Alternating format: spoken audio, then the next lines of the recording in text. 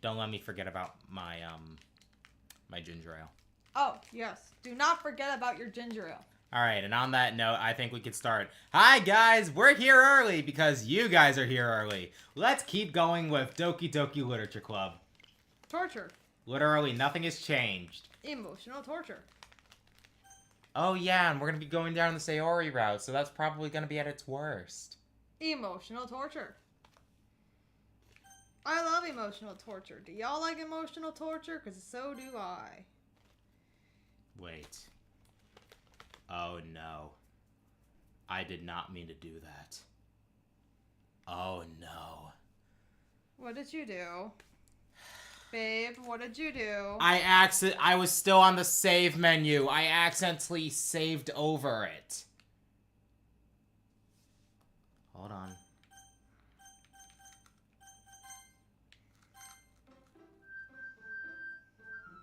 It's okay. We effectively needed to do that anyway. All right. Chaos control.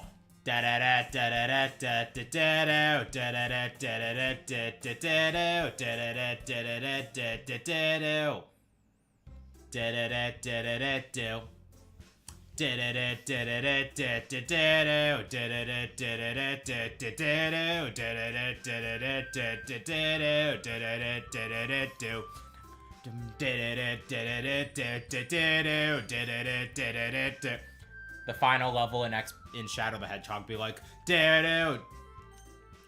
Alright, here we are. Okay. So, when it comes to Sayori, she's the trickiest one to pin down because... Hold on a second. See? The other saves are still here. Alright. Nothing happened. Nothing happened. We are fine, chat. We are fine. I swear, this better not have screwed it up. It probably did not, but like, you have to lock in your name at the start, so chances are it probably didn't. I don't think this game is dumb enough for that. Alright, now, when it comes to Sayori, we gotta go with simple words to express any emotion. So I think cry is one of them. Yes. I'm pretty sure flower was one of them. Uh-huh. Ribbon was definitely not one of them. Wasn't feather one of them? Nice, nice. Friends is definitely one of them. Uh-huh. Sunset. Sunset's gotta be one of them. Yes. How am I getting this? Tears. Tears. How am I doing this? Wonderful. How am I doing this? Okay, alone. Yes, somehow I got that right. Fear. Thank you, thank you.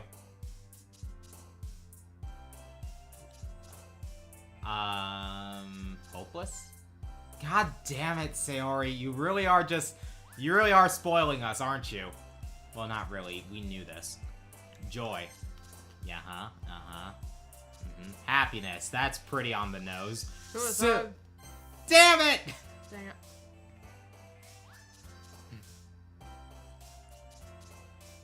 Yeah, we were struggling because of Sayori last time, and now Sayori is just easy.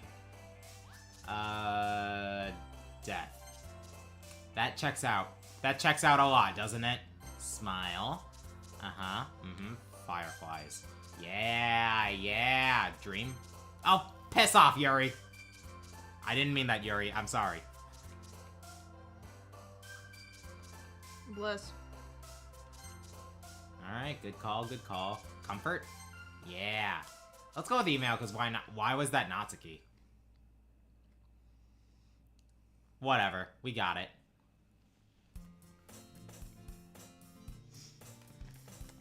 We'll just go quickly on this because we did actually read this and you're in the middle of chewing, so... Chaos Control Light? Yes, I know. Trust me, I do intend to be part of this club, and also thank you for the book. I am slightly absorbing what it is we are doing here, because we skipped a lot while going through Natsuki and Yuri. So I am slightly compensating. You understand me? You feel me? Cool, cool. By the way, chat, I have a cold. Yes, he ill. And I'm still here. How is this girl accidentally being so cute? Gee, I wonder how. How can you accidentally be cute? But that doesn't seem to be the case. Sayori and Monica are having a cheery conversation in the corner. Yuri's face is already buried in a book. Can't help but notice her intense expression like she was waiting for this chance. Meanwhile, Natsuki is rummaging around in the closet. Man, looks like no one wants to be bothered today. I slumped down into the nearest desk. How am I supposed to occupy myself with something literature-related by myself like this? Guess I could always read some of the book Yuri gave me. Feeling a little too tired to read. Could probably fall asleep right now. Close my eyes and end up listening in on Sayori's conversation with Monica. Oh. I should have gotten my glasses. I don't know. They're down there somewhere. Or back in my bag. I don't remember. Not in that bag, my book bag. I am in your book. Oh, you are? Oh. Sorry. Thank you. You're welcome. Alright. Need my specs. Yep, hop back to it. Ahem. Yes. We're probably gonna seem really lame compared to all the other clubs, though. Well, we can't give up. The festival is our chance to show everyone what literature is all about. The problem is that the idea of a literature club sounds too dense and intellectual. But it's not like that at all, you know? We just need a way of showing that to everyone. Something that speaks to their creative minds. That doesn't solve the problem, though. What do you mean? Even if we come up with the most fun thing ever, nobody will come in the first place if it's a literature event. So it's more important to figure out how to get people to show up in the first place, you know? And after they come, we can do the thing to speak to their creative minds. What's this? Sayori's taking this really seriously. It's rare to hear her deliberating like this. Hold on. My glasses were blurry.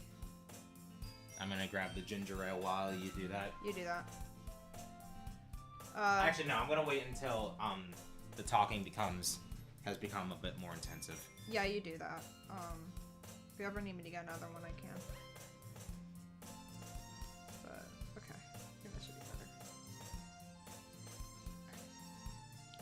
Yeah, that's better. They're less cloudy. Okay, good.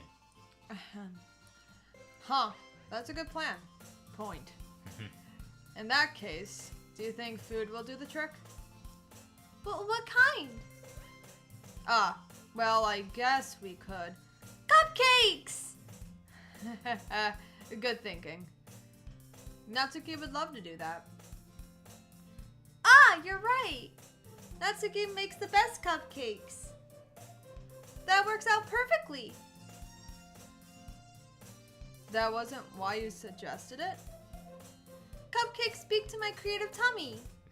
God damn it. Cupcakes it is then. I'm hungry. Anyway, we still need to work out the details of the event itself. Find myself smiling. In the end, Sayori's still her usual self. But therein lies the unexpected reason I admire her. Unlike me, who has trouble finding any motivation at all, Sayori can put her mind to things and make them come to life. Suppose that's why I ended up letting her get on my case about things. Can't help but wonder what it would be like to see the world through her eyes. Oh, shit! Gee! I opened my eyes to find Sayori's face filling my vision. I nearly fall out of my chair. Sorry. Wait. Actually, I'm not sorry at all. It's your fault for sleeping like that. This isn't the napping club. Is our school having a napping club? You're staying up late again, aren't you? Now that you're in a club, you're gonna have less time for anime, you know. You'll need to get used to it. Don't say that so loud. Glance over my shoulder to see if Monica overheard. It's true, though. Yeah, I know. You're always looking out for me, Sayori. It's what I do best. That's a problem. What about you? You look out for me better than you look out for yourself. You're still oversleeping every day, aren't you? Not every day. That's not very convincing. How many days this past week have you gotten up on time? It's a secret. I knew it. Come on! At least give me the benefit of the doubt. I can't even do that. Look, Sayori, it's written all over you. Sayori glances around at herself. How is it written all over me? You were clearly in a rush this morning. Look, your hair is sticking out all around here. I run my fingertips down the side of Sayori's hair, trying to straighten it out. Man, you really need a brush for this. My hair is just really hard to get right. I won't fall for that. There's more than just your hair. Look, your bow isn't straight either. And there's a toothpaste stain on your collar right here. Try to wipe off the stain with my finger. But nobody would ever notice that. Of course they would. Nobody's gonna tell you about it because they don't want to embarrass you. Fortunately, I really don't care about that. God, what an asshole. Also says the guy who was worried that the club president would overhear him about staying up late watching anime. Everybody, just give your disrespects to Brick. All the charm of a poison mushroom. Yes. Hey, you meanie. And you don't even keep your blazer buttoned up. Seriously, Sayori, why do you think you don't have a boyfriend yet? Oh, what the fuck? Honey, I hate this guy. can I throw him at a wall? I want to throw him at a wall. I really, really want to throw him at a wall. Anyways. That's super mean. Sorry, but you'll thank me later. Thank you. I start to button her blazer from the bottom. Once you see how much better it looks, you'll change your mind. That's an angle and a half. That is an angle and a half, and it is a little concerning. What kind of angle is that? I don't know. Like, I'm trying my best to straighten it out with my head, and it's not working. Yeah, it's not working for me either. What's happening? I don't know. Like, so it's like the classroom itself is slanted, but yet again upright. Oh, now that I'm looking at the room, it looks even worse. Oh. Oh God, I need to stop. Yeah, focus I on need the to stop. focus on the dialogue box. I am so sorry to Satchel and Delinquent who made the character and background art. This was just a bad take. That's all. This is so funny. What is? Well, I was just thinking how weird it is to have a friend who does these kinds of things. Don't say that. You'll make me feel weird about it. You'll make me feel weird about it, stupid. It's okay though. I'm happy we're like this. Aren't you? I guess. Hey, be careful. The button might come off. Why is this one so hard to close? I struggle to fully close the button near her chest. Does this thing even fit you properly? It did when I bought it. If you ever buttoned it, you would have noticed sooner that it doesn't fit you anymore. What are you smiling about?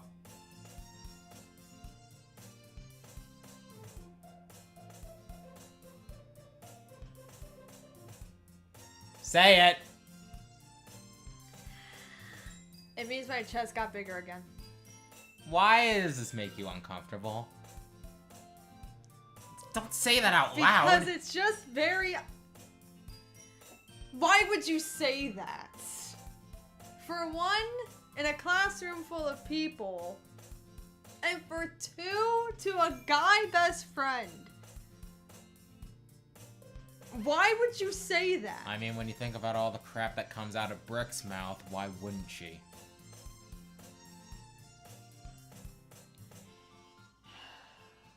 Okay, you got me. Mm-hmm. Anyway, you look much better now, so... why does it feel strange to see Sayori's blazer buttoned up like that? But it's so stuffy. It's not worth it at all. Sayori hastily unbuttons her blazer once more. Thank you. Phew. That's so much better. Sayori puts her arms out and twirls around. So if I keep it unbuttoned, then I won't get a boyfriend, right? What kind of logic is that? The logic you gave her, dumbass? And why are you saying that like it's a good thing? Because if I had a boyfriend, then he wouldn't even let you do things like this. And he'd take care of me better than anyone else would anyway.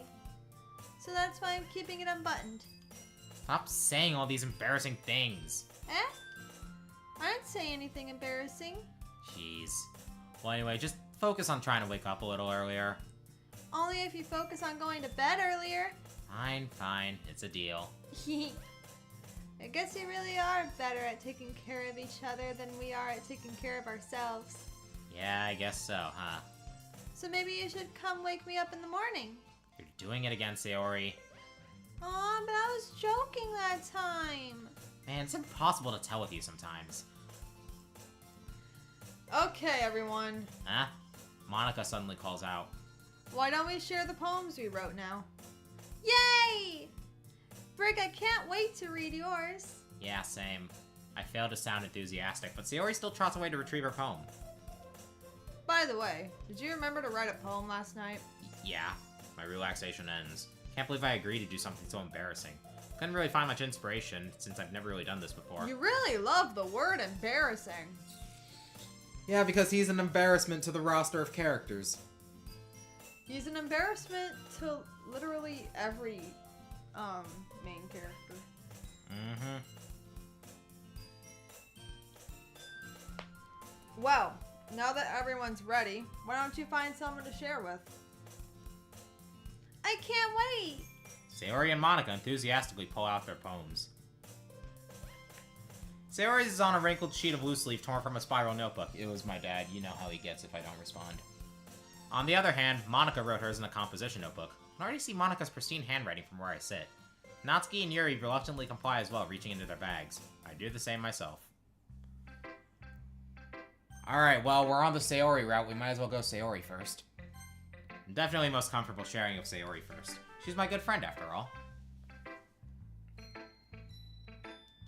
Sayori, Natsuki, Yuri, Monica. Yeah. Yep. Ahem. Oh my goodness. This is so good, Brick. Huh? I love it. I had no idea you were such a good writer. Sayori, you must be seriously overreacting. Not a good writer at all. I honestly have no idea what I'm doing. Well, maybe that's why. Because I have no idea what I like either. Jeez. I'm sure Yuri's opinion has to be a little more constructive than this. Maybe even Natsuki's. Shit! Are you sure you don't like it just because I wrote it?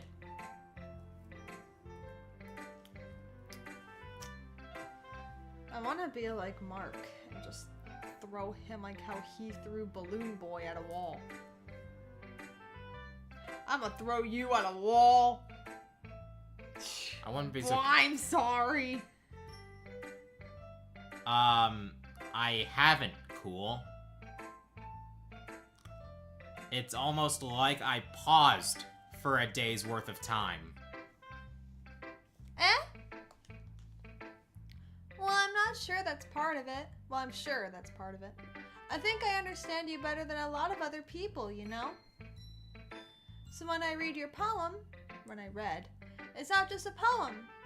It's a brick poem. It's a brick poem. Honey, just a poem written on a brick. Wait!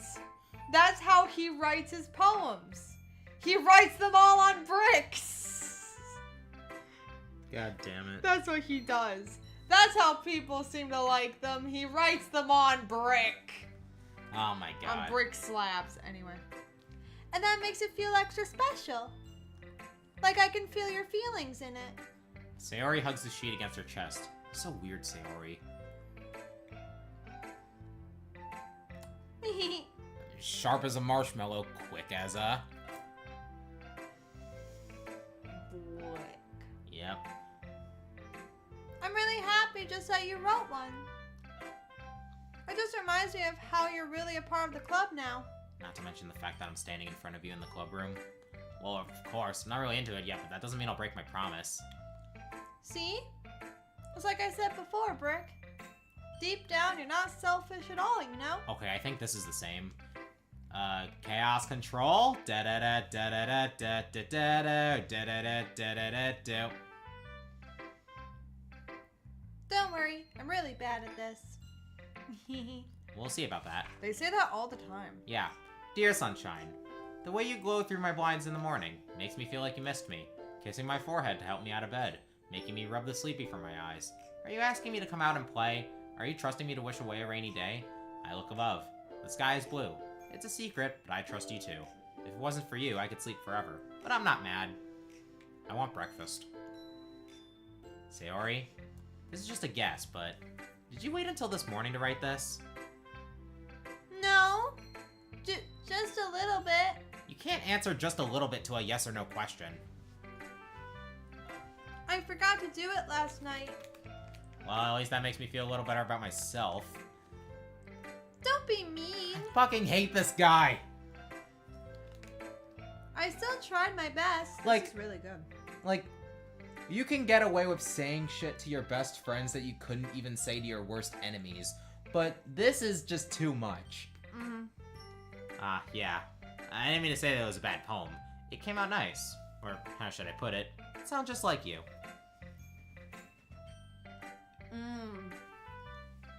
Didn't mean to say it was bad, but it sounds just like you.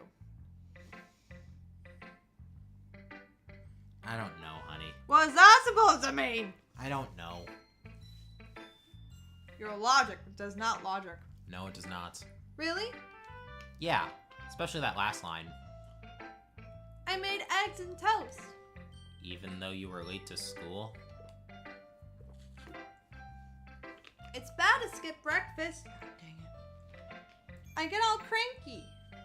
Well, I guess there's no point in arguing. Anyways, thanks for showing me. What? Oh, the Oh. fact that it's cold and drops of water now Oh, I on see. my pants. Anyways, this was so much fun. Monica's the best. Yeah. But next time I won't forget. And I'm gonna write the best poem ever. Well, I guess I look forward to it. Wow, I don't even need to move.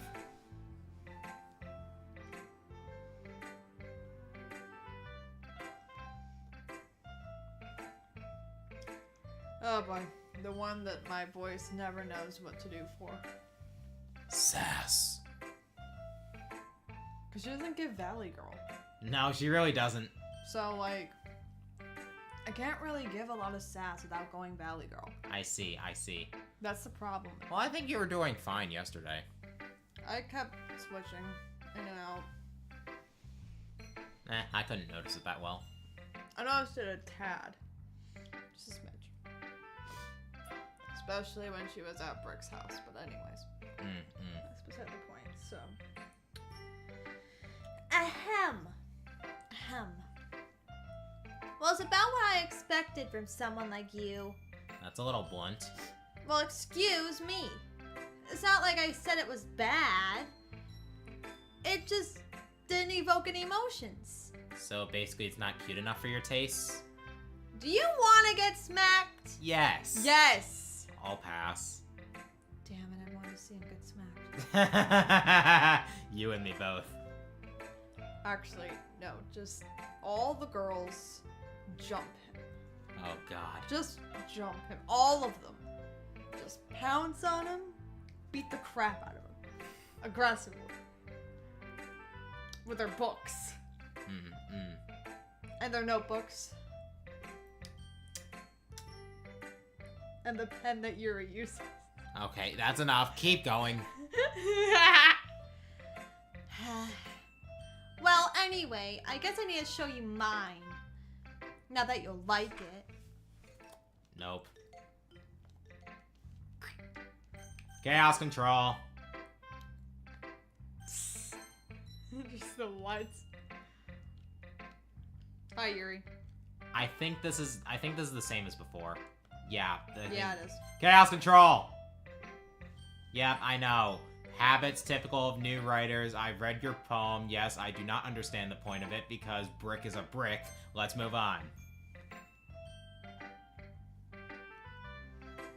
Hi, Brick. Having a good time so far? Yeah. Good. Glad to hear it. By the way, since you're new and everything, if you ever have any suggestions for the club and new activities or things we can do better, I'm always listening. Yes, you are. Don't be afraid to bring things up, okay? Alright, I'll keep that in mind. Of course I'll be afraid to bring things up. Much better off just going with the flow until I'm more settled in. Anyway, want to share your poem with me? It's kind of embarrassing, but I guess I have to. Don't worry, Brick. We're all a little embarrassed today, you know?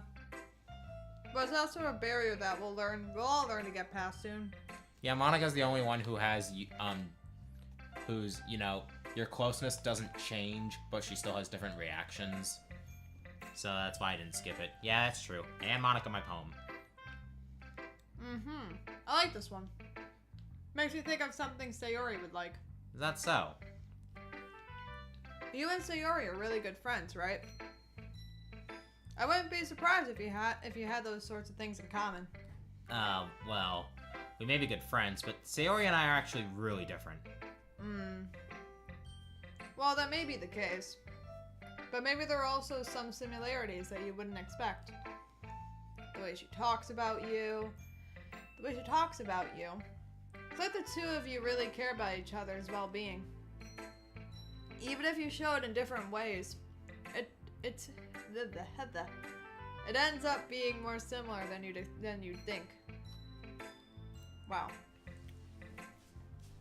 You good? I was about to like blend words together and make a whole new word for think. Explibe. I was about to just blend words. Guys, don't drink fish after eating water because you would feel glug glug glug in your stomach. Insani, I think you're living up to your name. Insani, sweetie, I have a question. Are you okay? Are you mentally okay? Why are you drinking fish and eating water? How can you drink fish and how can you eat water? Please, stop it. Get some help. I beg. Get some help. I Anyways. see. So I think that's the kind of vibe I get when reading your poem. You sure you're not reading into it too much? I could be. Oh gosh, I sound like Yuri. But in any case, Sayori's writing has kind of a gentle feel to it. I can tell that she likes exploring with emotions like happiness and sadness. Who knew that someone so happy would enjoy sad things too? Yeah, that's totally unexpected. It's called depression. Mm-hmm. Well, to each their own. And you shouldn't be afraid to experiment a little bit either. I'm sure I'll end up trying different things a lot. Could take a while before I feel comfortable doing this. That's okay. I'd love to see you try new things. That's the best way to find the kind of style that suits you. Everyone else might be a little bit biased toward their own kinds of styles. But I'll always help you find what suits you the most. So don't force yourself to write the way everyone else wants you to write. Alright, this is the same. Chaos Okay. controlled Good. on a diet. I see. Well, let's read it then. Hole in wall. It couldn't have been me. See, the direction the sparkle protrudes. A noisy neighbor? An angry boyfriend? I'll never know. I wasn't home. I peer inside for a clue. No! I can't see. I reel, blind like a film left out in the sun. But it's too late. My retina's already scorched with a permanent copy of the meaningless image. It's just a little hole. It wasn't too bright. It was too deep. Stretching forever into everything. A hole of infinite choices. I realize now that I wasn't looking in, I was looking out. And they, on the other side, were looking in. Because who's to say that, the player is even a boy? Now, how do you know how to eat water? Are people just freezing water or just making water jello? Stop making water jello. Water jello? Yeah, it's a thing. It's a thing? It's a thing. Well, I learned something new today. So the thing is that what you would do is, so say that you have, you know, a normal bottle of water. Mm-hmm. You would make it kind of into like a jello texture. Uh-huh. And you could then eat water. Okay. Okay, I guess I'll chew on the water. Yeah.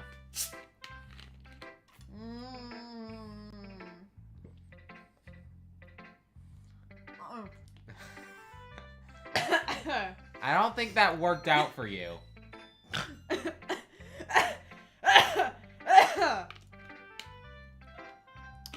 For anybody who snorts while they laugh, it's torture.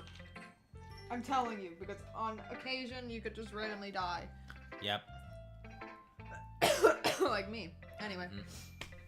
So, what do you think? It's very free-form, if that's what you call it. Sorry, I'm not really the right person to ask for feedback. It's okay. Yeah, the kind of style has gotten pretty popular nowadays. That is, a lot of poems have been putting emphasis on the timing between words and lines. When performed out loud, it can be really powerful. What was the inspiration behind this one? Well, I'm not sure if I know how to put it. I guess you could say that I had some kind of epiphany recently. It's been influencing my poems a bit. An epiphany? Yeah, something like that. I'm kind of nervous to talk about deep stuff like that because it's kind of coming on strongly. Uh-huh. Maybe after everyone is better friends with each other. Yeah, because that never happens. Anyway, here's Monica's writing tip of the day. Sometimes when you're writing a poem or a story, your brain gets too fixated on a specific point. If you try so hard to make it perfect, then you'll never make any progress. Just force yourself to get something down on the paper and tidy it up later. Another way to think about it is this. If you keep your pen in the same spot for too long, you'll just get a big dark puddle of ink. So just move your hand and go with the flow. That's my advice for today. Thanks for listening. Alright, chaos control on a diet because, you know, new day. You know, they don't really like the styles of each other's poems. Natsuki gets angry and starts to pick a fight because she's insecure. And then the music eventually starts to change, but not yet. Now it does. Now that the music is different, they suddenly start getting more personal. Everything overly cutesy, and then boobs magically grew a size bigger, clearly, totally, yep, and then suddenly they're trying to involve me in it, but at least they're able to keep it on the subject of writing, which is good. How did I get dragged into this in the first place? It's not like I know anything about writing, but whoever I agree with, they'll probably think more highly of me, so of course that's going to be... I feel like this is the canon decision to make anyway. Natsuki. Natsuki glares at me, drawing up any words I had in my mouth. So instead I turn to Yuri. But Yuri's expression is so defenseless that I can't bring myself to say anything to her. Sayori! Yeah, everyone's fighting is making Sayori uncomfortable. How can the two of you keep fighting when you know you're making your friend feel like this? Brick.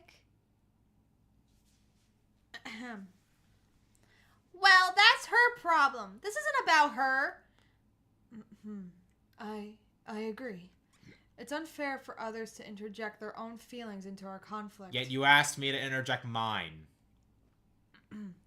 Yeah, unless Sayori wants to tell Yuri what a stuck-up jerk she's being. You would never. It's her immaturity that's made her upset in the first place. Excuse me? Are you listening to yourself? This is exactly why nobody likes... Stop! Natsuki, Yuri, you guys are my friends. I just want everyone to get along and be happy. Oh god, she's tearing up. How could you two have done this? That's a lot of exclamation points and ones. Yes. Goodness gracious. Uh-huh. My friends are wonderful people, and I love them because of their differences. Natsuki's poems, they're amazing because they give you so many feelings with just a few words. And Yuri's poems are amazing because they paint beautiful pictures in your head. Everyone's so talented. So why are we fighting? Ahem. Ahem. Because, well, also, Natsuki's cute, and there's nothing wrong with that. And Yuri's boobs are the same as they always were. Big and beautiful! No kiss. Sayori. Sayori stands triumphantly. You may now kiss the gay. Monica stands behind her with a bewildered expression. I'll make some tea. Yuri rushes off. Natsuki sits down with a blank expression on her face, staring at nothing. So this is why Sayori is vice president, I whisper to Monica. She nods in return.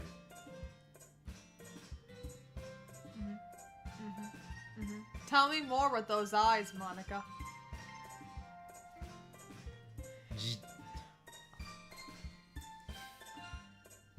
To be honest, I might come off as a good leader and I can organize things. But I'm not very good with people. Then why are you the leader? I couldn't even bring myself to interject. Make her president then. As president, that's kind of embarrassing of me. Nah, it's not like I can blame you. I wasn't able to say anything either. Well, I guess it just means Sayori is amazing in her own ways, isn't she? You could say that. She might be an airhead, but sometimes it's weirdly suspicious that she knows exactly what she's doing.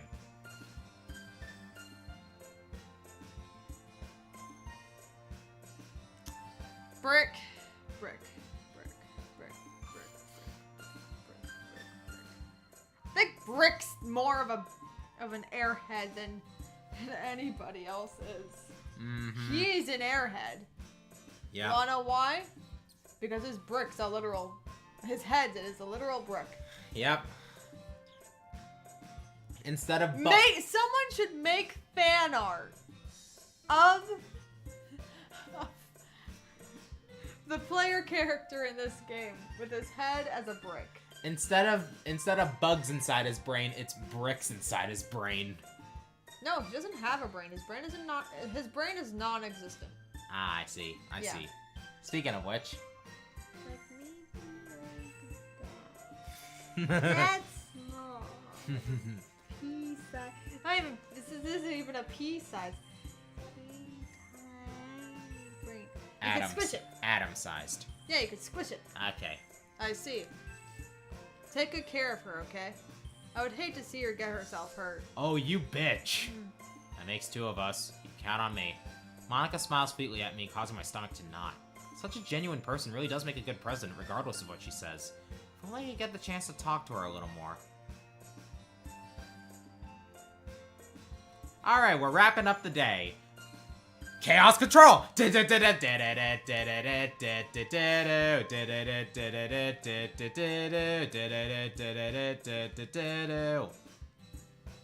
know it's not actually Chaos Control, but shut up.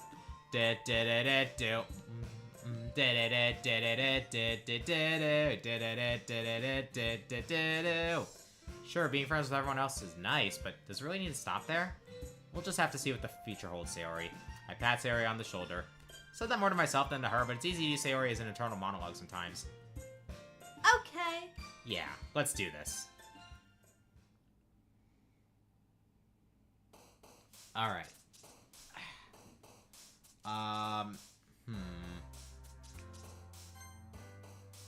Okay. I think Playground was one of them. Oh, piss! Joy.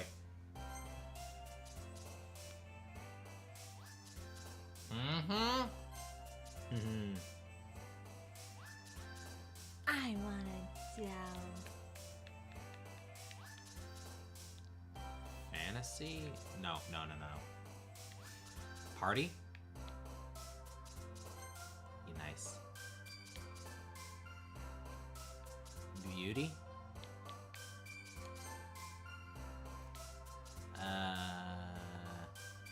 Romance? Cool.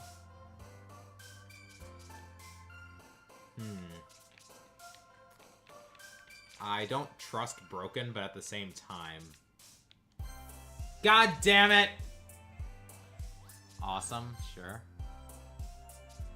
Warm.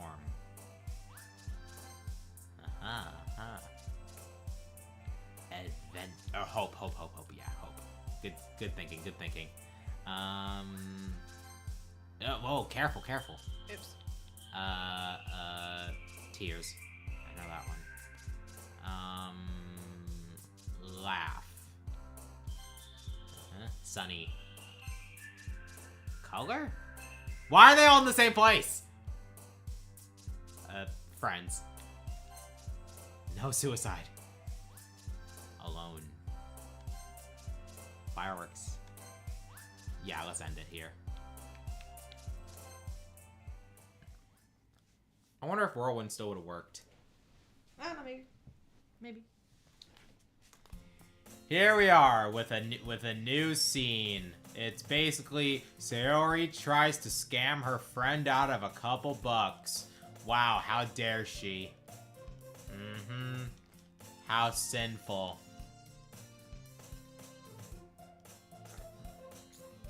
Ow. If you feel guilty, that means you deserve to feel guilty. Apparently, Sayori killed Brick's family. Ouch. And then Yuri suddenly interjects. Owie. What? What happened? Kind of my ear randomly started hurting. Oh, I see. Ow. And now, oh my god. Here we go. Just read this one. Ahem. And frankly, after pulling a mischievous little stunt like that, your suffering is fair enough retribution. Apparently, Sayori killed Yuri's family too. And now, Sayori did something bad and has to accept the revolution, which is what'll happen when a dictatorship To the revolution! Which is what happens when a dictatorship falls apart. Then she gets smacked in the face with a cookie. Hooray. And then we get flashbanged. Yes. Eats cookie, bites tongue, then chooses to eat piece of other cookie. Nom nom nom. Nom. Om nom. Om nom cookie. Yep. And then we're like, hey, where is Monica? Oh gosh. Does she have a boyfriend? Is that enough to make her skip the club? Wow, how dare she? Why are you looking at me, bitch? Okay, we're almost there. Natsuki is not getting smacked in the face with hair. Oh my gosh. Monica just butt bops them out of frame.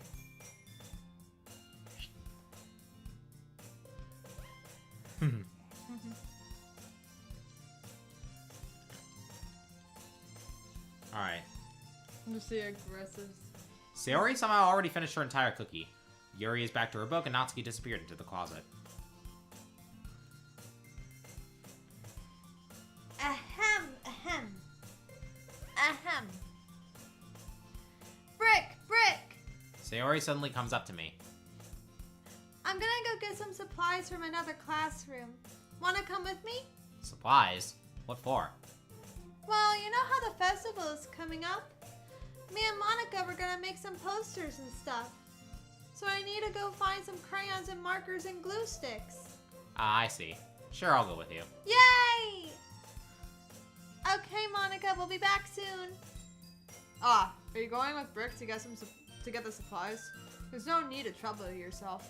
I'd be happy to go with him. You would, wouldn't you? Aw, but I want to go. It's so much fun exploring empty classrooms and stuff. Okay. It was just a suggestion. See if you can find poster paper too, okay? Okay. Ready, Brick? Yep, let's go. Sayori and I exit the club room. I follow behind as Sayori hums and skips around the hallway. Honestly, it feels like I'm taking a kid to the mall or something. Sayori finds pleasure in the simplest things sometimes.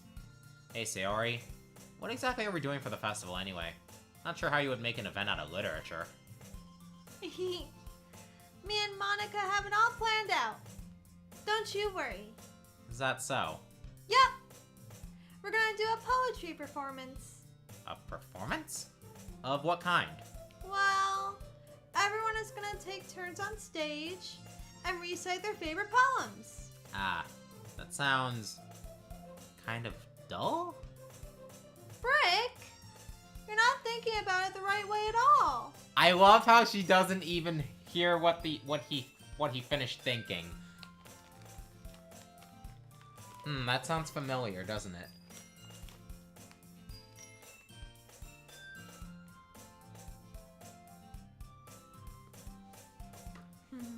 Alright. It's Onward. not just about reading poems. It's about performing them. Like you say the lines of the poem, like Alright, prepare to be dramatic. between my feet. The last remaining flower beckons to me.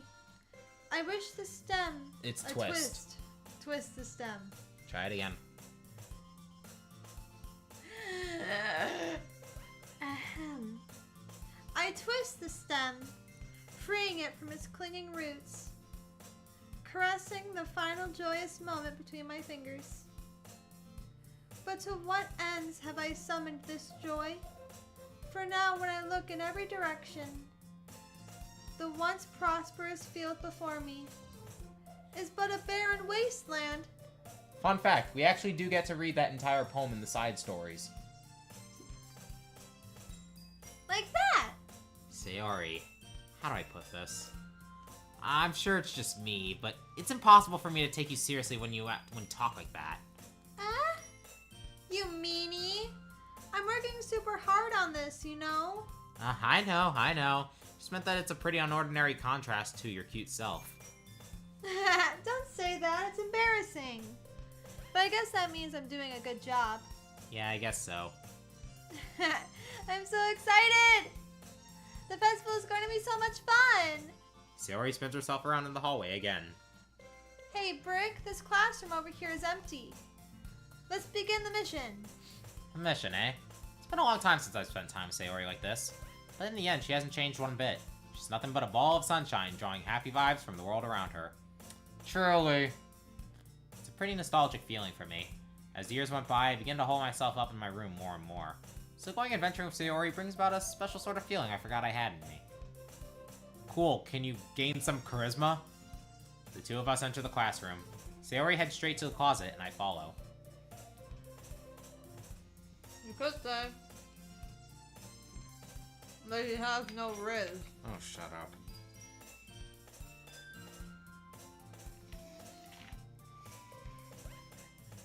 I hate that I said that. Yeah, how could you? That made me feel ill. Anyways. This is your line. I know.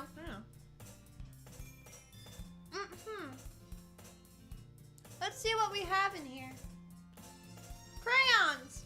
Sayori pulls a box full of crayons off the shelf. They're the best brand, too. They're kind of dirty, though. Sayori starts pulling various crayons out of the box, reading the color names. Alright, that's one down. Don't get distracted, we still need to find... Wait, I'm looking for my favorite color. Fine. Then at least move aside so I can look for the poster paper. Ah, I dropped one by accident. Oh! Yeah! Sayori bends over and smacks her forehead right into the shelf. She falls to the floor and the crayons spill all over her lap. Ow, ow, ow, ow, ow, ow, ow, ow. You okay? My forehead. Sayori clutches her forehead. Jeez, Sayori. Just like you, isn't it? Come on, let me see. Since Sayori is sitting on the floor, I grab her by the waist and pull her out of the closet. You have to move your hands, Sayori. But it hurts. Just do it for a second. Okay, that's a little better. Sayori slowly releases her hand from her forehead. I gently brush her bangs to the side. Ow. Sorry. There's a huge red mark on the center of her forehead. A bump is starting to form as well. Oh crap, you can actually see it.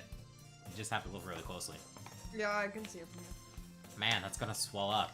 Should find you some ice. Brick? Where would I even find ice? Wait, that's me. Sorry. Where would I even find ice around this time? I guess a cold drink would do. You don't have to. I'm fine with looking like a unicorn. Even wincing from the pain, Sayori makes a silly joke. What are you saying? I'll be right back, okay? Okay. That's so me.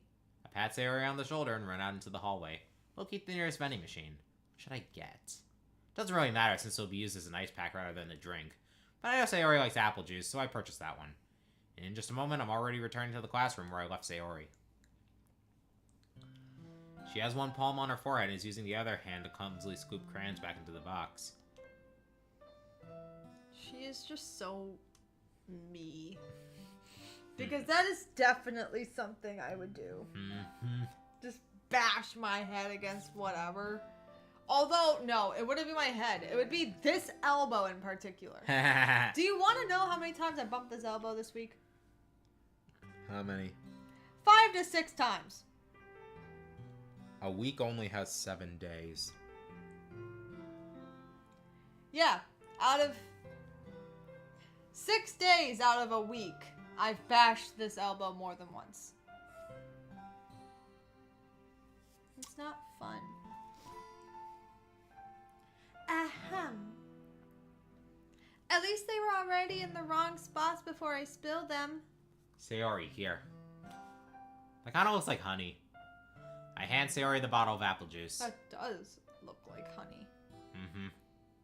Interesting. Now I want honey. I want some honey. Honey. You didn't see me wink. You have now gotten some honey. Ahem. It's nice and cold. Sayori opens the cap and starts drinking from it. Sayori, what are you doing? It's for your forehead, idiot! Ah, sorry, I forgot. How hard did you hit your head? Sayori places the bottle against the bump on her head. It stings. Just bear with it, it'll feel better soon. Looks like you cleaned up most of the crayons, so that's good. Hey, Brick. This kind of reminds you of growing up, doesn't it? Huh? What do you mean? You know how we used to play outside all the time? I would always try to keep up with you. You were kind of oblivious in some ways. Like I usually fell behind or had trouble climbing on the things you did. But sometimes when I tried to do things I couldn't, I would get myself hurt. I'd fall and scrape myself or get a bump. And I would start crying really hard.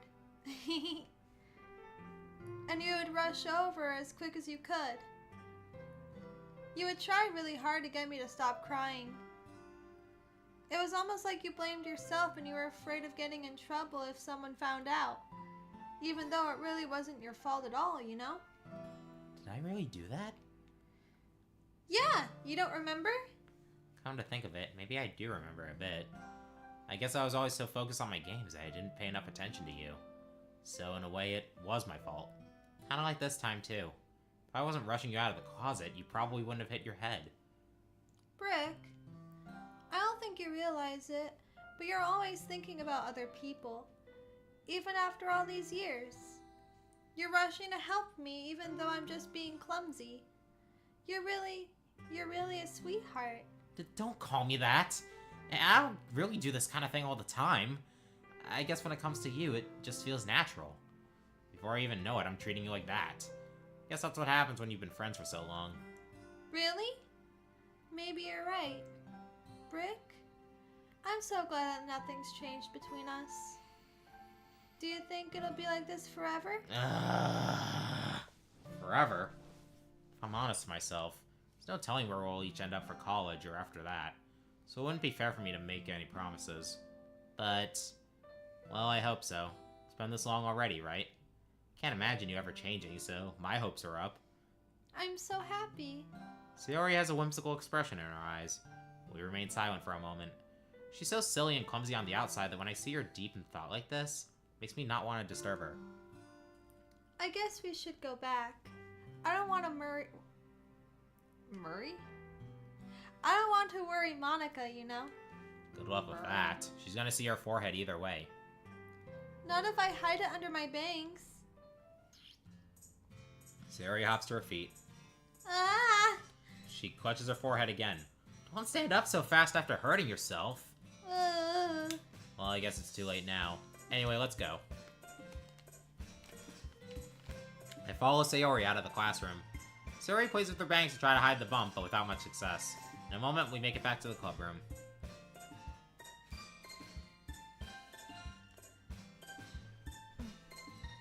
Ahem. Ah, you're back. Good timing. I was just about ready to start with sharing our poems. Eh? Sayori, your forehead. She's fine, don't worry about... I was playing with the crayons and smacked my forehead into the shelf. Well, anyway. Were you able to find everything we needed? Uh-huh. I have it right. Eh? Sayori frantically glances around herself. I forgot all of the stuff. Calm down, Sayori. I have it all right here. Found the poster paper, too. It sounds like you end up doing all the work, Brick. Well, Sayori... I failed to come up with an excuse for Sayori. I made an adventure. Yeah, that. Okay. In any case, good work. I'll start working on the posters tonight. Me too. Oh, why did I say it? Apparently I'm Monica now.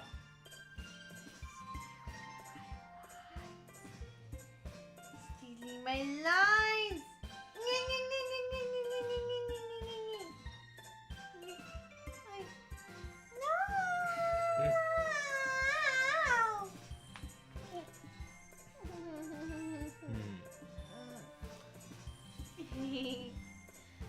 Okay, everyone.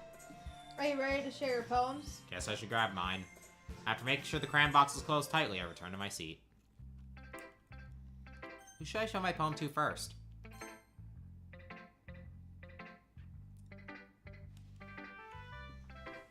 Brick, I really love your poems. I can't believe you've been hiding these from me.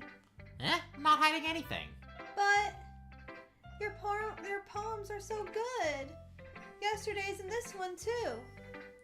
You can't tell me you haven't done this before. I mean, you're really the only one who feels that way, so... Eh? No way! Not even Natsuki? Well, I guess Natsuki's the least likely to admit how much she likes something. But I don't think it's that. What do you mean? Oh, whoops, wrong button. Well, I guess I'll be honest about it. It's a lot easier to write poems when I'm thinking about you. Stop thinking weird things, idiot. I just mean that you're a really expressive person, I guess. How am I supposed to write poems about my own stupid life? But you somehow make everything in your life an adventure. Even the little things. Like cooking? Let's not talk about that. Okay, not gonna lie, I found that funny.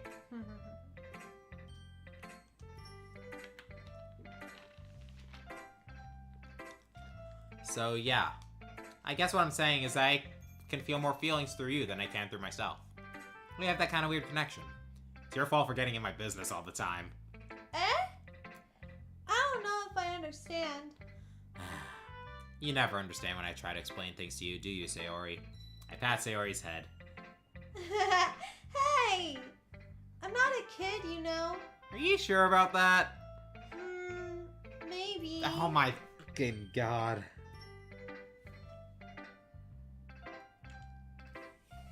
That's not like me.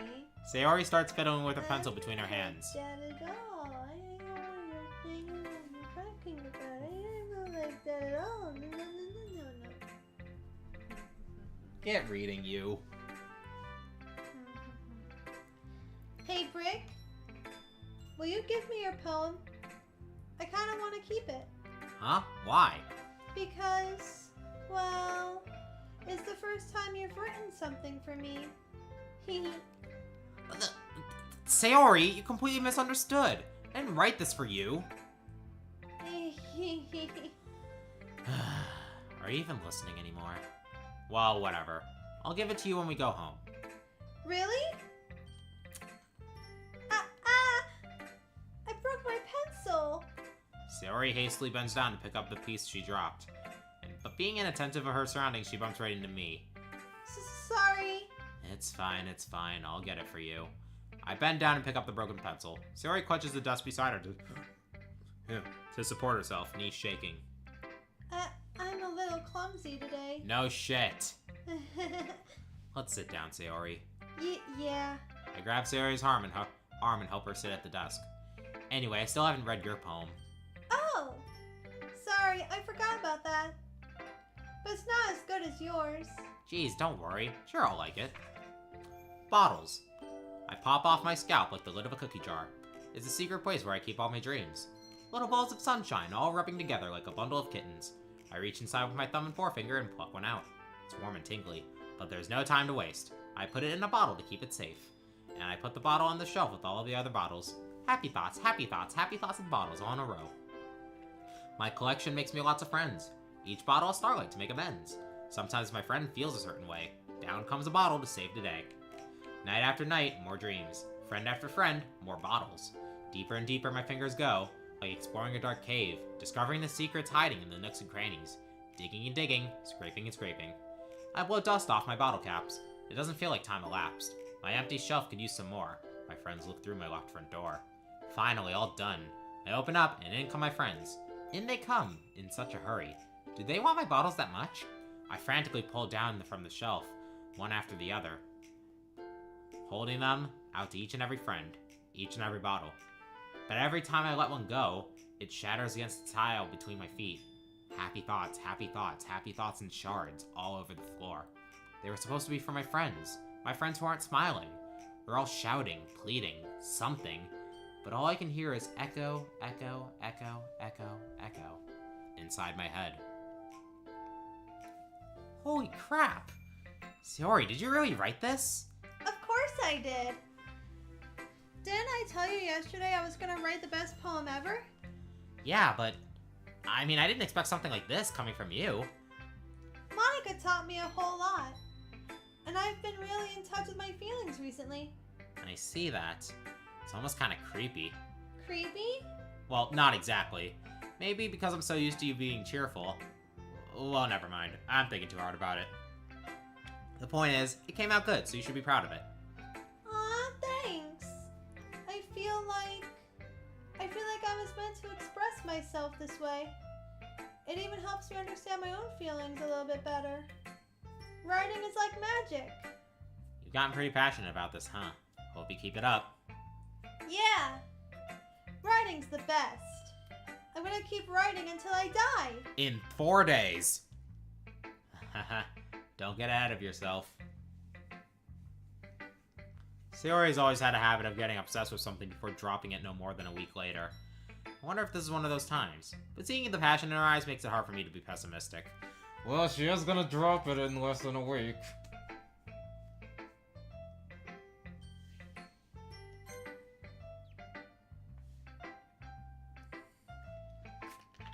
I attacked you.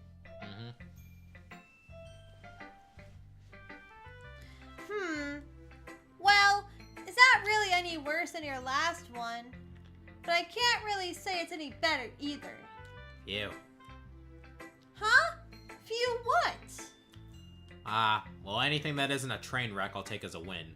And I get the feeling you're probably the most critical. Hey, what makes you... Wait, maybe that was a compliment? Glad to see someone recognizes my experience. Oh my god, who hurt you?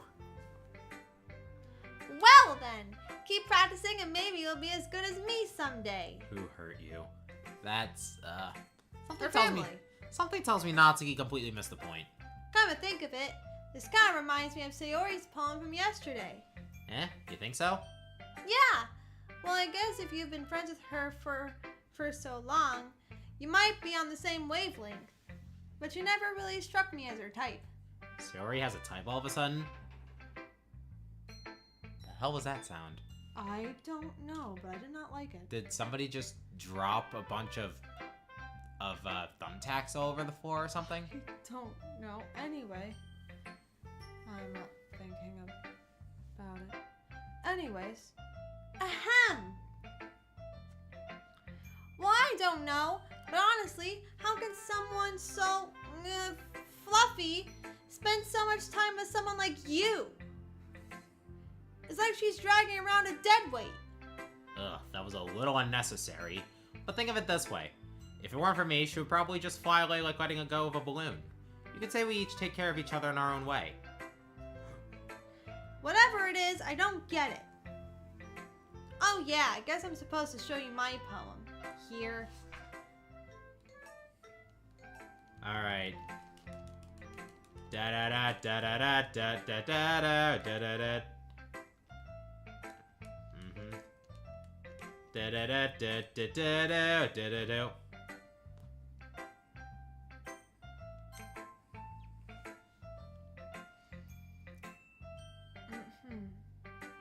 Ahem. Ah, is it my turn? Let's see how it compares to yesterday's. I see. It's a bit different. I respect you for trying different things, Brick. Were you inspired by Natsuki's poem? Or Sayori's, perhaps? Well, I guess you could say that. I thought so. I'm happy for you. You don't need to find inspiration in my poems. You know, this is exactly what she says in If You Go Sayori Natsuki. I write them for myself, not for anyone else. So I don't really need for people to like them or anything. Yuri! Eh? Sorry for being blunt, but you're overthinking this a little. Just because our styles are different doesn't mean I dislike your poems. In fact, if I tried to do something in your style, I would probably just do a terrible job. I see. I'm sorry. My stupid mind. It likes to do that sometimes. Anyway, you don't need to be afraid to be a little more daring. Metaphors can go a long way. Don't feel like you need to work your brain like turning a bunch of gears. Try letting your mind wander through your feelings. And write down the things you see and hear. That's one way to truly enable your reader to see your mind, to see into your mind. It's a very intimate exercise. I see. That's a certainly interesting technique. Thanks for sharing. I have, well, an example of that if you'd like to read it. Of course. Is this the poem you wrote for today? Yuri nods and timidly hands me her poem. I was a little more daring with this one than yesterday's. Trust me, this actually does differ from the Yuri route.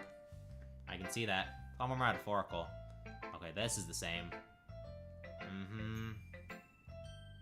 Uh-huh. Yeah. Okay, this is the same. This is the same. Yep, shut up. Huh, that's funny.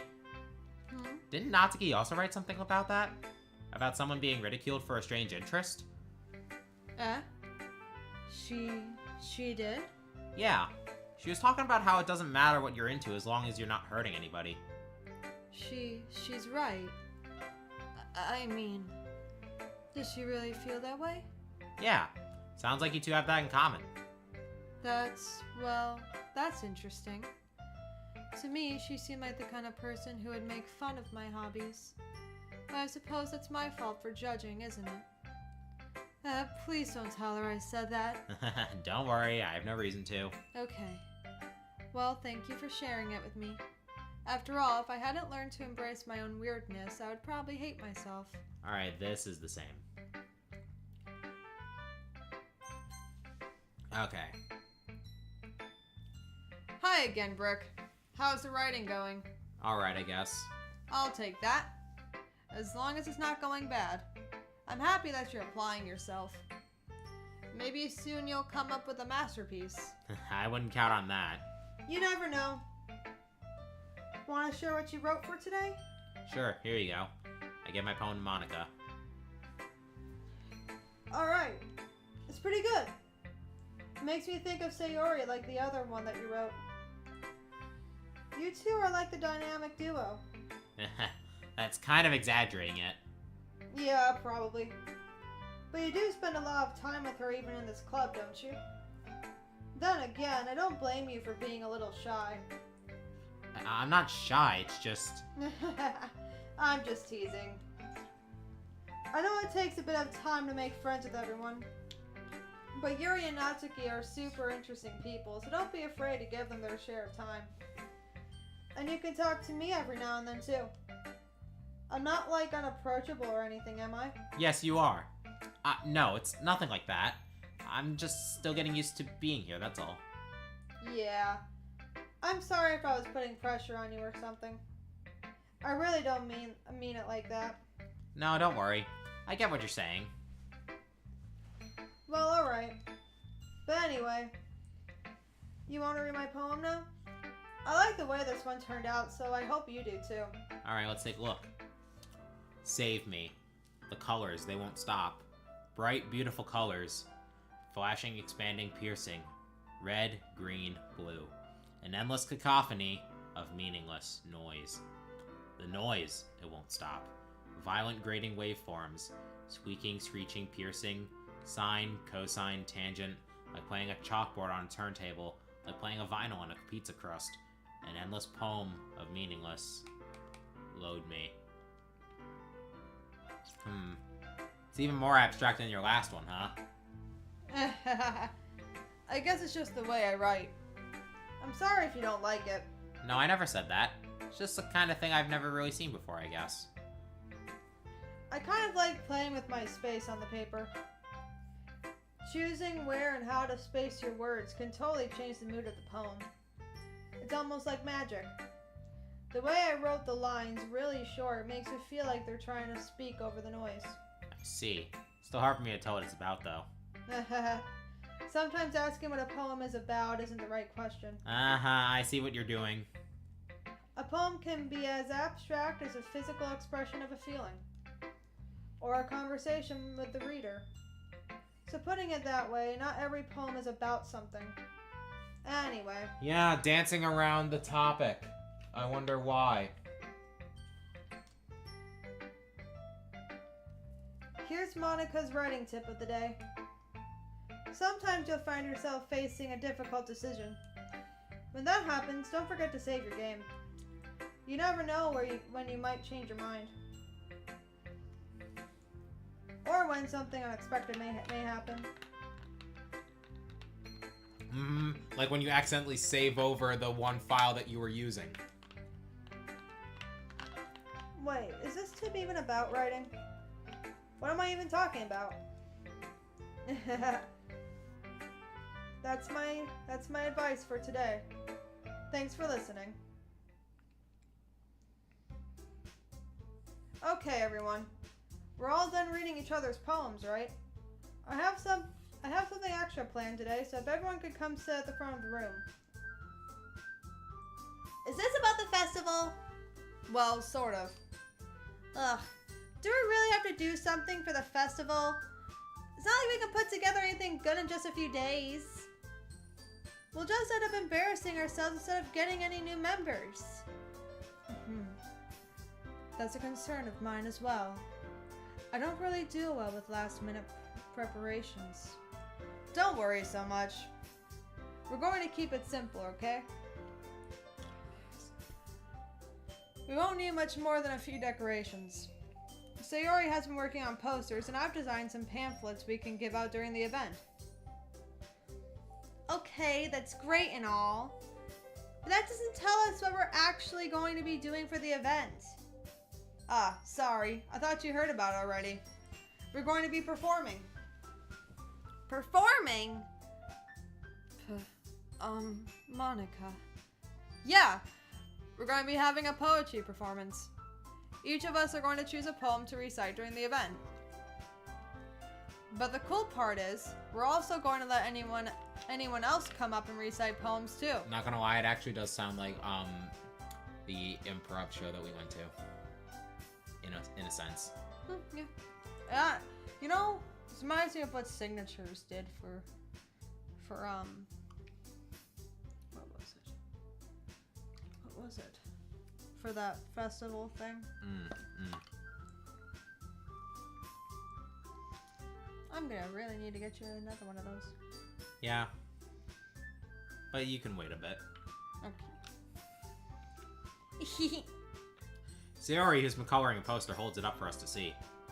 Are you kidding me, Monica? You didn't already start putting those posters up, did you?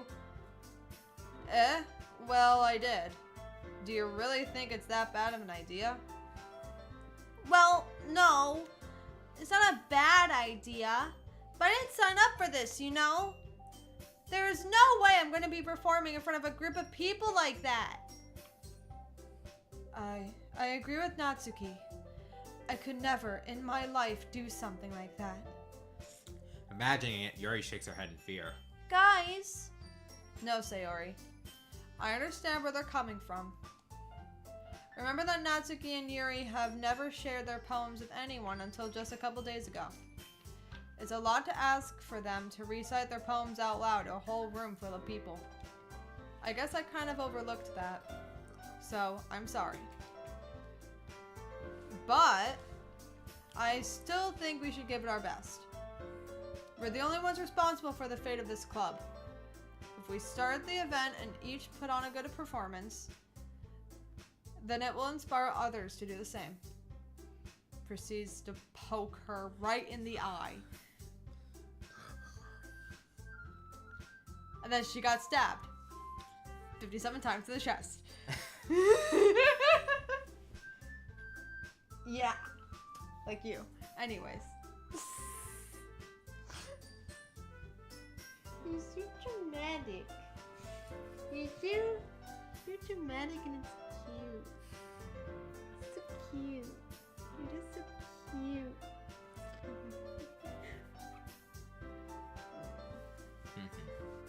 And the more people who perform, the better we'll be able to show everyone what literature is all about.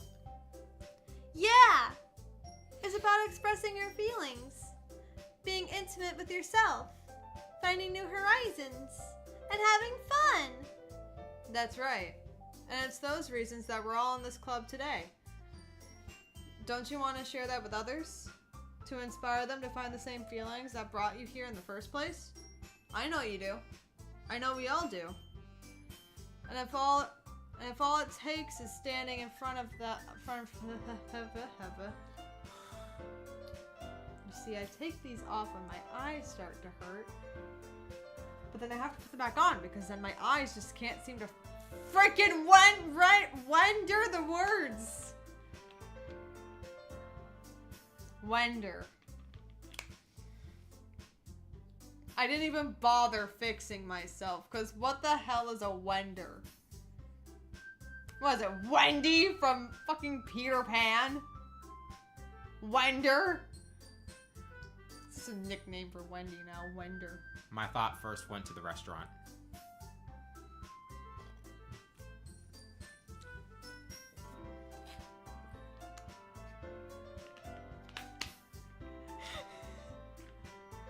Wendy Wonders.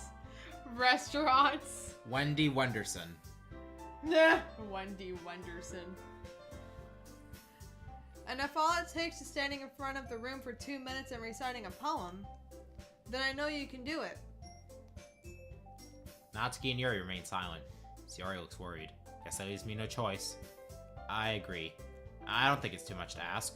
I think that Sayori and Monica have been trying really hard to get new members. The least we can do is help them out a little bit. Well, maybe, but... It's like Natsuki doesn't have any arguments left. Okay, fine. I guess I'll just have to get it over with. Alright! Phew. Thanks, Natsuki. What about you, Yuri? Yuri dejectedly glances around at everyone else's expectant faces. I guess I don't really have a choice. That's everyone! You're the best, Yuri. Ahem. This club is seriously going to be the death of me. Yes, it will! Oh gosh. You'll be fine, Yuri. But anyway, let's move on to the main event. I want each of you to choose a poem of yours. We're going to practice reciting them in front of each other. No way! Monica, this is too sudden. Well, if you can't recite your poem in front of the club, how do you expect to do it in front of strangers? Oh no. Don't worry. I'll start off to help everyone feel a little more comfortable. Can I go next? Of course. Now let's see. Monica flips through her notebook to the specific poem she has in mind for herself. She then stands behind the podium. The title of this poem is The Way They Fly. Ahem. Monica begins reciting her poem. Her clear, confident voice fills the room. More than that, her inflection is pristine. She knows exactly how to apply emotion behind each line she recites, bringing the words to life. Is this something she's done before, or is she simply a natural? Glance around me. Everyone has their eyes on Monica. Sayori looks amazed. Yuri has an intense expression on her face that I don't understand. Finally, Monica finished the recitation. The four of us applaud. Monica takes a breath and smiles. And she never blinks a single time. She had her eyes closed when finishing.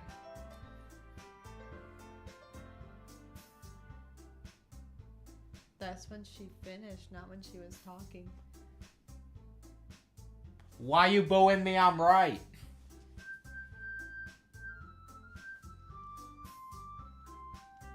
Abwa. That was so good, Monica. Thank you very much. I was just hoping to set a good example. Are you ready to go? How? Where did you mess up there?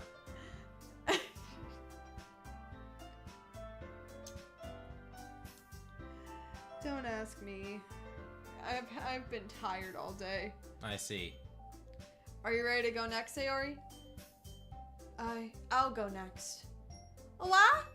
Yuri's fired up all of a sudden? Yuri clutches a sheet of paper between her hands and stands up.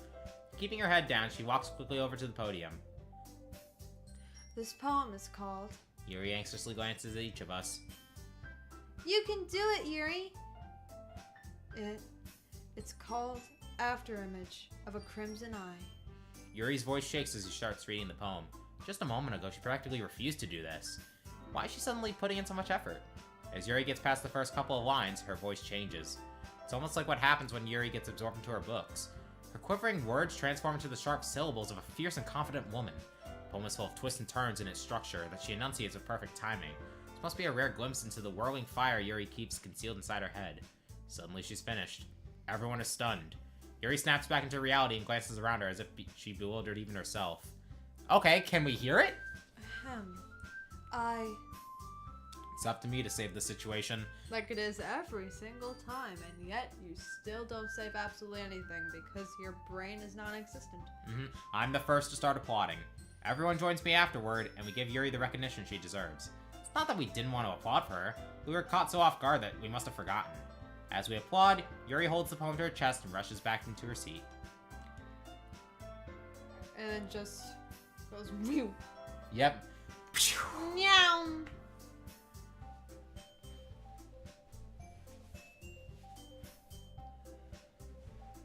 There, that's better. Yuri, that was really good. Thank you for sharing. Looks like Yuri's down for the count. Oh shit. Nah. Okay. I guess I'm next then. Sayori hops out of her chair and cheerfully walks to the podium. This one's called My Meadow. Ah. Sorry, I giggled. Sayori. It's a lot harder than I thought. How did you guys do it so easily? Try not to think of it like you're reciting to other people. Imagine you're reciting it to yourself, like in front of a mirror or in your own head. It's your poem, so it'll come out the best that way. I see. Okay then. Sayori begins her poem. Somehow it feels like her soft voice was made as a perfect match. The poem isn't aimlessly cheery like Sayori is. It's serene and bittersweet. If I were to read this on paper, I probably wouldn't think much of it, but hearing it come from Sayori's voice almost gives it a whole new meaning. Maybe this is what Sayori meant when she said she likes my poems. It's like I get to reach more deeply into someone I thought I knew through and through. Sayori finishes, and we applaud. I did it! Good job, Sayori. Even Brick liked it. I guess that's a good sign. What does that even mean? It came out nicely, Sayori. The atmosphere of the poem fits you really nicely. But it might be that other poems wouldn't work quite as well with that kind of delivery. I don't really understand. In other words, I've seen poems of yours but that sort of gentle delivery wouldn't work as well. They might need a little more force behind them depending on what you're reading. Oh, I know what you mean. Well, I've been practicing that kind of thing. It's just embarrassing to do it in front of everyone. The next time, I'm gonna make you pick a poem that challenges you a little more. This is what a tiny house looks like.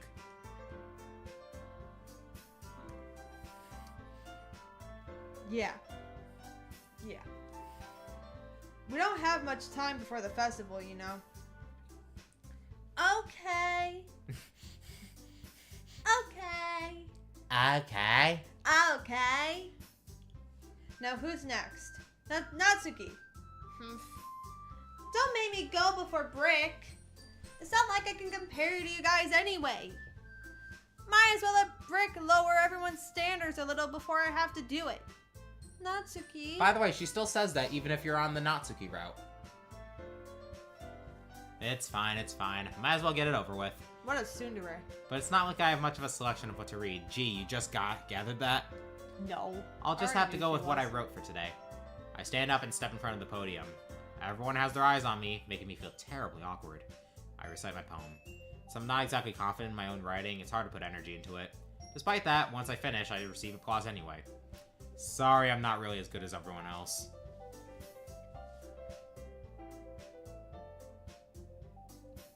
You know, we got pristine intelligence, AI,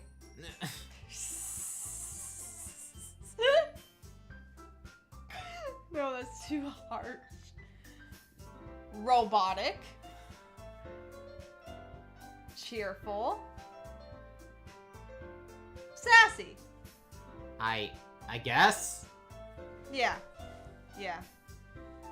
That is certainly a way to put it. Also, DCBA. You know what I'm talking about. Yes. Yes.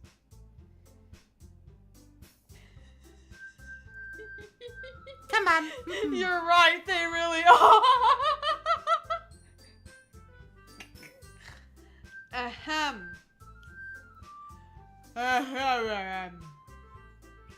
Don't worry about it so much. I think it's less about your abilities and more about your lack of confidence in your writing. That's something that'll improve over time, though. Yeah, maybe. Alright, then.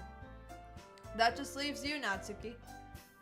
Yeah, I'm going. Natsuki begrudgingly gets out of her seat and makes her way to the podium. The poem is called... Why are you all looking at me? Because you're presenting. Humph. Anyway, the poem is called Jump. Da da da da da da da da da da da. Natsuki takes a breath. Once she starts reciting the poem, her sour attitude disappears a little. While she's still a little unenthused, the poem has a rhythm and rhyme to it. It's Natsuki's trademark style, and it works surprisingly well when spoken aloud. The words feel like they bounce up and down, as if giving life to the poem. Natsuki finishes, and everyone applauds. She huffs back to her seat. Yay!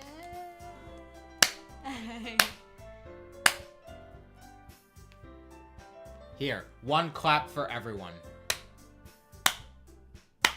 Screw you, Brick.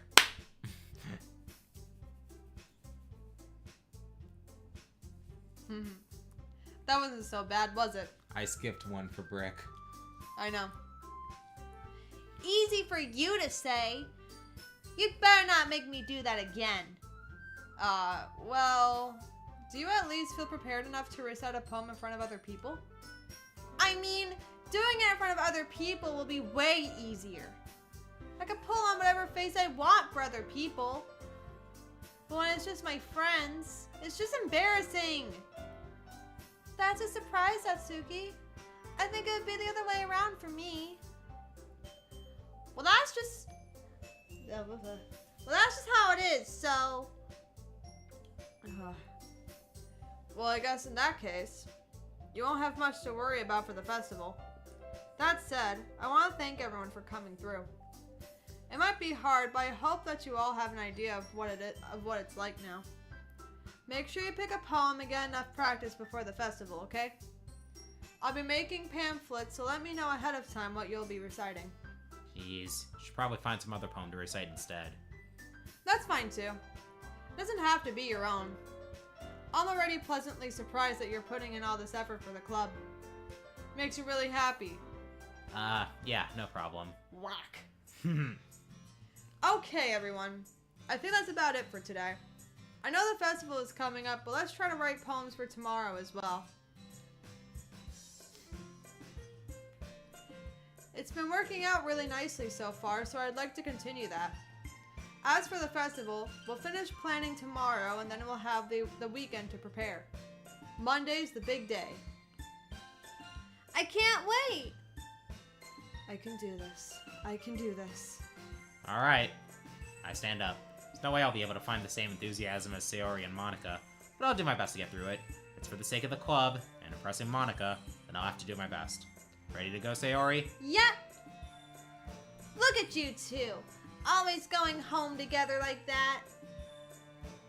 Whack! It's kind of adorable, isn't it? Jeez, guys, don't make such a big deal out of it. It must be a little nice, though.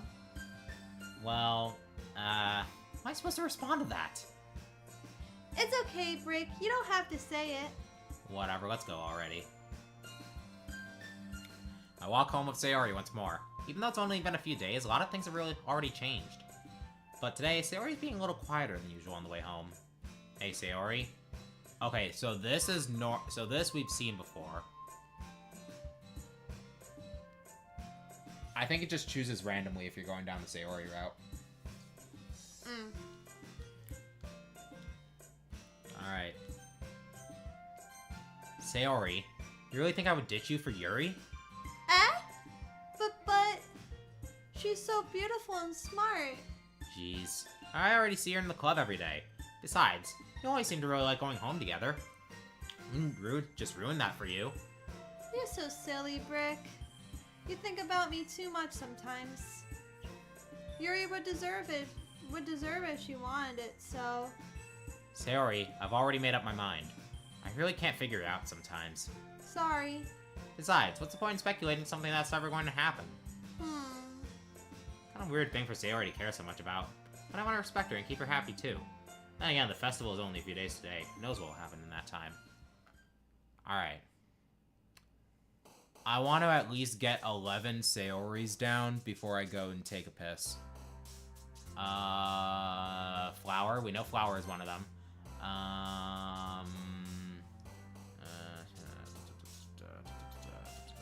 Is Anxiety one of them? Crap!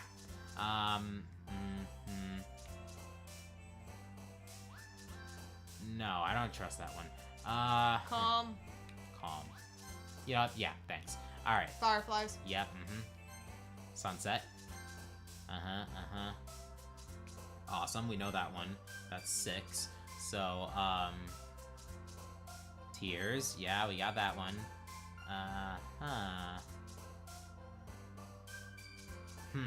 Spinning? Fuck.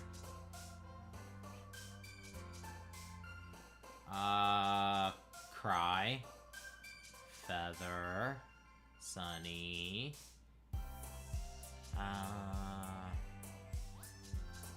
Wonderful. Okay, cool.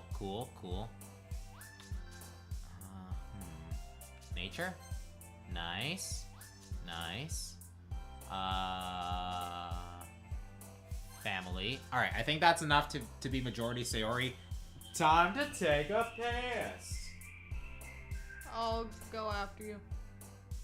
Can you keep the game going, though? Of course I will.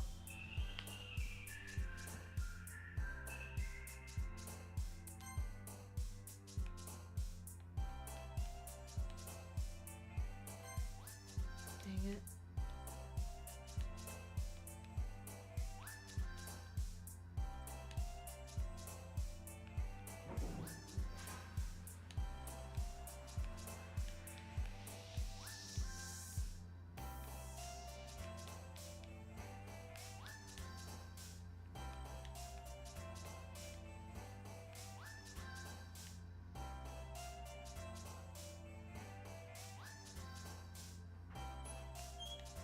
You're really proactive with, Here, let me take Was it. Adventure one of them?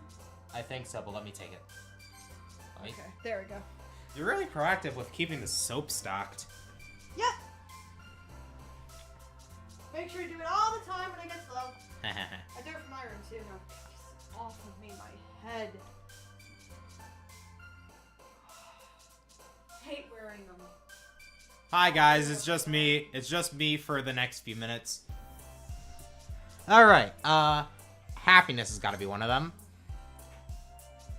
Agonizing. Oh, piss off, Yuri. There we go. Works out just fine, don't it?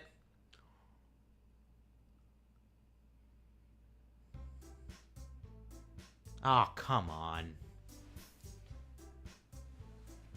I'm not speaking girl voices.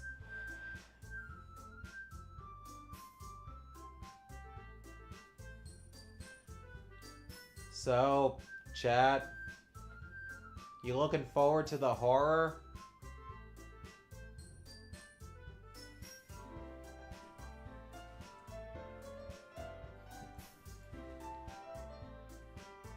I'm actually pretty good at doing stuff like this. Huh.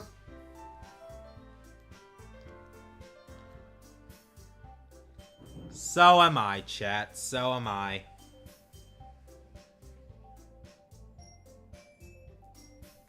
So what did my friend text me?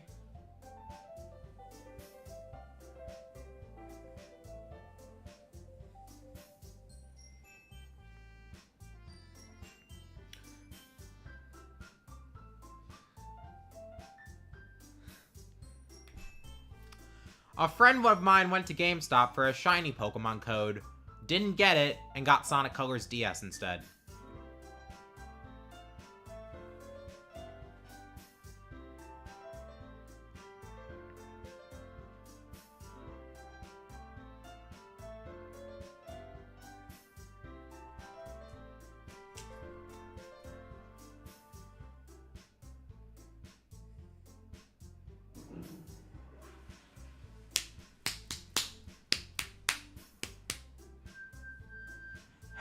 For the next few seconds, this is going to be an ASMR stream.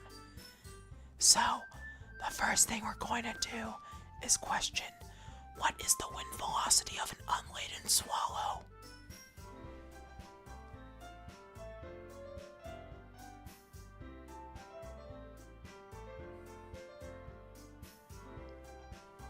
Stop drinking fish. It's not healthy.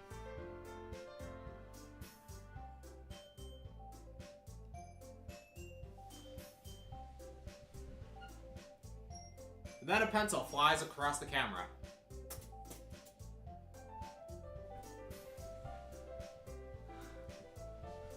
Why do you like water jello?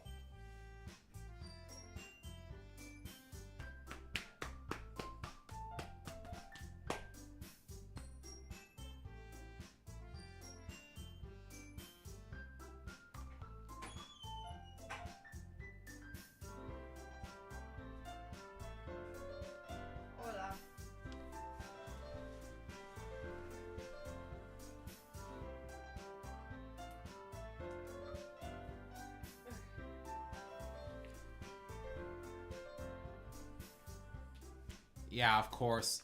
A line from a character the moment we start. Goody. Gumdrops. You good? I almost fell over. Almost fell over. I see. Which would not have been fun. Ahem. Aw, man.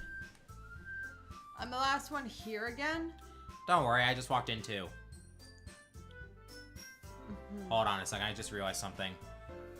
Chaos control. Da da da da da da da da da da da da da da da. This is still the same. Da da da da da. Okay, here we go. Have you noticed anything up with Sayori recently? Anything up with her? In what way do you mean? Maybe I'm reading into it a little too much, but she seems a bit downcast today.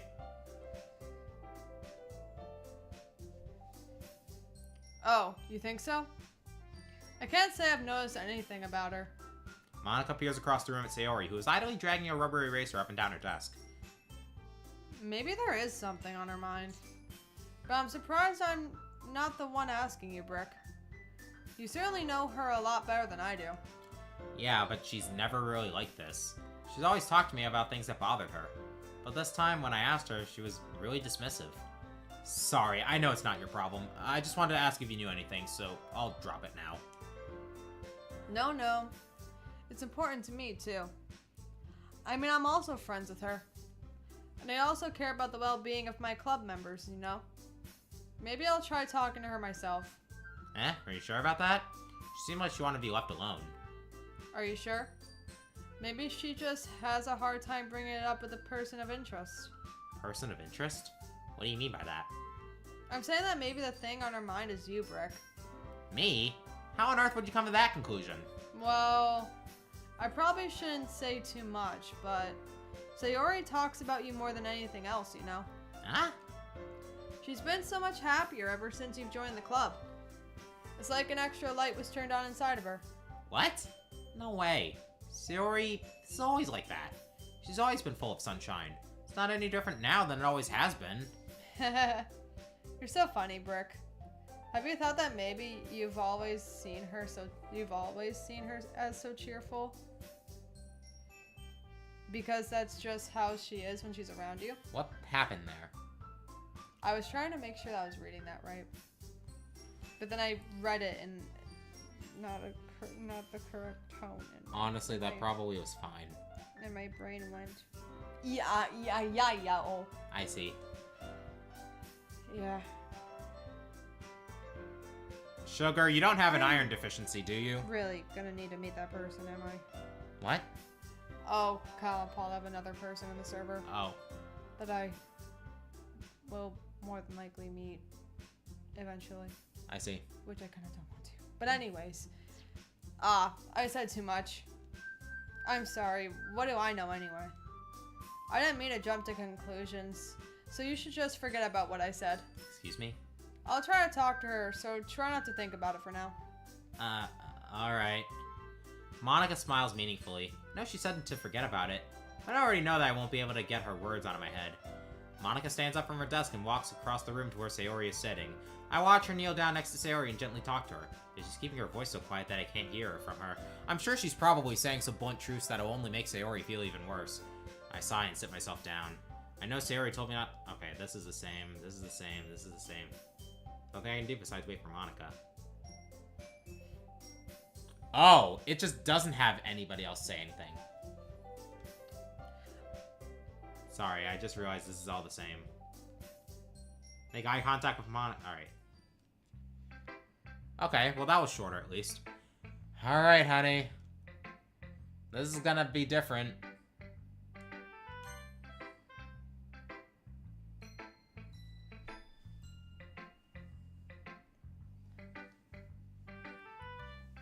This is your best one so far.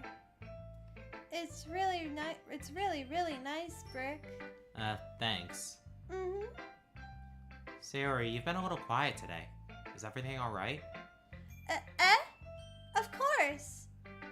Everything is fine. Maybe I'm just a little tired today. Do you want a nap or something? No, that's silly. Don't worry about me, okay? I only want to see smiles on your face. Well, alright. Hey, Brick. I'm still a little surprised. I really thought that you would try writing your poems like the way Yuri does. Or even Natsuki. But in the end... Yeah. I guess you're the one who likes this one the most. Why? You don't want to get closer with everyone else? Wait. Of course I do. But that doesn't mean I need to try so hard to impress them. I still understand you the most, Sayori. I know you have to sometimes put up with me. And I have to sometimes put up with you. But we have a wavelength or something. And this is how the poem came out. Sometimes it feels like you're the only exciting thing in my life. So sometimes it's just easier to write when thinking about you. Sayori? No. Brick, I don't deserve this. You're too nice to me. Why are you doing this? Sayori has trouble keeping her voice steady all of a sudden. If you had fun with everyone else instead, this would be so much easier. Sayori! I glance around the room to make sure nobody has noticed this. Sayori.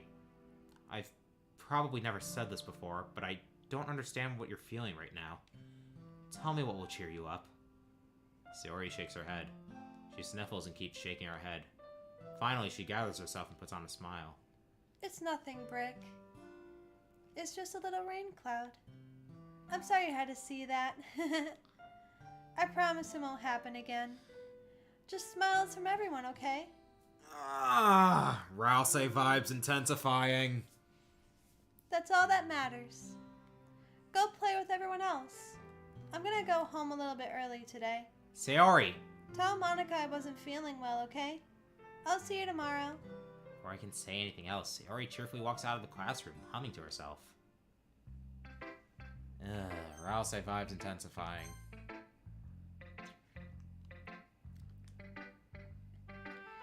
Ahem. This one's alright. Alright. Well, yeah. About as good as yesterday's anyway. I see what you're going for, but it's just not really my style. I mean, that's fine.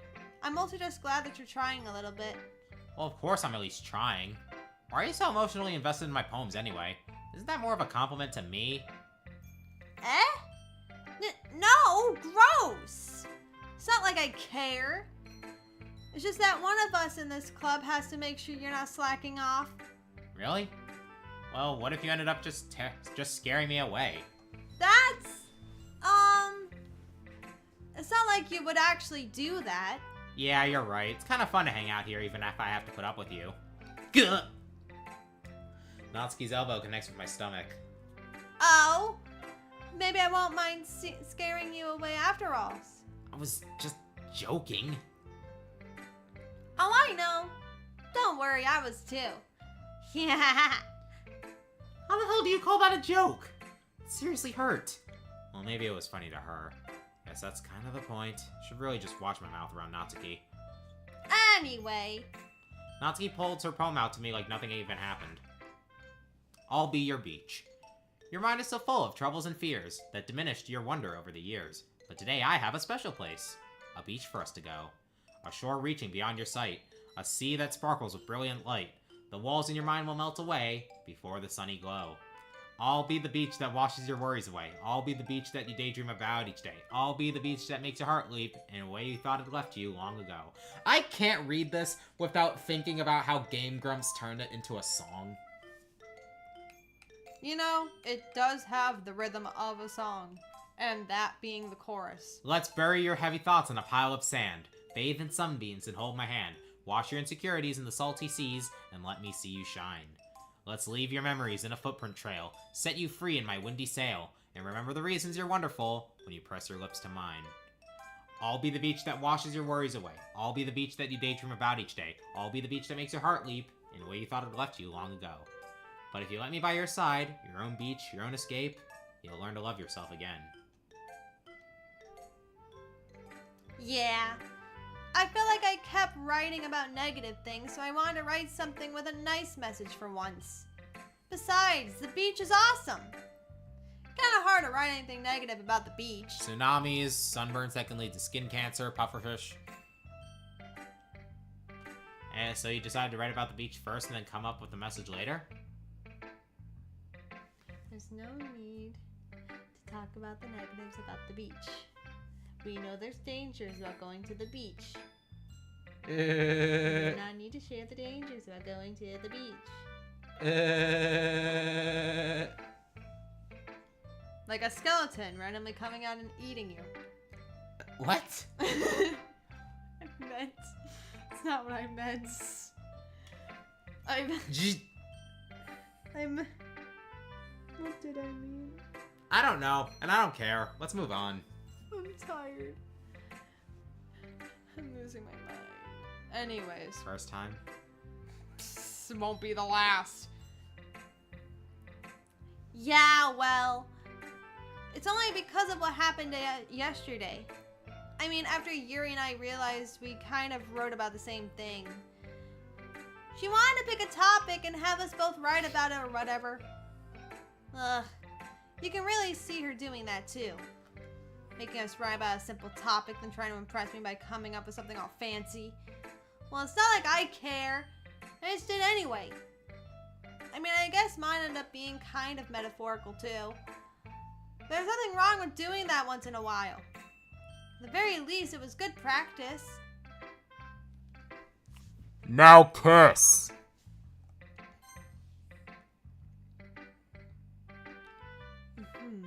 I see.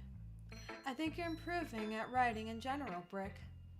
But I can't help but feel a little bit foolish. Eh? What for? I feel like I kept trying to offer advice, when it should have been clear to me that you prefer a different writing style. I probably just sounded arrogant. I'm so stupid. Yuri, that's a little... No, you don't understand. I spent so much time worrying about what's better and what's worse. Not just with you, with Natsuki and Sayori. It's obvious now why nobody has fun when talking to me.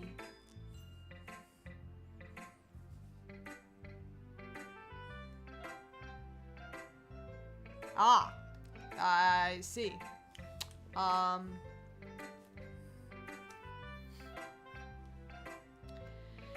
see. I am not a Forsaken fan.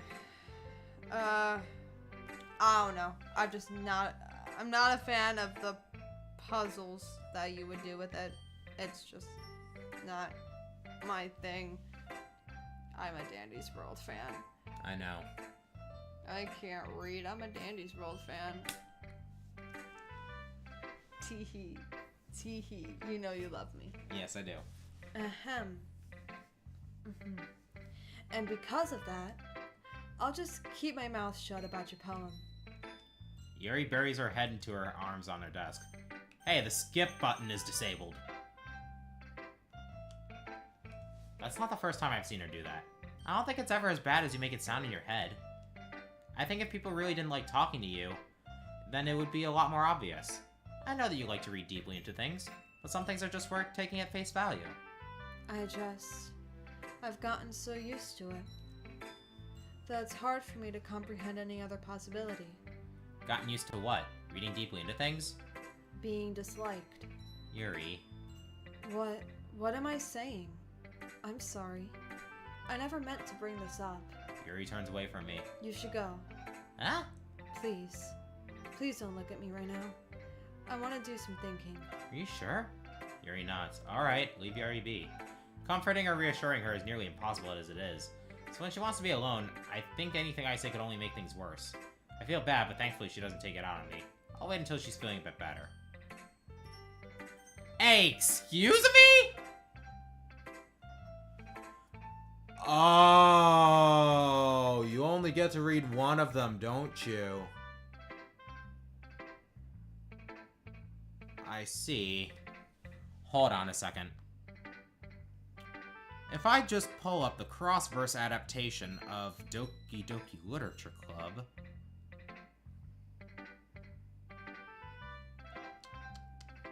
Scroll. Okay. Scroll.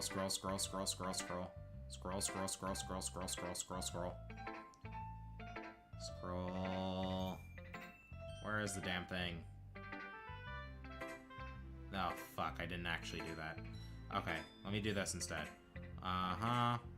The beach. Okay.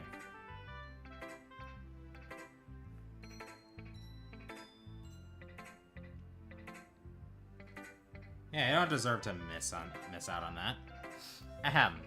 A marvel millions of years in the making, where the womb of Earth chaotically meets the surface. Under a clear blue sky, an expansive bliss, but beneath gray rolling clouds, an endless enigma. The easiest world to get lost in is one where everything can be found. One can only build a sandcastle where the sand is wet, but where the sand is wet, the tide comes. Will it gently lick at your foundations until you give in, or will a sudden wave send you crashing down in the blink of an eye? Either way, the outcome is the same. Yet we still build sandcastles. I stand where the foam wraps around my ankles, where my toes squish into the sand. The salty air is therapeutic. The breeze is gentle yet powerful. I sink my toes into the ultimate boundary line, tempted by the phony tendrils. Turn back, and I abandon my piece to erode at the shore. Drift forward, and I return to Earth forevermore.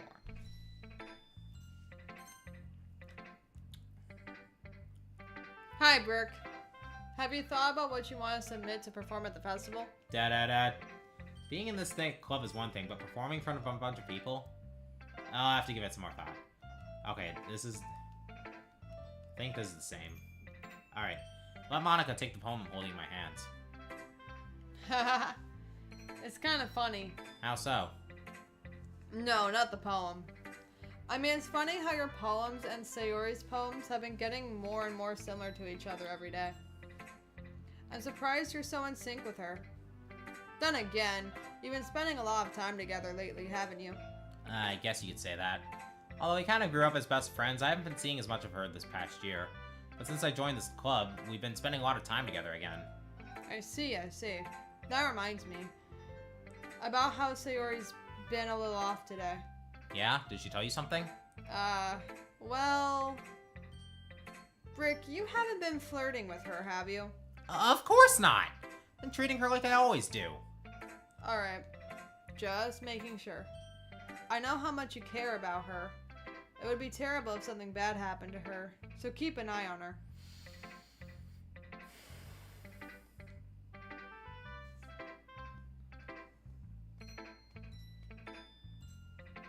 Let's keep going. Sayori's been acting so much happier ever since you joined the club. What could have happened all of a sudden? Well, never mind. This really isn't the time to be talking about this. Anyway, I'll share my poem with you now, alright? Alright. Oh, I was wrong. It is the same. You know... Chaos Control! Da-da-da-da-da-da-da-da-da-da.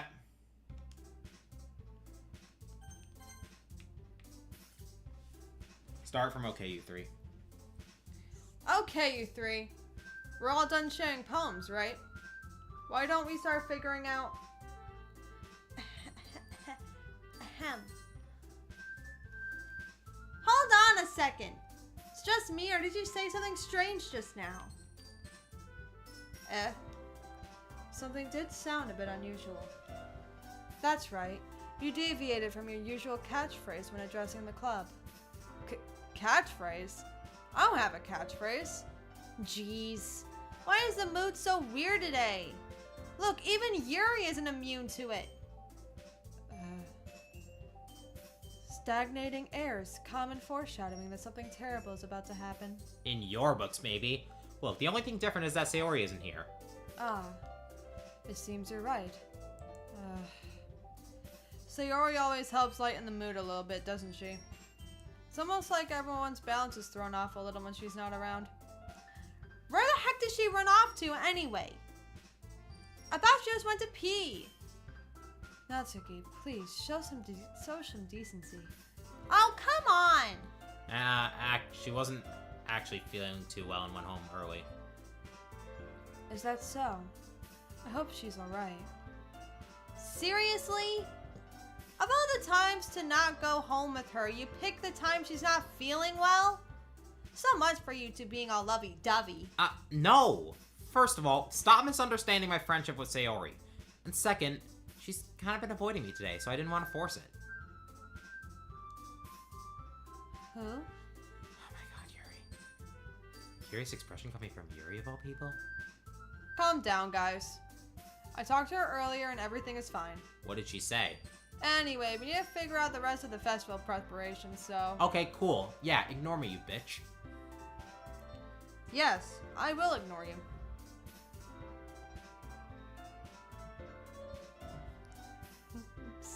Stares longingly.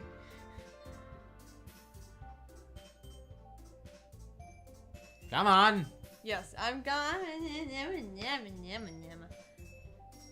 Let's decide where everyone will be doing this weekend. I already know what I'm doing. That's right. Natsuki will be making cupcakes. But we might need a lot of them in different flavors. Can you handle that all by yourself, Natsuki? Challenge accepted. And as for myself, I'm going to be printing and assembling all of the poetry pamphlets.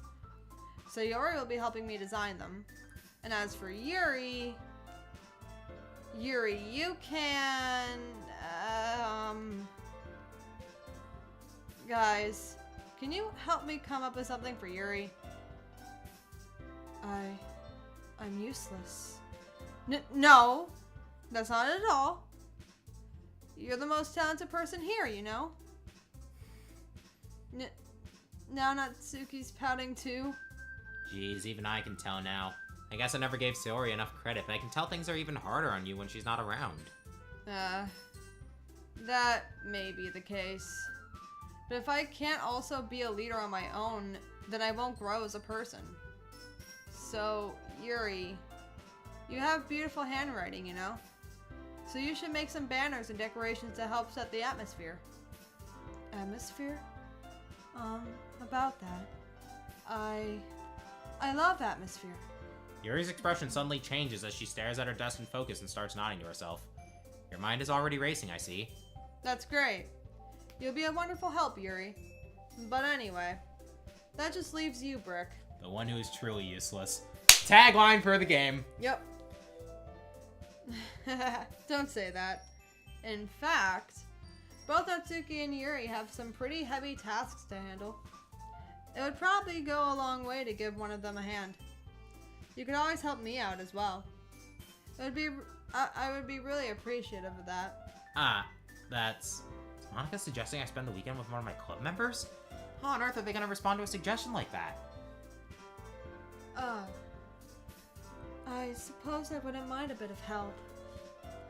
Well, even if you don't know how to bake, there's always some dirty work I could give to you. It's not like Monica's going to give me a choice, and you shouldn't be sitting on your butt anyway. Natsuki tries to mumble a bunch of excuses like that. If I recall, Natsuki, you mentioned that you would like to handle the baking on your own. Brick may not like to be around if you only make him out to be a nuisance.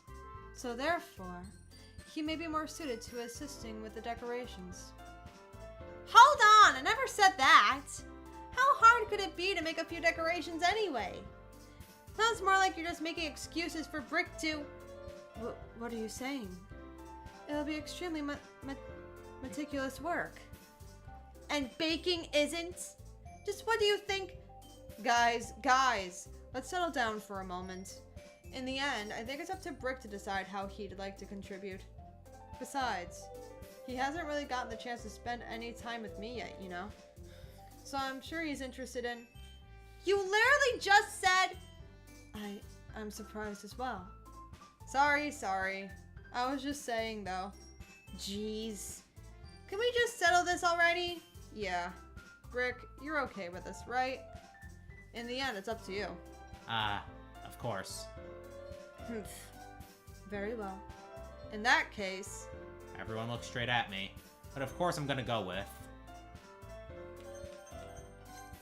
I mean, if it's gonna be anyone, then I prefer helping Sayori. I mean, we're already neighbors, and... But Monica said that Sayori was helping her! Jeez. Do you really hate us that much? No! Sorry, I didn't mean for this to be difficult. Just think of the club, okay? Well, I'll probably be most useful helping out Yuri. I mean, we skipped Yuri's, so... Me? And it would be easier on your voice, I'm sure. Yes, definitely. Oh god, switching between multiple girls sucks. I know the feeling. Are you serious? Why would you? Natsuki, I can already tell you're about to say something mean. No, I was just saying. Ugh. So you'll be helping Yuri then, Brick? Yeah, that's what I'm gonna do. I'm glad. I have a bad habit of overthinking these sort of things. So I think your assistance will be very useful. That's great to hear. Natsuki, will you be able to handle the baking yourself? I mean, yeah. I already said I would be fine. Okay. Everyone can tell that Natsuki's feeling a little sour. So, is that everything we needed to go over? Yeah, that should be about it. Are you guys excited? Well, excited may not be the right word, but I suppose I'm looking forward to it a little bit. Do you feel the same way, Brooke? Me? Well, I guess you could say I'm interested to see how it'll turn out. That's good enough for me. What about you, Natsuki?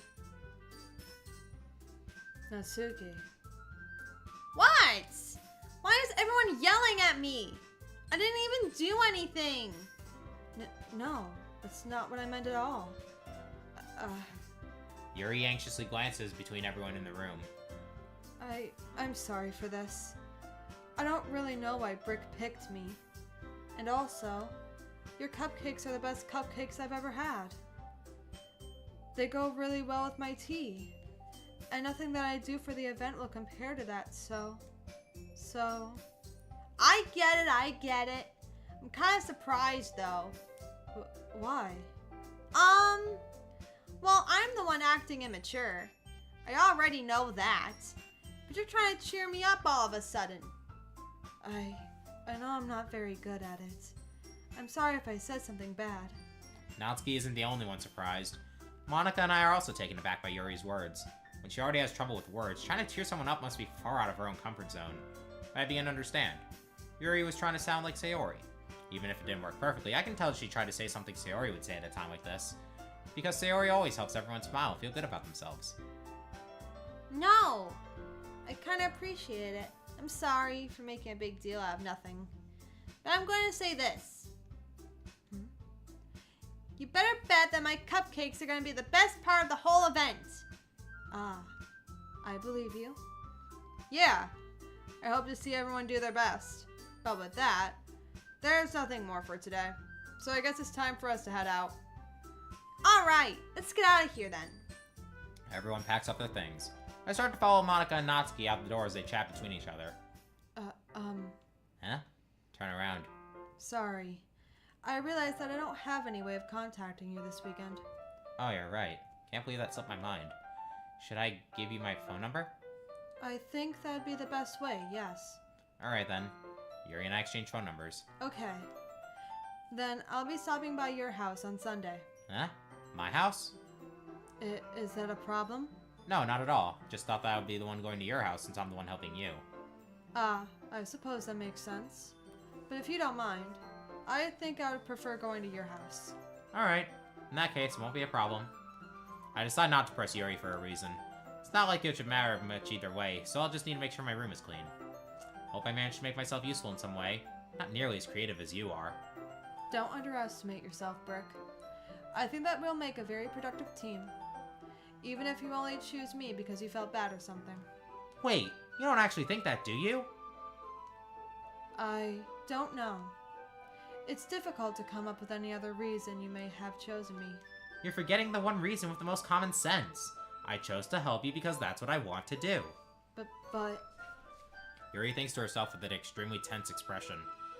Yuri, you're overthinking this. You wanted me to point out when you're overthinking, right? I didn't realize. I'm telling you, I want to. That's all there is to it. Do you believe me? Yuri thinks really hard again. She looks straight into my eyes for a long while. I believe you. As if it took her tremendous effort, Yuri finally says that and relaxes her expression. And I'm really looking forward to Sunday. Yeah, I am too. After that exchange, I make my way out the door and Yuri follows. Can't believe this! Yuri's gonna be coming to my house on Sunday! Even though I would have preferred to do this with Sayori, my anxiety still shoots through the roof. Guess I've gotten pretty used to handling her at this point. Who knows what might end up happening when we're outside of school? She even told me she was looking forward to it. I just shake my head. Why do I feel nervous that Sayori finds out about this? It's not like we feel that way about each other. Besides, like Monica said, this is about the club. I have nothing to worry about. If I just go with it, then I'll have a good time. He only says it that way because I chose the Sayori option first. It's already Sunday. I've been getting increasingly anxious about Yuri's upcoming visit. I keep telling myself there's no reason to be nervous, but it doesn't help much. Yuri is clearly an introvert and also an intimate person in general. There's no doubt that she'll open up a little bit when it's just the two of us. Meanwhile, we've been texting occasionally. She was extremely apprehensive at first, but it wasn't long before I was already learning more about her. But putting Yuri aside, I haven't heard a thing from Sayori since she left club early the other day. It's not like we text each other all the time or anything, but I've been worried about her in the back of my mind. Between what Sayori said and what Monica said, is it really okay for me to put Sayori's feelings aside when she might need me? I decide to visit Sayori before Yuri comes over. Rather than asking, I simply tell her I'm coming over, much like we've done in the past. Once I reach Sayori's house, I knock on the door before entering it myself. Again, we used to play so often that we've made it a habit of simply entering each other's houses like we were family. The house is quiet. Sayori isn't anywhere on the first floor, so I assume she's up in her room. It's already strange of her not to run down and greet me. I head up to her bedroom where I finally find her. Sayori? Hi, Brick. I sit down in her room. Sayori forces a smile, but it's easy to tell she's different. There's a minute of silence between us.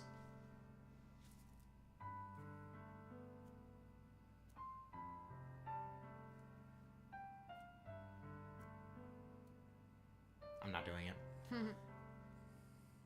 You haven't come over like this in a long time, have you? I guess you're right. It has been a long time. Not much has really changed, has it? Sayori's room is as messy as it's always been. I also recognize the same stuffed animals and wall decorations as she's had for years now. If you came over more often, it wouldn't be such a mess. It's because I end up cleaning it for you. How come you suddenly wanted to come over today? Aren't you supposed to see Yuri today? Yeah, but wait, how do you know that? Sayori had already left by the time we decided that last meeting. Monica told me. It's only natural for her to keep me informed about the festival preparations, right? Ah, that's true. What about you? Aren't you going to be helping Monica today? Of course. But I'm just helping her online. We didn't plan to meet up or anything. Ah, so it's just me and Yuri then. Yep. More silence between us. Sayori stares in a random direction. Everything about her behavior is really uncharacteristic. I finally get to the point. I just wanted to see how you were doing. After you left on Friday, when something's wrong, you can't hide it from me. I know you too well. So... Sayori smiles, shaking her head. That's no good, Brick. Huh? Why can't it just be like it's always been? This is all my fault. If I didn't get so weak and accidentally express my feelings, if I didn't make that stupid mistake, then you wouldn't have been worried about me at all. You wouldn't have come here. You wouldn't have been thinking about me right now. But this is just my punishment, isn't it? I'm getting punished for being so selfish. I think that's why the world decided to have you come over today. It just wants to torture me. Sayori! I grab Sayori by the shoulders. What on earth are you saying? Are you listening to yourself right now? I know something happened to you. There's no other explanation for you to be like this. So tell me already. Till I know, I won't be able to stop thinking about it. Ah. Sayori gives me an empty smile. You really put me in a trap, Brick. But you're wrong. Nothing happened to me. I've always been like this. You're just seeing it for the first time. Seeing what? What are you talking about, Sayori? You're really just going to make me say it, aren't you, Brick? I guess I have no choice this time. The thing is, I've had really bad depression my whole life. Did you know that? Why do you think I'm late to school every day? Because most days I can't even find a reason to get out of bed. What reason is there to do anything when I fully know how worthless I am? Why go to school? Why eat? Why make friends? Why make other people put their energy and caring to waste by having them spend it on me? That's what it feels like. And that's why I just want to make everyone happy. Without anyone worrying about me. I'm in shock. Can't even figure out how to respond. How is it possible that Sayori kept this from me the whole time that I've known her? Did she really want me so badly to just not think about her? Why, Sayori? Why is it that you've never told me about this? She literally just explained it to you! It almost feels like I've been No! I'm not even finishing that line! Because if I knew, I would have done everything I could to support you. Even if there's only so much that I could do. Would have tried a little bit harder to make every day a little better for you. That's why I'm your friend. All you had to do was tell me. This is why his name is Brick.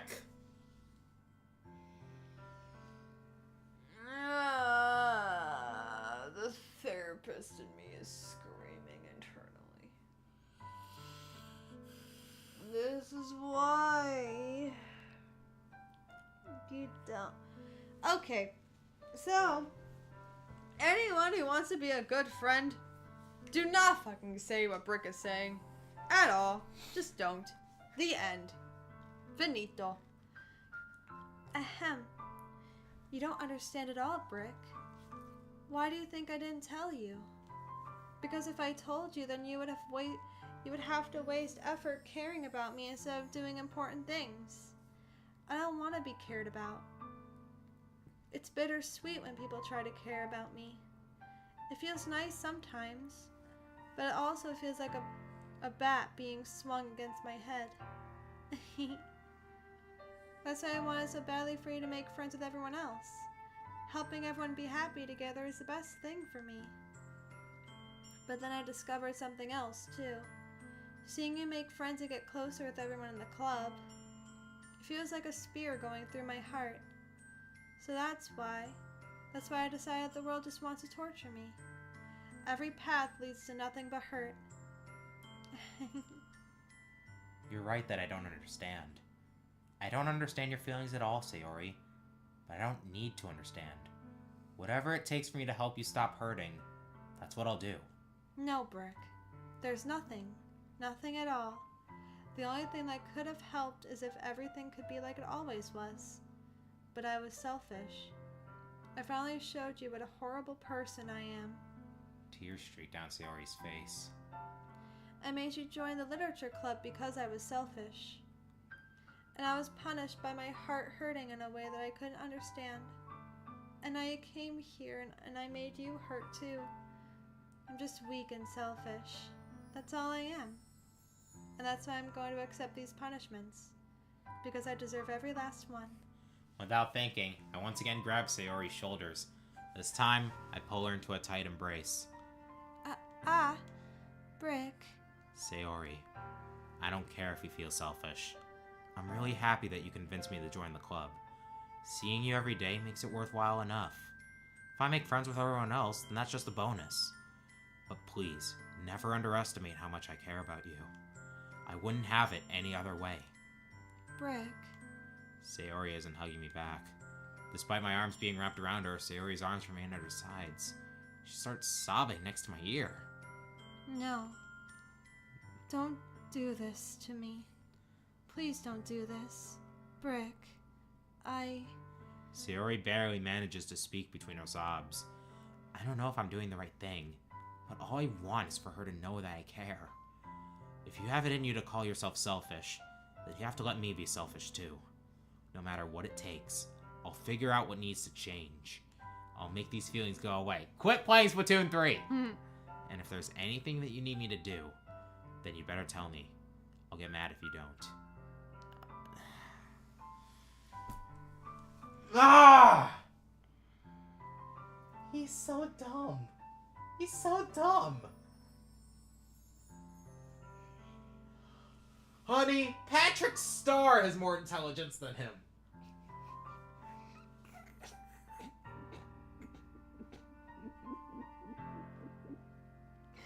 You know, you're right. By 110%. You are 110% correct. I think I rubbed my eyes too hard. My eye hurts. Oh, baby, no. Ahem. I don't know. I don't know. I don't know. Gently, Sayori finally puts her arms around me in return. I don't know anything. It's all really scary. I don't understand any of my feelings, Brick. The only time I'm not feeling nothing is when I'm feeling pain. But your hugs are so warm, and that's really scary too. Sayori lets me go. As she does, I let her go as well. The festival's tomorrow. Yeah. It's going to be fun, right? Yeah. How would you like for me to spend it all with you? It's what I want. I promise.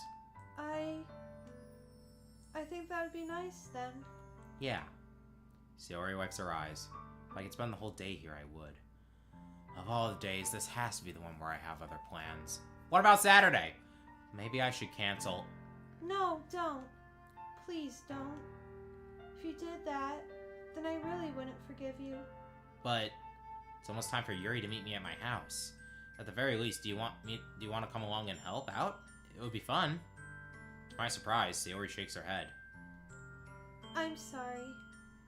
I don't know if that would be very good for me today. You understand, right? It's kind of hard for me to fully understand, but I'm trying my hardest. It's okay.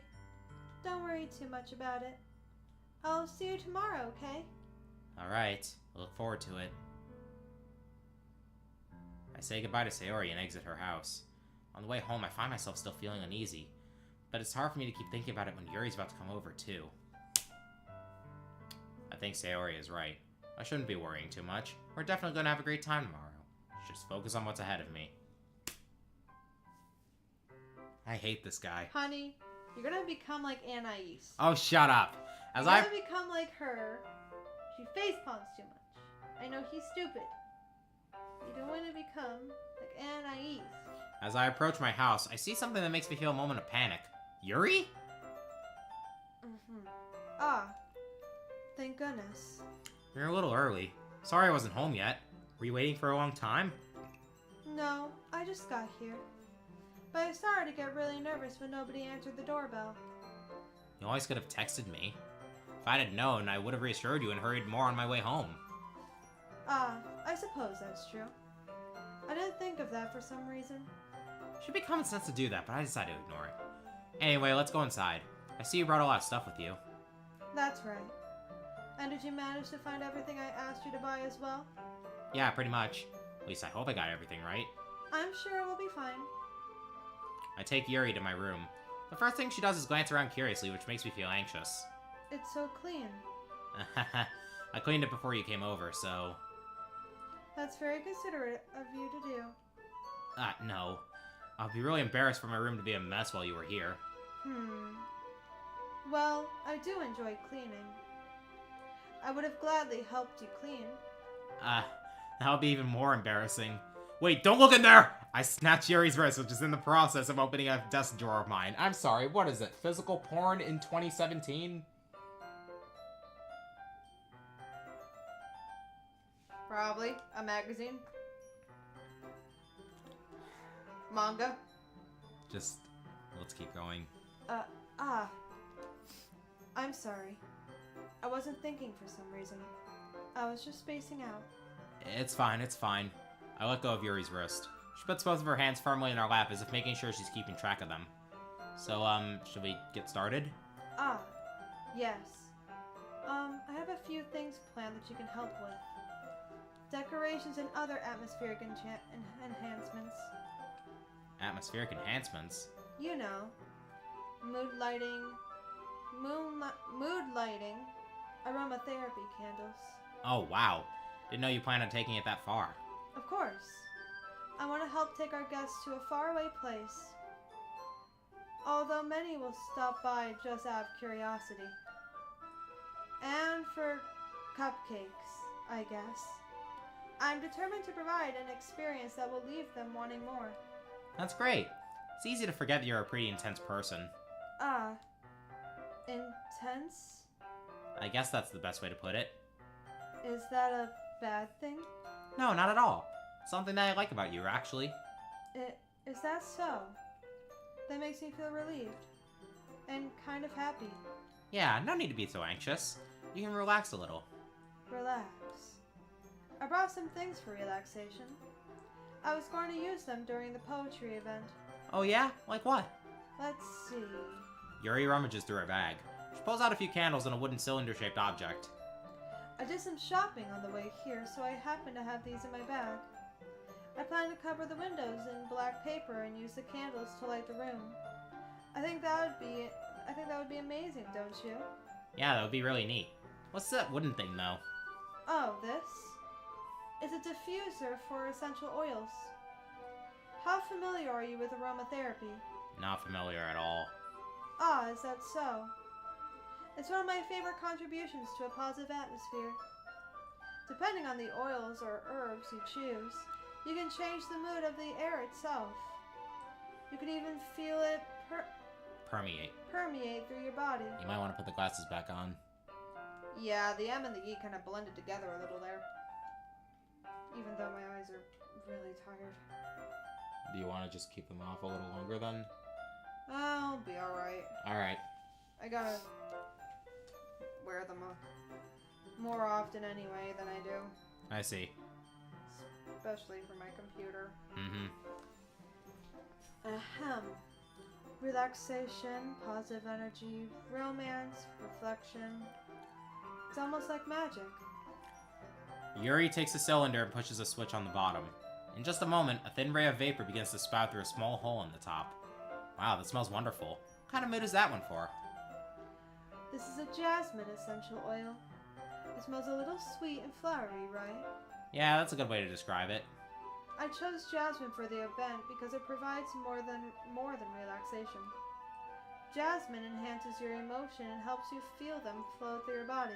Yeah, because it's an aphrodisiac, and at that point, all the blood will probably be rushing to your genitals. You feel warmer and your heart pounds more heavily. Don't you think that would be perfect for sharing our poems? It does sound suitable. But you seem to know a lot about this, so I'll trust your opinion with anything. I'll pretend you never said that. Yuri smiles gently, clearly enjoying herself. Not gonna lie, I really do like the smell of jasmine. She again reaches into her bag and pulls out several spools of thin ribbon. I should get a jasmine essential oil for my diffuser. What are those for? Well, did you purchase the original paper I asked It's you to get? origami. Origami. Oh, wow. Wow. Wow, me. Wow. Good. Wow.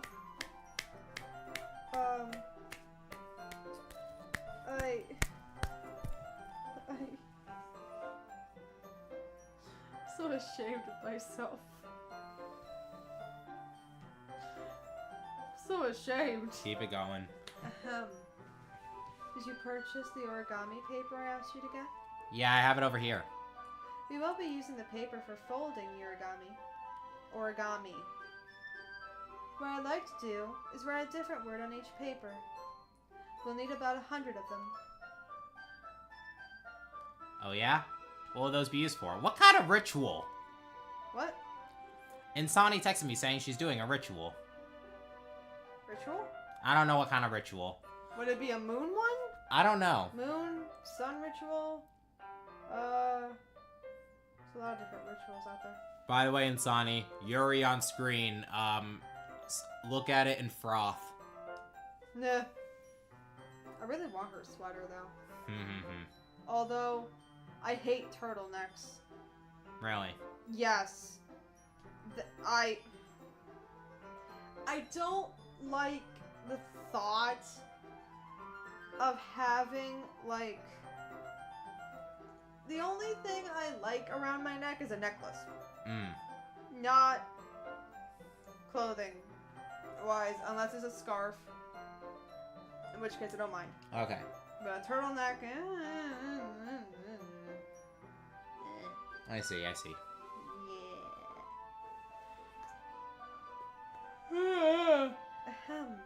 Ahem. Well, I'm going to cut pieces of ribbon to hang from the doorway of the classroom. Then we can fasten the paper onto the ribbons to create a doorway curtain. Wouldn't that be beautiful? It would also catch the eye of those passing by the room. It may attract some to peek inside. That's really creative. I had no idea you'd be so good at this, Yuri. Is that so? Well, I suppose I do get a little intense, as you put it. Yuri giggles with red cheeks. Is it just me, or is she more relaxed when it's just the two of us? Or maybe it's the excitement she feels from sharing something that she enjoys. Here's a marker brick. You can write any character you want. I'll help you once I finish cutting the ribbons. Oh, alright. Sitting on the floor together, the two of us get to work. I carefully draw a different character on each paper, doing my best to manage my bad handwriting. Yuri unravels a long strand of red ribbon to her desired length. Then, she reaches into her bag once more and pulls out a pocket knife. She plunges the knife into my chest. Eh? Stab. Stab, stab, stab. Ah! Stab, stab. The knife is strangely beautiful. The silver handle has an intricate pattern of waves etched into it. The blade itself is gently tinted blue. That's no ordinary pocket knife. Looks really fancy. Well, Embarrassed, Yuri looks away. What is it? you're going to think it's weird. Yuri, whatever it is, I have no reason to judge. To each your own, you know? If you promise you won't be weirded out. Yeah, I promise. Alright. The thing is, I'm kind of into knives. Okay, Chris. You're a masochist. I said Chris. She's a masochist. Yes. Big surprise. I already knew she had masochist. I already took her for the masochist type even before. Like, the first time I ever saw her, I'm like, you're a masochist, ain't you? Figures. Annie. Hooey. They're just so pretty. I can't help it. I don't know what it is. The combination of craftsmanship and feeling of danger, maybe. What am I saying? Please don't think I'm weird for this. You're laughing at me. No, I'm not laughing at you. It's just funny how nervous you got about sharing. It's... well, it's an interesting thing to be into, I guess. But I think it kind of suits you. Suits me. Yeah, it's kind of intense. Besides, it's a really cool looking knife, I can't deny that. It is, isn't it? Yuri relaxes her expression once again. Would you like to hold it? Sure, I'll check it out. Yuri carefully hands me the knife with the handle facing me. I take it and turn it around in my hands. It feels heavy and extremely solid. You might want to cover your ears for this next part. Where do you even get a knife like this? I'm curious of its sharpness. I feel the point of the knife with my index finger. Ow! Ahem. Brick. Why did you do that? I didn't expect it to be that sharp. I barely touched it at all. It's my fault. I should have warned you. This knife is extremely sharp. It can cut through skin like it's paper. How would you know? Oh no. A small drop of blood trickles down the side of my finger. Yuri takes my hand and gives the wound a closer look. Ah. She stares at it and noticeably fidgets. If you're squeamish, I'll go wash it off now. Now, ugh. Do it. Okay. Without warning, Yuri takes my finger and puts it in her mouth. I feel her tongue curl around my finger. Like a Startled, cat. I instinctively pull back. I was like a cat. Mm-hmm. Just going. Yes. Ahem. Ahem. Oh. Please forgive me. I wasn't thinking. Yuri lowers her head, her face burning up. Yuri. That's the most embarrassing thing I've ever done. How could I do something like that? I'm sorry. I'm sorry. Sure, it was a little weird and it took me by surprise, but I guess she was just trying to help, right? Yuri, I think you're overreacting a little. She doesn't lift her head. What if she doesn't recover from this for the rest of the afternoon? Alright, you know what? This might be a stupid thing to do, but I do it anyway. I take Yuri's hand and lick her index finger in return.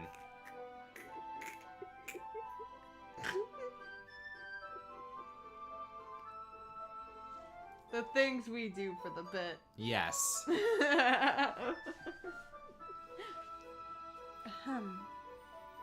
Ahem. Brick, did you really just do that? Now we're even. Yuri just looks at me like I did something wrong. I knew that would be a bad idea. If not for the sweet aroma of the jasmine oil, the air would be extremely heavy right now. You're so weird, Brick. Excuse me? Yuri giggles shyly. Huh? Yuri calling me weird? I have no response to that. Where do you keep your bandages? I don't think I need one, actually. It was a tiny cut. Look, it already stopped bleeding. I see. That's relieving. Tension is quickly lifted. We each resume our respective activities. Watch Yuri's knife cut through the ribbon like it's nothing but air. Meanwhile, I continue to make progress on the paper. After we finish attaching the paper to the ribbons, we lay them all out side by side. Looks better than I expected and will be very effective as a door curtain. Looks great. Good thinking coming up with this, Yuri. Ah, thanks. It's just something I saw online, really. Are you ready to move on to the next task? Yeah, let's do it. What do you have in mind? I'd like to create a banner. That's why I asked you to buy the paint tablets. Ah, that's right. One of the items Yuri had asked me to buy was a kit of watercolor paint tablets. We need about 6 cups of water to put each of the tablets in. Do you mind fetching those for us? Of course not. 6 cups of water. Be right back in a minute. Thank you very much. Oh, and just a little bit of water is okay. If you fill the cups too much, it'll be too diluted. Taking Yuri's advice, I decided to use small plastic bathroom cups rather than full-size glasses. I put them on a plate to catch any paint that drips, then bring it back to my room. Yuri? Yes? I come in to see Yuri quickly unrolling her sleeve, pulling it back over her arm. Ugh. Nothing. Your face is a little red. Is it too hot in here or anything?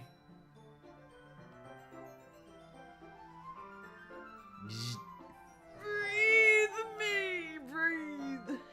Hee-hoo. Hee-hoo! Yes, hee-hoo. Hee-hoo!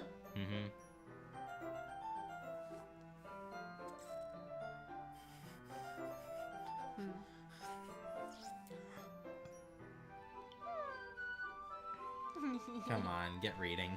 I am. I don't know. Want to try putting the bang, like, over my glasses I see. for a moment. Thought it looks pretty. Alright. And ah. No, not at all. There's nothing wrong, so let's mix the paint. Yuri hurriedly dismisses me and takes it upon herself to unwrap the tablets, dropping them into the cups. So, I thought we would do something simple that would look very nice. I like to paint a gradient across the banner, starting with the colors for a sunrise, then daytime, then sunset and nighttime. Hey, just like in Act 2 when she...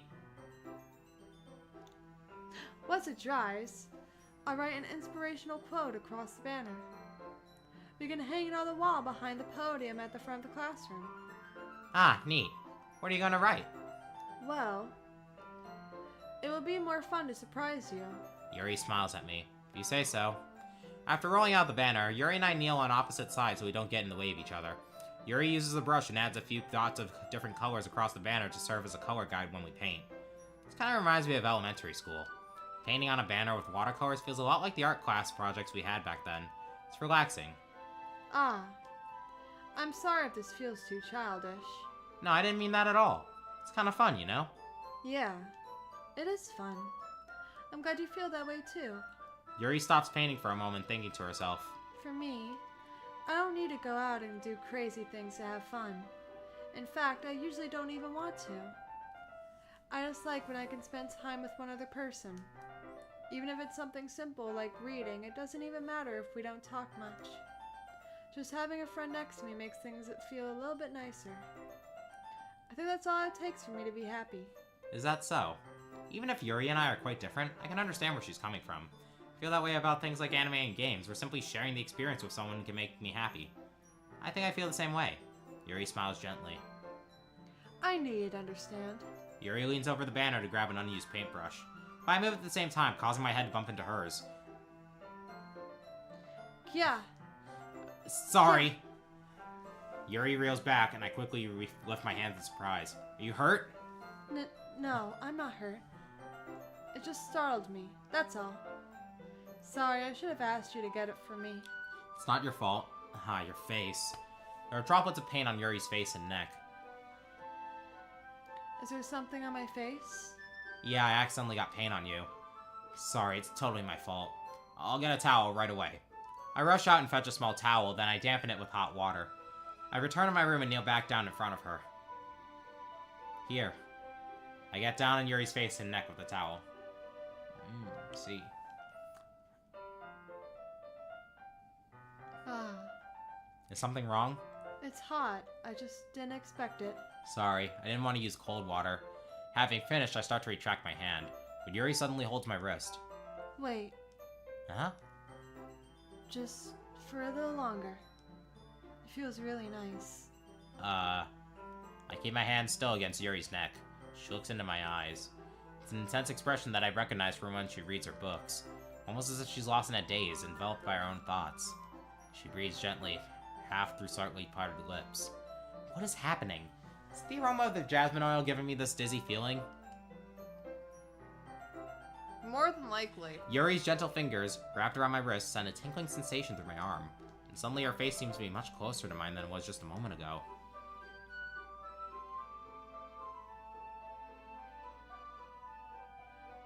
Her eyes seem a little weird. How? I don't know. They just do.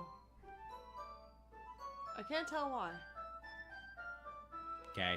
Anyways. Ahem. Ah, Yuri slowly pulls away. sorry. I've been feeling a little lightheaded today. I didn't mean to space out. It's fine. The moment is over as soon as it began. Yuri picks up her brush again, but her movements seem clumsier, like she's unable to focus. I remain silent, forced to ignore the event that just transpired. I hesitantly retrieve my own brush and continue following Yuri's example. That should do it. I finish filling the night sky with white dots that look like stars. Looking at the banner as a whole, it's very pretty and natural looking. I think it came out better than I expected. I'm really happy with the results. Yeah, me too. Are you going to add the lettering now? Ah, not yet. It needs to dry first. That's true, but won't that take a while? Well, perhaps it would be best to leave it here, then have you bring it in the morning. I can do the lettering in the classroom before our event starts. Is that okay? It's totally fine. Wonderful. In that case, I don't think there's anything more for us to do here. Phew. You say that like you're glad it's over. Was I wrong to assume that you were at least enjoying yourself a little bit? Huh, no, it's not that. Just glad we managed to get everything done. I see. I am too. I was a little concerned about time. I need to start making dinner soon. So you don't have any time left? I was secretly hoping we would have extra time after finishing the work. Well, Yuri thinks to herself. I think it would be too irresponsible of me to wait much longer. I'm sorry. I was hoping there would be more time as well. Insani is surrounded by Flowey. She's either happy or she's dead. It's probably then. my fault.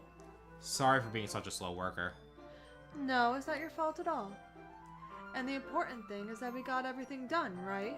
Yeah. So, I shouldn't be disappointed or anything. Gathering all her things, Yuri seems to look a little downcast. I understand why. Sounds like she rarely gets the opportunity to spend time with friends in a relaxed environment. But that doesn't mean this is the last time it can happen. Once Yuri packs up, I walk her out the front door. Thank you very much for having me today. No problem, I'm glad I was able to help. Just let me know if there's anything else you need me to bring tomorrow. I will. Well then, Yuri fidgets. I guess I'll see you tomorrow. Wait. Kinda say that without thinking. About today. It's fine that we didn't have as much time as we wanted. Because we can do this again. Whenever you want. You can come over, we can go out somewhere. I forgot you didn't like going out much. As I stumble over my words, Yuri simply smiles bashfully. Anyway, you know what I'm trying to say, so... You're very thoughtful, Brick. Yuri takes a step closer to me, then briefly squeezes my hand.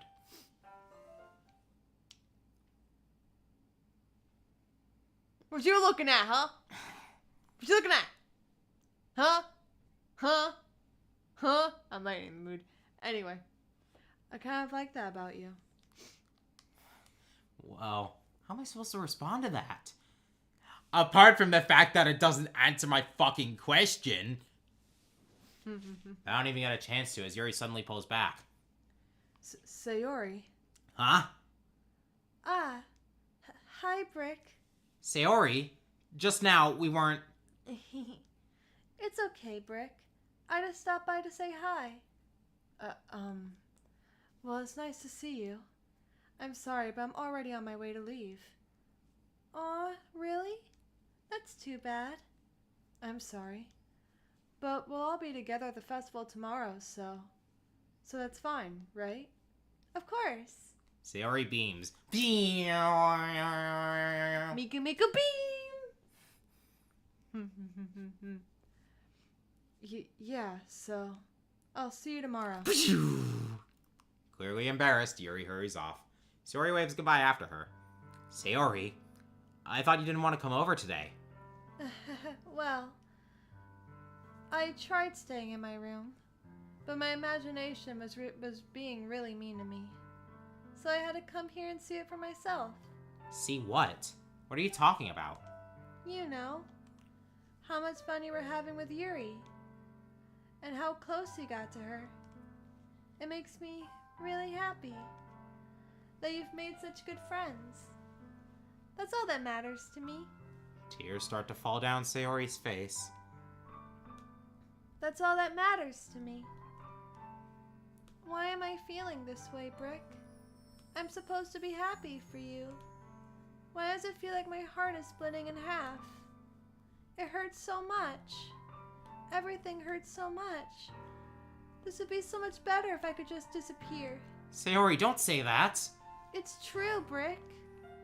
If I wasn't here, then you wouldn't have to waste your sympathy on me. You wouldn't have to put up with me being selfish. Monica was right. I suggest... Monica? Monica was right about what? Sayori, what I said before is true. I'm not gonna let this continue. Caring about you like this isn't the burden your mind is making it out to be. It's something that makes me happy. It's something that I wouldn't trade for anything else. So even if it takes an entire lifetime, I'm going to be by your side until you don't feel any more pain. But... Sayori looks away. I put a hand on her shoulder to reassure her. I'm scared, Brick. I'm really scared. What are you scared of, Sayori? I'm scared that I might like you more than you like me. Sayori? It's true, isn't it? I was weak and started to like you too much. I did this to myself.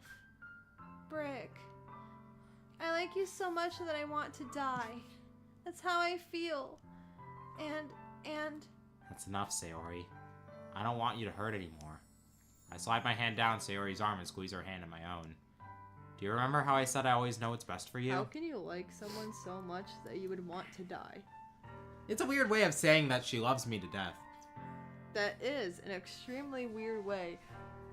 Honey, I love you so much that I want to die. I really hope that's a mistranslation, you know, even though this game was originally made in English. Yeah. There we go. Do you still believe me? Wordlessly, Sayori nods. Even if you don't understand all of your own feelings, I know what you need the most right now, and that's what I'm going to give to you. Sayori. We kind of have to go with one option, because this is a Sayori route. I love you. Eh? Those are my true feelings. So, there's no way you could like me more than I like you. I should have realized it sooner. But spending time with everyone at the club, making new friends, and having fun with you every day, it helped me realize that you are truly the most important person to me. That's why I'll accept any of your burdens. As long as we continue like this every day, with you by my side, then I know we'll both be happy. Brick. Suddenly, Sayori wraps her arms tightly around me. Brick. Is this really okay? Yeah. I hold Sayori in my arms and pull her closer. You'll never have to let go of me again. I love you, Brick. I want to be with you forever. Me too. And they're in high school, so that's definitely gonna last. Totally. Flowey started singing Story of Undertale. Nah.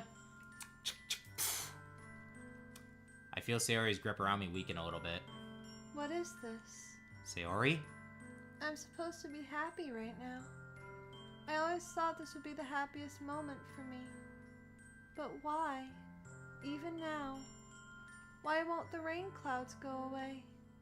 They're not going away at all, Brick. It's okay, Sayori. It might take some time for things to get better again, but no matter how long it takes, I'll be there every step of the way. That's all that matters right now. Okay. I trust you. Sayori and I slowly release each other. So, I guess that makes the festival tomorrow our first date, huh? What are you saying? I don't want to think about those things, you know? I want everything to be the same as it always has been. Even if we really are a couple. I don't know if I could handle anything more right now. It's really new and scary to me. I understand. We'll go whatever pace suits you best. Hey, Brick. Sayori gazes at me once again, smiling sadly. Even if I get really, really sad, this is the best thing for me, right? Huh? I don't really understand what Sayori means by that. Are you saying this is making you feel sad, Sayori? I don't know. I don't understand what I'm feeling. It felt like a bunch of thorns when you told me you loved me. But that's why I want to trust you. You know what's best for me. Yeah, I do. That's my promise. I say that, but in reality, I've never felt more uncertain when it comes to Sayori. I know that I love her, and she loves me, but I'm having as much trouble understanding Sayori's feelings as she is. Even though I can comfort her, I keep wondering if I should be doing something more, or something different. I know these thoughts will continue to plague me until things are back to the way they were. Is that what Sayori meant by not wanting anything to change? I don't know. But I know that I'll give it everything I've got.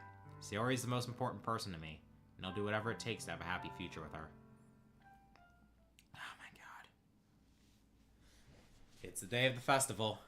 Of all days, I expected this to be the one where I'd be walking to school with Sayori. But Sayori isn't answering her phone. I considered going to her house to wake her up, but decided that's a little too much. Meanwhile, the preparations for the event should be nearly complete. That banner Yuri and I painted is dry, and I gently rolled it up to take with me. She sent me a pleasant text reminding me not to forget anything, and I reassured her. Funnily enough, I probably feel the same way as Natsuki about the event. But I'm more excited for it to be over so I can spend time with Sayori and Yuri at the festival. But knowing Monica, I'm sure the event will be great too. Brick, you're the first one here. Thanks for being early. That's funny, I thought at least Yuri would be here by now. Monica's placing little booklets on each of the desks in the classroom. They must be the ones she prepared that have all the poems we're performing. In the end, I found a random poem online that I thought Monica would like and submitted it. So that's the one I'll be performing. I'm surprised you didn't bring Sayori with you. Yeah, she overslept again, that dummy. You'd think that on days this important she'd try a little harder. I say that, but I suddenly remember what Sayori told me yesterday, and I suddenly feel awful, knowing it's not nearly that simple for her.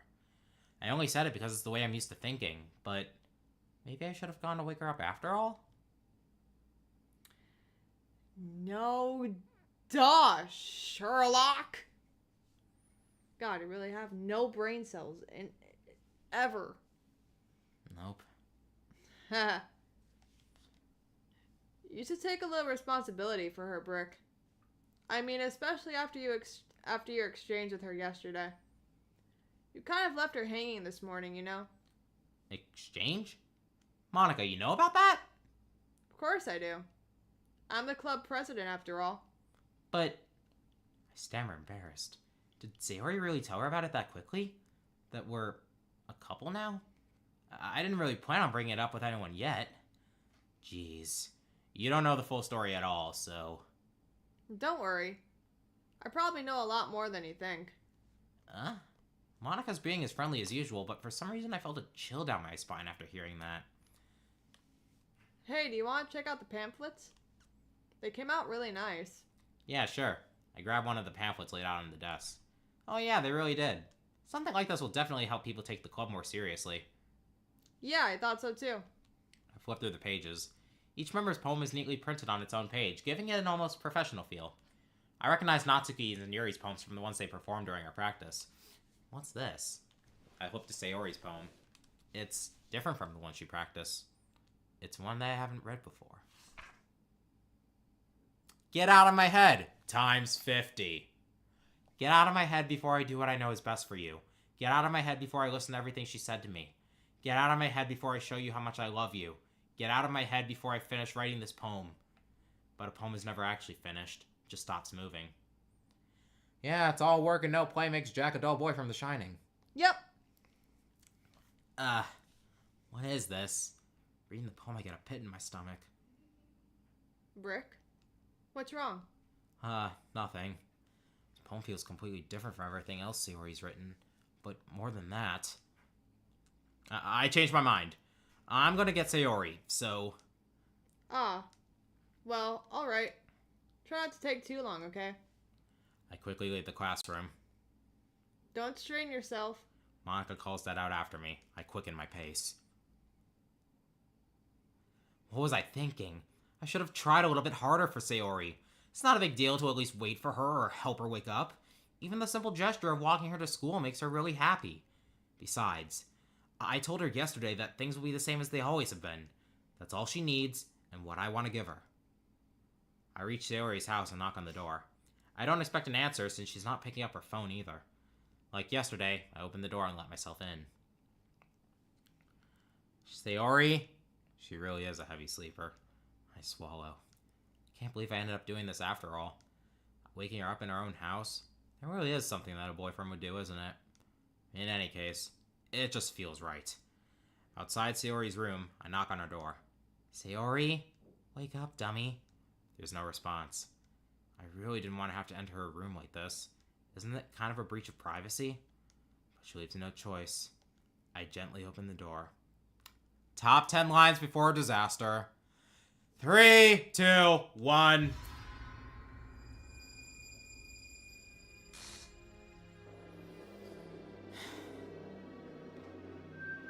Honestly, I'm kind of surprised at how good my timing was there. Where'd she even get the rope?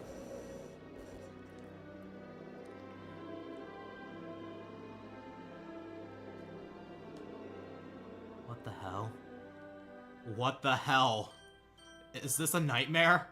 It has to be. This isn't real. There's no way this can be real. Sayori wouldn't do this. Everything was normal up until a few days ago. That's why I can't believe what my eyes are showing me. Look at the chat. I suppressed the urge to vomit. Just yesterday, I told Sayori I would be there for her. I told her I know what's best and that everything will be okay. Then why? Why did she do this? How could I be so helpless? What did I do wrong? Confessing to her. I shouldn't have confessed to her. It's not what Sayori needed at all. She even told me how painful it is for others to care about her. Then why did I confess to her and make her feel even worse? Why was I so selfish? This is my fault. My swarming thoughts keep telling me everything I could have done to prevent this. If I just spent more time with her, walked her to school, and remained friends with her, like it always has been. I could have prevented this. I know I could have prevented this. Screw the literature club. Screw the festival. I just lost my best friend. Someone I grew up with. She's gone forever now.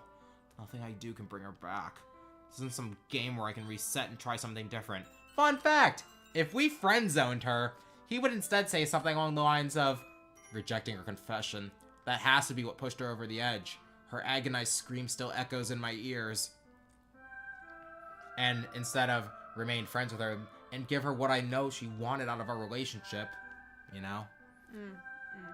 I had only one chance and I wasn't careful enough. And now I'll carry this guilt with me until I die. Nothing in my life is worth more than hers. But I still couldn't do what she needed from me. And now, I can never take it back.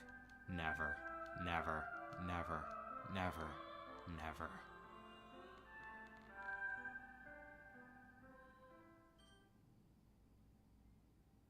Well, guess that's the end of the game.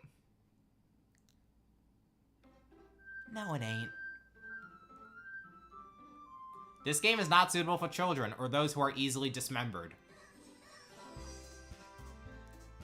By the way, I showed you this before. If we go into the file list, traceback.txt, you can see somebody saying, oh geez, I didn't break anything, did I? Hold on, I think I can fix this. Let's see if... You know what? This would probably be a lot easier if I just deleted her. She's the one making this so difficult. Well, here goes nothing. I wonder who is talking and who's being talked about.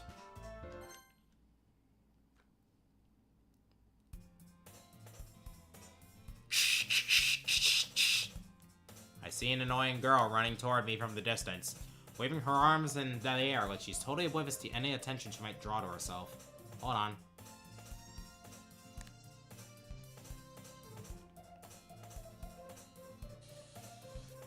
Alright. That girl is my neighbor and good friend since we were children. You know, the kind of friend you'd never see yourself making today, but it just kind of works out because you've known each other for so long. We used to walk to school together on days like this, but starting around high school, she would oversleep more and more frequently, and I would get tired of waiting up. She's gonna chase after me like this. I almost feel better off running away. However, I just sigh and idle in front of the crosswalk and let catch up to me.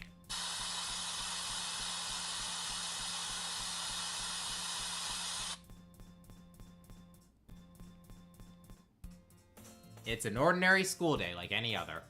Mornings are usually the worst, being surrounded by couples and friend groups walking to school together. Meanwhile, I've always walked to school alone. I always tell myself it's about time I meet some girls or something like that, but I have no motivation to join any clubs. Perfectly content just getting by on the average while spending my free time on games and anime. It's always the anime club, but it's not like there would be any girls in it anyway. School day is as ordinary as ever, and it's over before I know it. After I pack up my things, I stare blankly at the wall, looking for an ounce of motivation. Clubs. There really aren't any that interest me. Besides, most of them would probably be way too demanding for me to want to deal with. Guess I have no choice but to start with the anime club. You know whose voice this is. It's yours.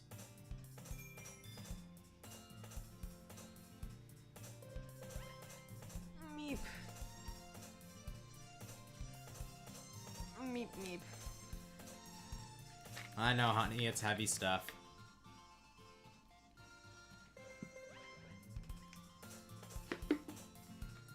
Yep. Mind if I borrow a sip of that? Oh, here.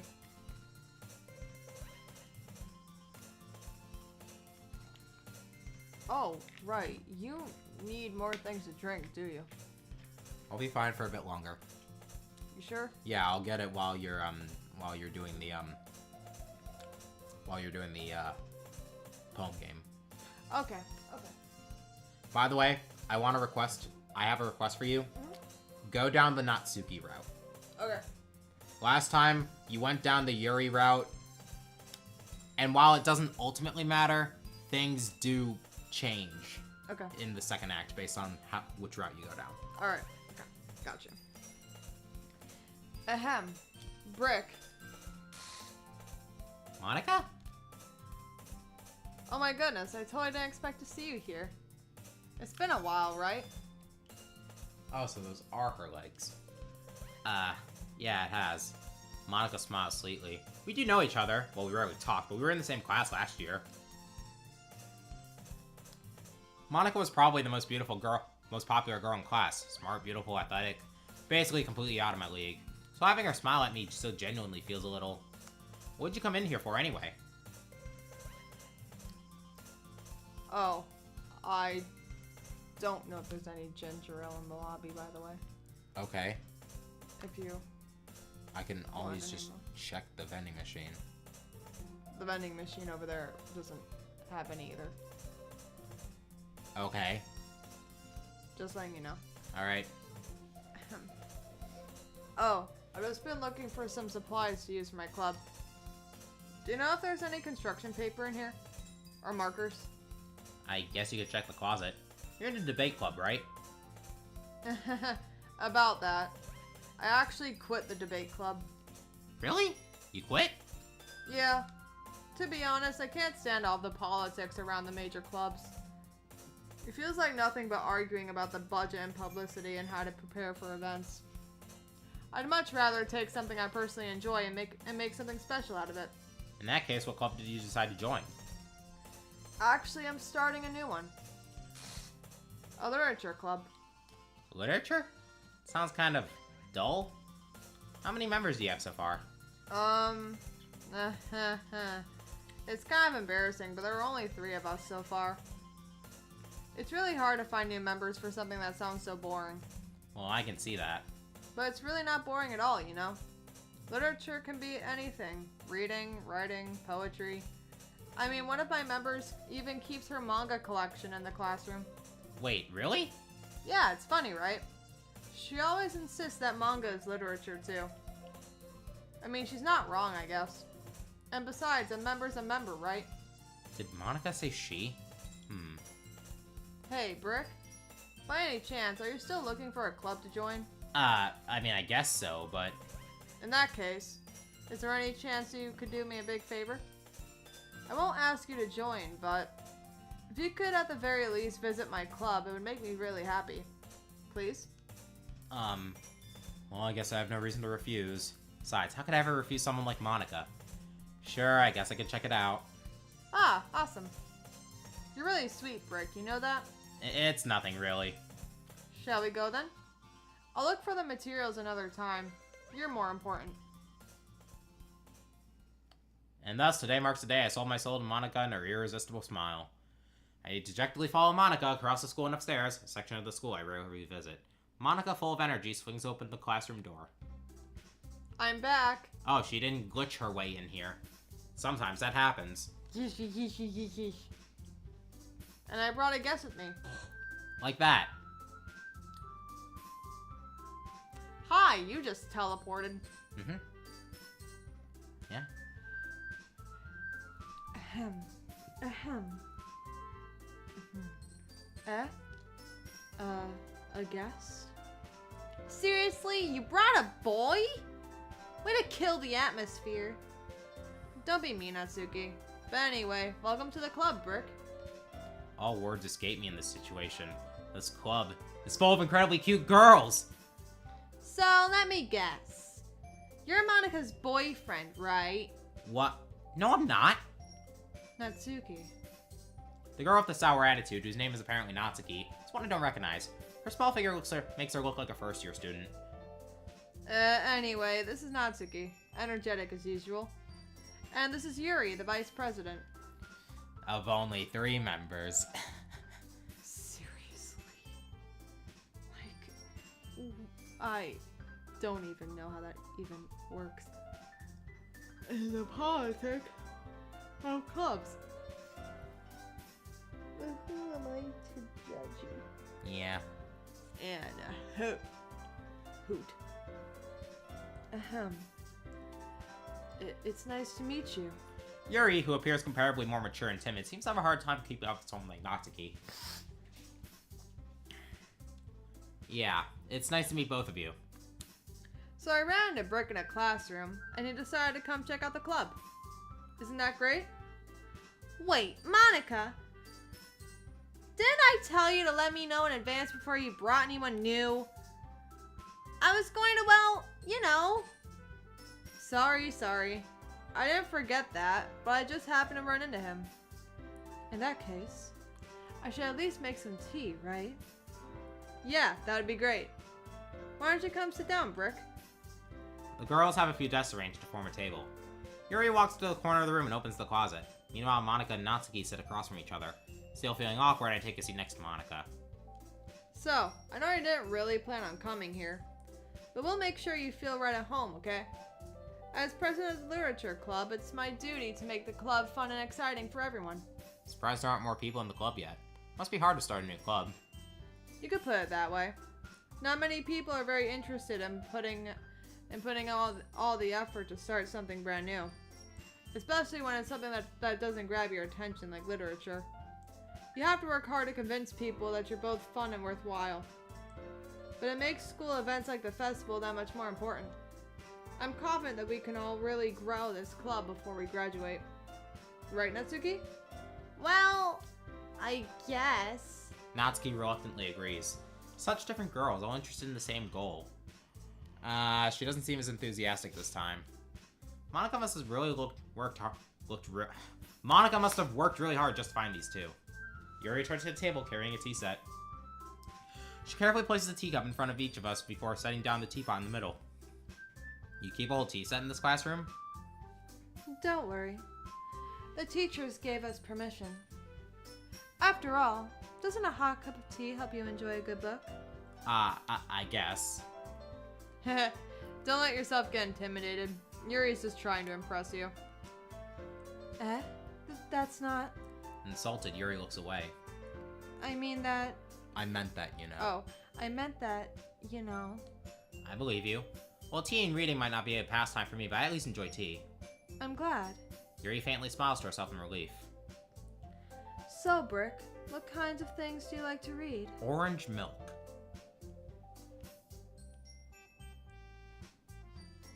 Well, considering how little I've read these past few years, I don't really have a good way of answering that. Manga. I mutter quietly to myself, half joking. Natsuki's head suddenly perks up. Looks like she wants to say something, but she keeps quiet. Not much of a reader, I guess. Well, you. Well, that can change. What am I saying? Spoke without thinking after seeing Yuri's sad smile. Anyway, what about you, Yuri? Well, let's see. Yuri traces the trim of her teacup with her finger. Oh, I guess it is a thing. That's weird. Orange milk, everybody! It is a thing. My favorites are usually novels that build deep and complex fantasy worlds. The level of creativity and craftsmanship behind them is amazing to me. And telling a good story in such a foreign world is equally impressive. Yuri goes on, clearly passionate about her reading. She seems so reserved and timid since the moment I walked in, but it's obvious by the way her eyes light up that she finds her comfort in the world of books, not people. It's like a creamsicle. That's what it would taste like. I see. Should have known it would be a thing. I mean, creamsicles exist. Hey guys, Sayori is dead. Sayori is dead. Long live Sayori. Anyways. I say as I yawn aggressively. Ahem. But you know, I like a lot of things. Stories with deep psychological elements usually immerse me as well. Isn't it amazing how a writer can so deliberately take advantage of your own lack of imagination to completely throw you for a loop? Maya. You're not dead, you're typing! Also, again, Dan Salvato must have a really flexible spine if he's able to bend down and suck his own dick like that.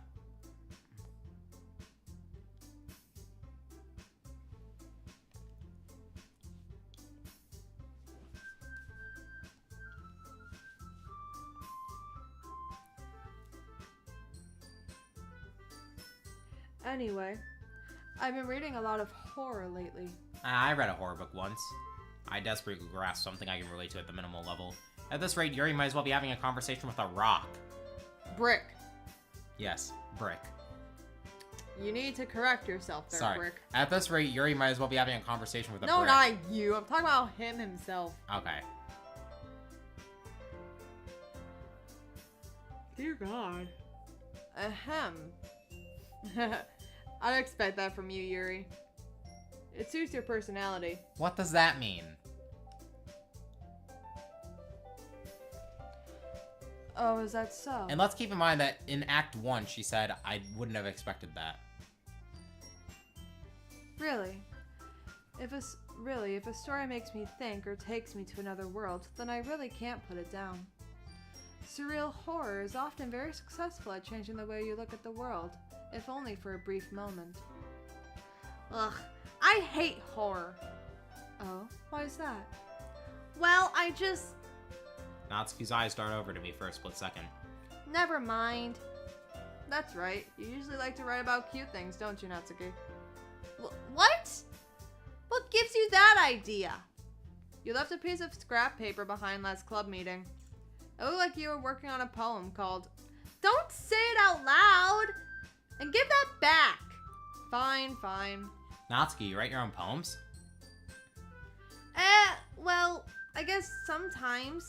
Why do you care? I think that's impressive. Why don't you share them sometime? No. Natsuki averts her eyes. You wouldn't like them. Ah, not a very confident writer yet? I understand how Natsuki feels. Sharing that level of writing takes more than just confidence. The truest form of writing is writing to oneself. You must be willing to open up to your readers, exposing your vulnerabilities and showing even the deepest reaches of your heart. Do you have writing experience too, Yuri? Maybe if you share some of your words, you can set an example and help Natsuki feel comfortable enough to share hers. You said words and not work. I guess it's the same for Yuri. We all sit in silence for a moment. Oi. Oh yay! You're not whacking anybody. Nope. Great, good job. Glad you learned your lesson of whacking people in the face and in the chest too many times. Mm-hmm. And also making people eat your hair. Uh-huh. Hey, I just got an idea. How about this? Natsuki and Yuri look quizzically at Monica. Let's all go home and write a poem of our own. Then next time we meet, we'll all share them with each other. That way everyone is even. I mean, I thought it was a good idea. Well, I think you're right, Monica. We should probably start finding activities for all of us to participate in together. I did decide to take on the responsibility of vice president after all. I need to do my best to nurture the club as well as its members. Who are you and what have you done with Yuri? Besides, now that we have a new member, it seems like a good step for us to take. Do you agree as well, Brick? Hold on, there's still one problem. What's that? Now that we've reached the most important topic, I bluntly come forth with what's been on my mind the entire time. I never said I would join this club. Monica may have convinced me to stop by, but I never made any decision. I still have other clubs to look at, and, lose my train of thought. All three girls stare back at me with dejected eyes. But... I'm sorry. I thought... Huh? The girls exchange glances before Monica turns back to me. I guess I need to tell you the truth, Brick. The thing is, we don't have enough members yet to form an official club. We need 4. And I've been trying really, really hard to find new members. And if we don't find one more before the festival... I'm defenseless against these girls. How am I supposed to make a clear-headed decision like this? I feel terrible for letting everyone down in this situation. Besides, the club itself seems pretty relaxed.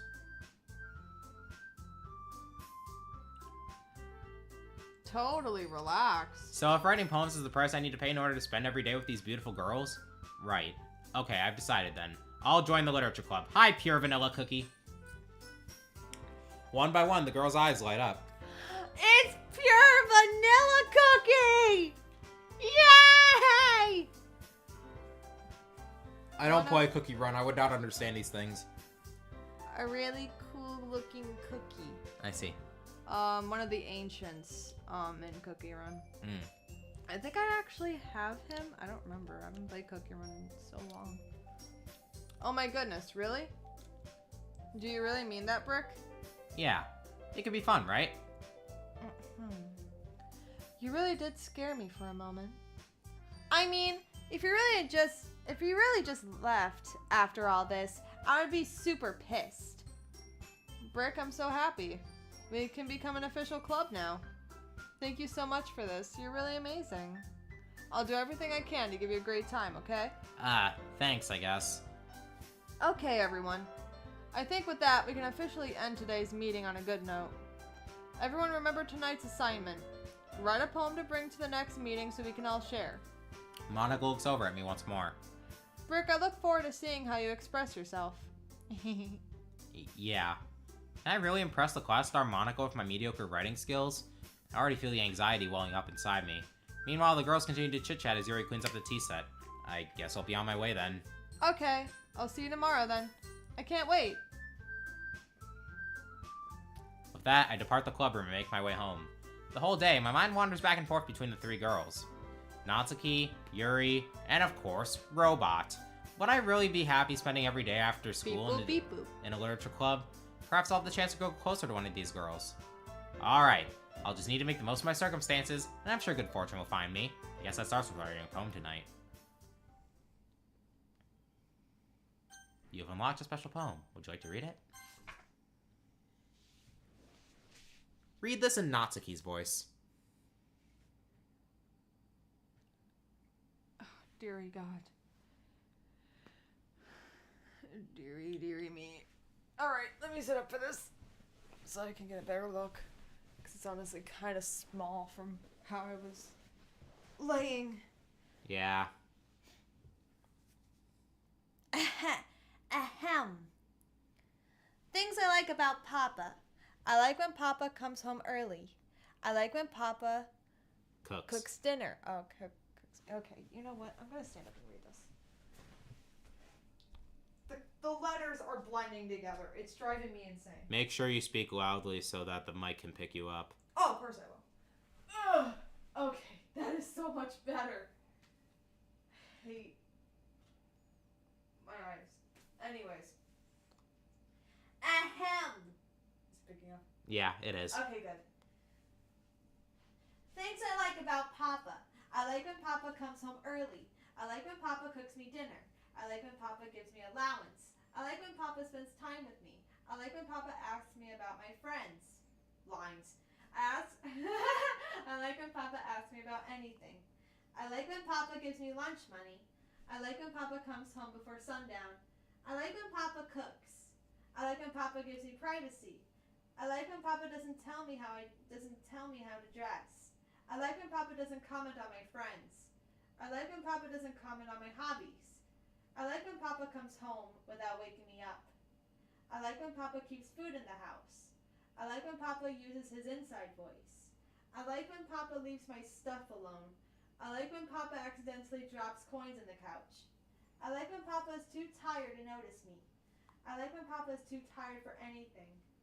I like when Papa is too tired for anything.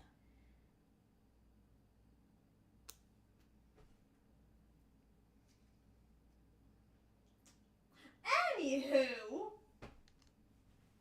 Oh. Jeez, my legs. Okay.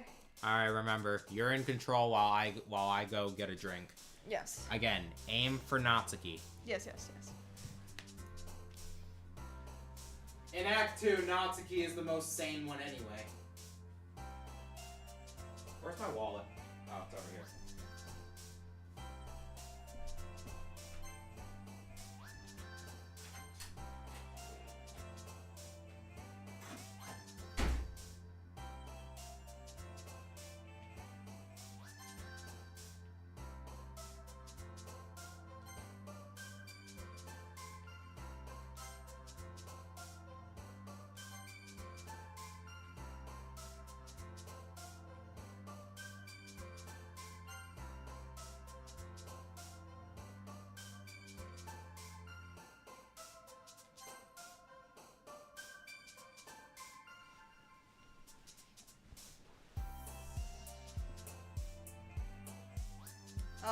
I am sorry. Also, sorry if I don't talk much. I'm in focus mode.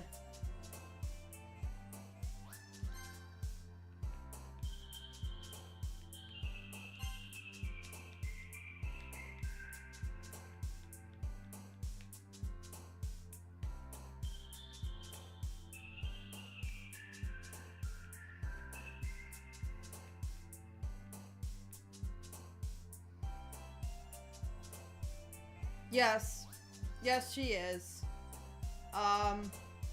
Sayori is dead. Long live Sayori. Okay.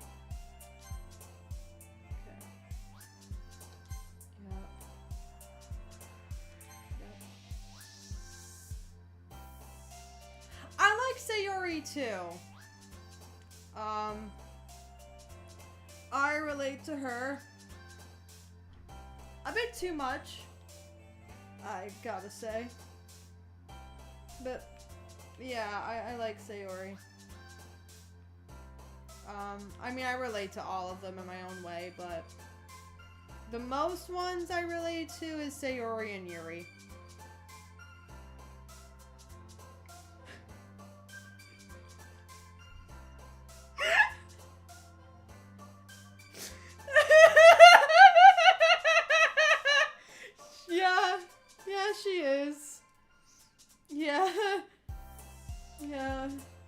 You're right. She is. Oh gosh.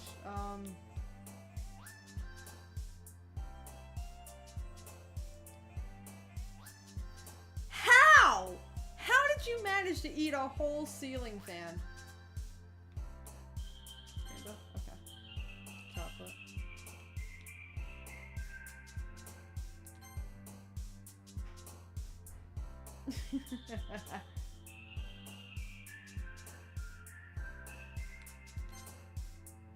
Oh my god. Y'all, I think I literally... Y'all, I got a perfect one. Y'all, I literally got it perfect. Yo. Honey. Yeah? I got a perfect one. Oh, really? Yeah, I just gotta finish this one and then it was perfect. Nice job. Thank you. It's a lot easier when, you know, Sayori's words have now been turned into Natsuki and Yuri words. Yeah. Goes to show that, you know, appealing to the girls doesn't really matter anymore. Yep.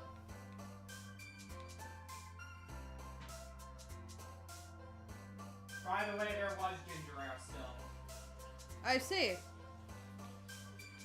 Where? At the front. Oh. Where'd you think I went? Well, I already assumed you did. Huh.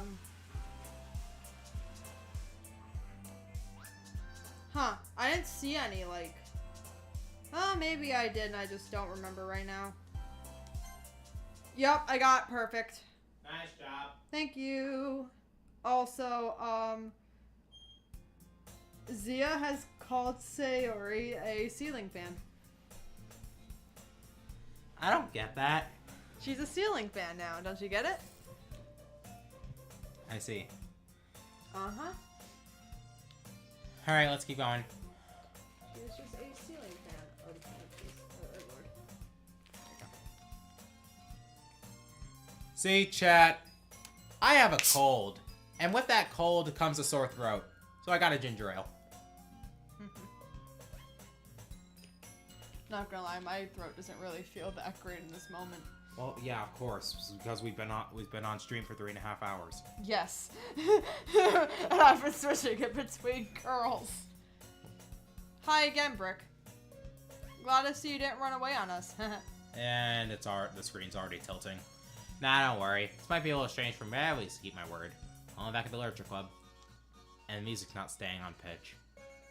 I was the last to come in, so everyone else is already hanging out. Ah, jeez. Hey, Yuri. You have something on your face. I don't think you noticed. Well, she did.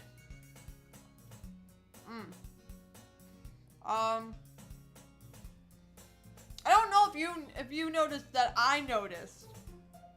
But you have something on your face. Anyway. Ahem. Thanks for keeping your promise, Brick. I hope this isn't too overwhelming of a commitment for you. Making you dive headfirst into literature when you're not accustomed to it. We're zooming in on your big old Tonghangarakugas. I don't mean to alarm you. But, anyway. Oh, come on! Like, he deserves any slack. You already had to be dragged here by Monica. I don't know if you plan to just come here and hang out or what. But if you don't take us seriously, then you won't see the end of it. Monica! I can't fucking see! Can Natsuki, you certainly have a big move? Natsuki, you certainly have a big mouth for someone who keeps their manga collection in the club room.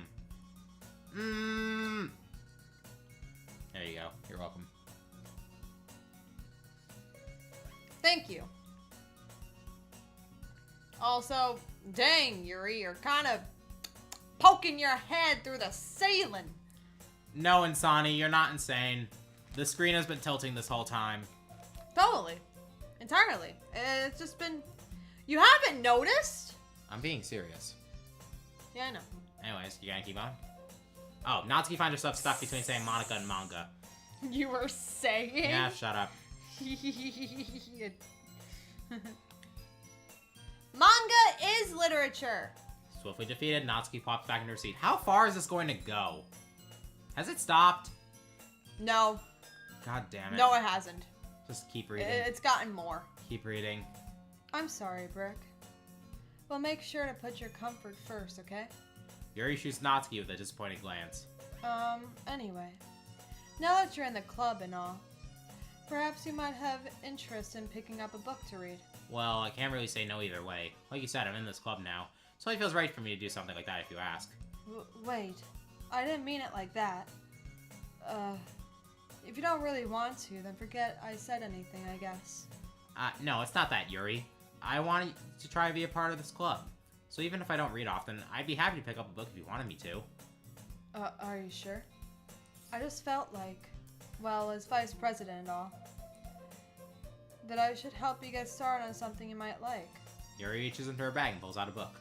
I didn't want you to feel left out, so I picked out a book that I thought you might enjoy. It's a short read, so it should keep your attention even if you don't usually read. And we could, you know, discuss it if you wanted. Why would you want to eat Monica, Sugar? How's this girl accidentally being so cute? She even picked out a book she thinks I'll like, despite not reading much. Yuri, thank you, I'll definitely read this. I enthusiastically take the book. Phew. Well, you can read it at your own pace. I look forward to hearing what you think. Snap! Now that everyone's settled in, I expected Monica to kick off some of his scheduled activities for the club. But that doesn't seem to be the case. Yuri's face is already buried in a book. Can't help but notice her intense expression like she was waiting for this chance. Meanwhile, Natsuki is rummaging around in the closet. Ugh. I hear Natsuki uttered an exasperated sigh from within the closet. She seemed to be annoyed by something. I approach her in case she needs a hand. You looking for something in there? Fucking Monica, She never puts my stuff back in the right spot. What's the point in keeping your collection organized if someone else is just gonna mess it up? Natsuki slides a bunch of stacked books and boxes across the shelf. Manga. You read manga, right? Manga, right? There we go. Sometimes. Manga is one of those things where you can't admit you're really into it until you figure out where the other person stands. How'd you know anyway? I read manga. Okay. Sometimes. Alright. I need to read more of it. I heard you bring it up at some point. Besides, it's kind of written on your face. What's that supposed to mean? I see. His own volume of manga admits a stack of various books on the side of one of the shelves. Curious, I pull it out of the stack. There it is. Natsuki snatches it out of my hand. She then turns to a box of manga and slips the volume right into the middle of the rest. Ah, much better. Seeing a box set with one book missing is probably the most irritating sight in the world. I know that feel. I get a closer look at the box that she's admiring. Parfait Girls? It's a series I've never heard of in my life. That probably means it's either way out of my demographic or it's simply terrible. If you're gonna judge, you can go do it through the glass on that door. She points to the classroom door. Hey, I wasn't judging anything. I didn't even say anything. It was the tone of your voice. But I'll tell you one thing, Brick. Consider this a lesson. Don't judge a book. In fact, Natsuki pulls out the first volume of Parfait Girls from the box. I'm gonna show you exactly why. She shoves the book right into my hands. Ah! Stare at the cover. Features 4 girls in colorful attire striking animated feminine poses. It's exceedingly moe. Don't just stand there. Oh, ah! Natsuki grabs my arm and pulls me out of the closet. She then takes a seat against the wall, beneath the windowsills. She pats the ground next to her. Okay, signaling me to sit there. Wouldn't chairs be more comfortable? I take my seat. Chairs wouldn't work. We can't read at the same time like that. Eh? Why's that? I guess it's easier to be close together like this. Don't just say that. You make me feel weird about it. Natsuki crosses her arms and scooches an inch away from me. Sorry. Didn't exactly expect to be sitting this close to her either. Not that I can say it's a particularly bad thing. I open the book. It's only a few seconds before Natsuki once again inches closer, reclaiming the additional space while she hopes I wouldn't notice. I can feel her peering over my shoulder, much more eager to begin reading than I am. Wow, how long has it been since I read the beginning? Hmm? You don't go back and flip through the older volumes every now and then? Not really. Maybe sometimes after I've already finished the series. Hey, are you paying attention? I am, but nothing's really happened yet, so I can talk at the same time. It looks like it's about a bunch of friends in high school. Typical slice of life affair. I kinda grew out of these, since it's rare for the writing to be entertaining enough to make up for the lack of plot. Are you sure this isn't boring for you? It's not. Even though you're just watching me read? With a very derpy expression. Well,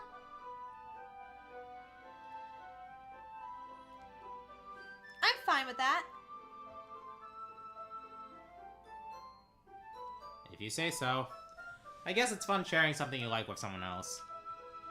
I always get excited when I convince any of my friends to pick up a series I enjoy. You know what I mean? You don't? Stop staring at her eyes!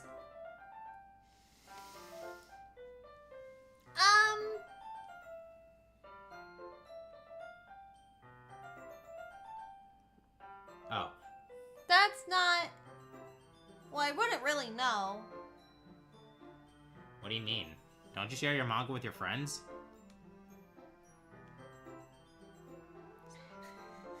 Could you not rub it in? Jeez. Sorry.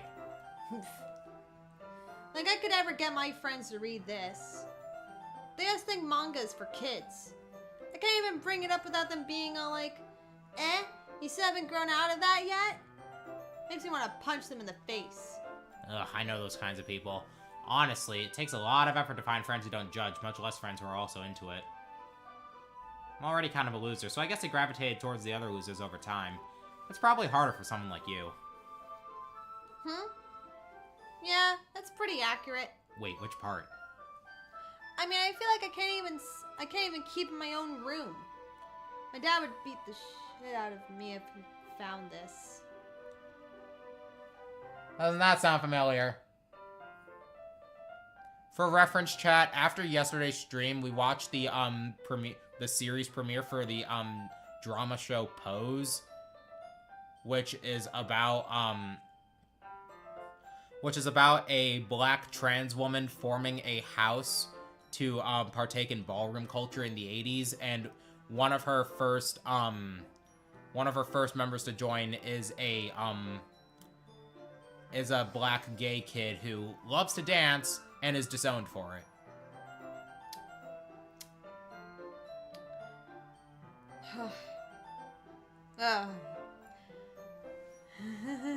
And by the way, we watched that.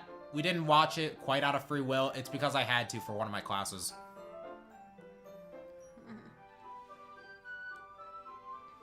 At least it's safe here in the club room. Except Monica's kind of a jerk about it. Ugh. Just can't win, can I? Well, it paid off in the end, didn't it? I mean, here I am reading it.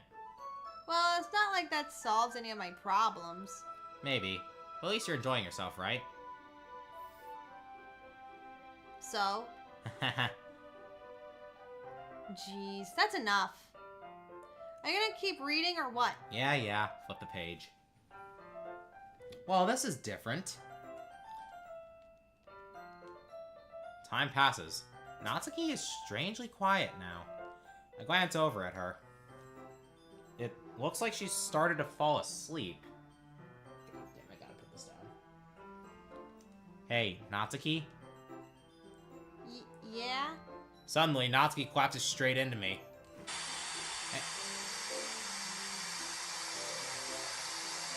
Hey, I'm not sure you're aware, but your face is kind of glitching. Oh, hi. Oh, geez. You. Mm-hmm. Oh, jeez. Natsuki, are you okay? Here. Monica reaches into her bag and pulls out some kind of protein bar. She throws it in Natsuki's direction. Natsuki's eyes suddenly light up again. She snatches the bar from the floor and immediately tears off the wrapper. I told you not to give... She doesn't even finish her sentence before stuffing it into her mouth. Don't worry, Brick. She's fine.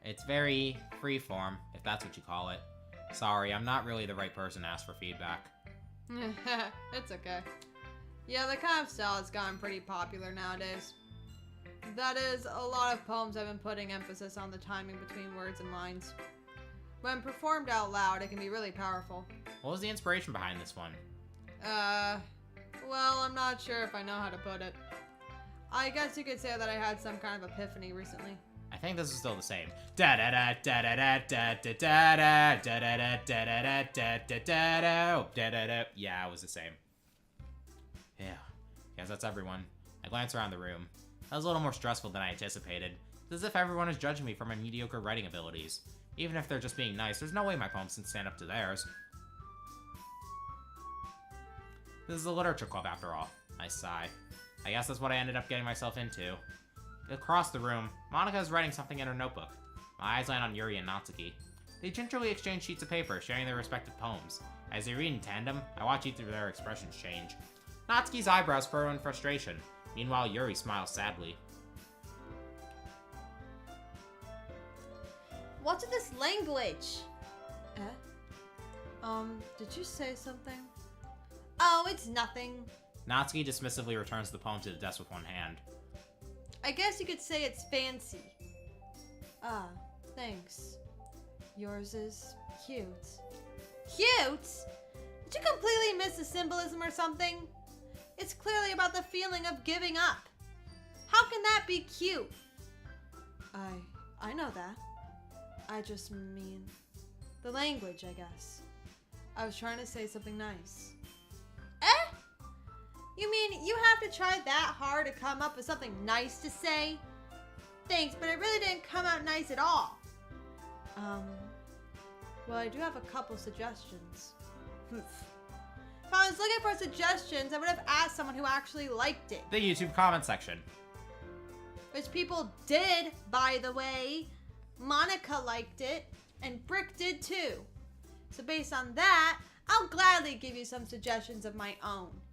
First of all, excuse me, I appreciate the offer, but I've spent a long time establishing my writing style. My wife and Zia's wife fight scene, but scary. Yep. I don't expect it to change anytime soon, unless of course I come across something particularly inspiring, which I haven't yet. Me. And Brick liked my poem too, you know? He even told me he was impressed by it. Gasp! Half-Life 2 beta fan. Natsuki suddenly stands up. Oh? I didn't realize you were so invested in trying to impress our new member, Yuri. That's not what you're just... Yuri stands up as well. Maybe you're just jealous that Brick appreciates my advice more than he appreciated yours. Huh? And how do you know he didn't appreciate my advice more? Are you that full of yourself? Ladies, I skipped both of you. Ladies, you're both pretty. Can I go home now? No. If I was full of myself, I would be deliberately going out of my way to make everything I do overly cutesy. Well, you know what? The music didn't loop properly. No. I wasn't the one whose boobs magically grew a size bigger as soon as Brick started showing up. Natsuki. Natsuki, that's a little... I'll be Yuri. This doesn't involve you! Taking out your own insecurities on others like that. You really act as young as you look, Natsuki. Me? Look who's talking, you wannabe edgy bitch. Edgy. Sorry that my lifestyle is too much for someone of your mental age to comprehend. See? Just saying that proves my point.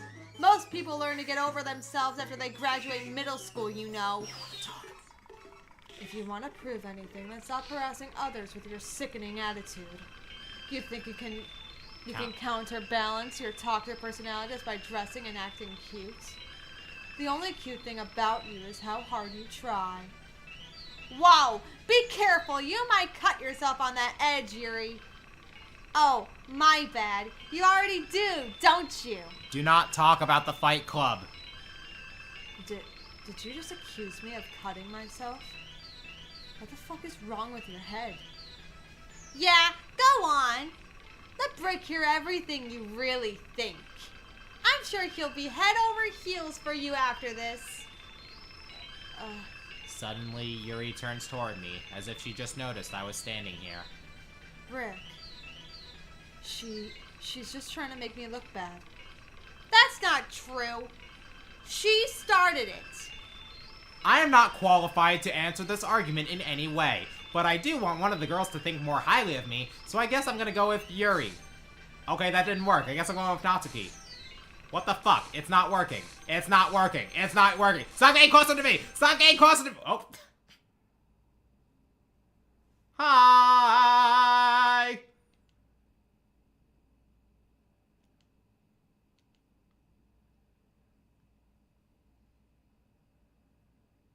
Go on.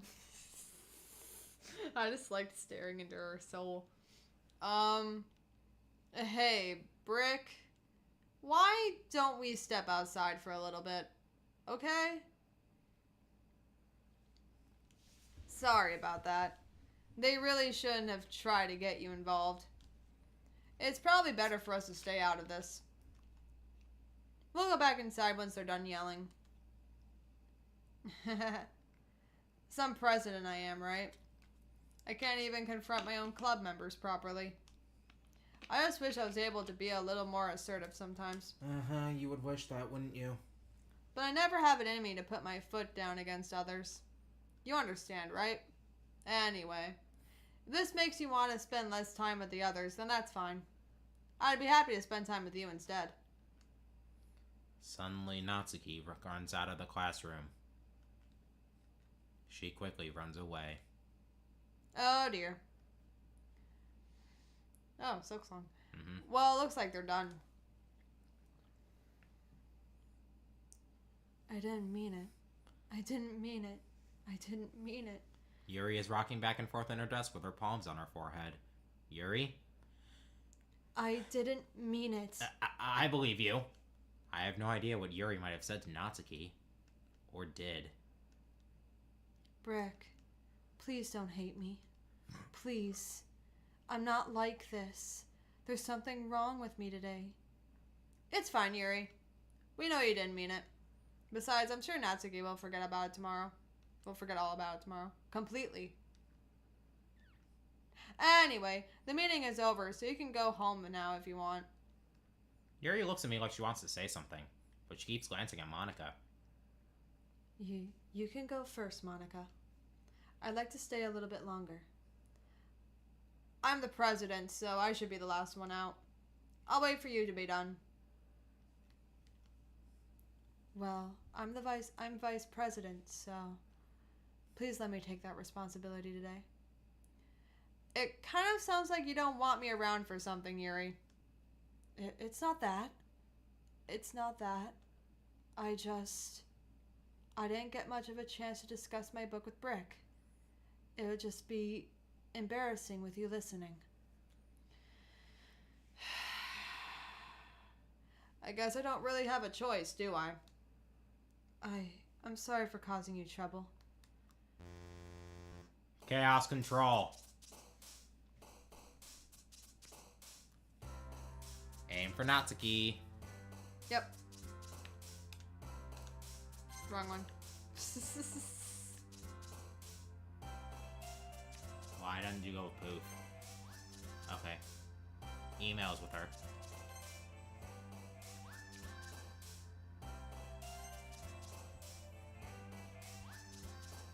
Kaboom!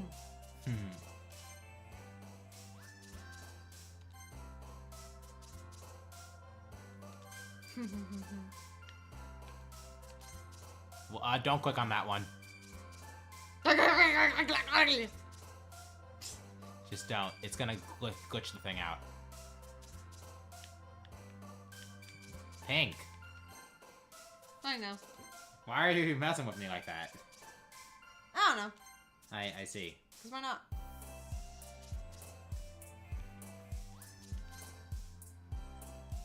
I'm pretty sure it would have resulted in a jump scare after enough time if we went with that one. Pieces.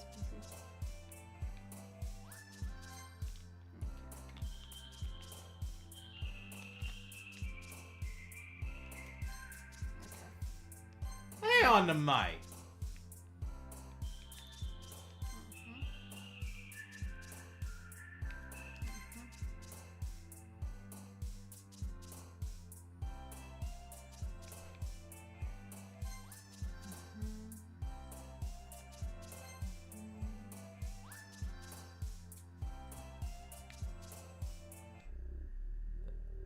Okay, I guess we just get it anyway.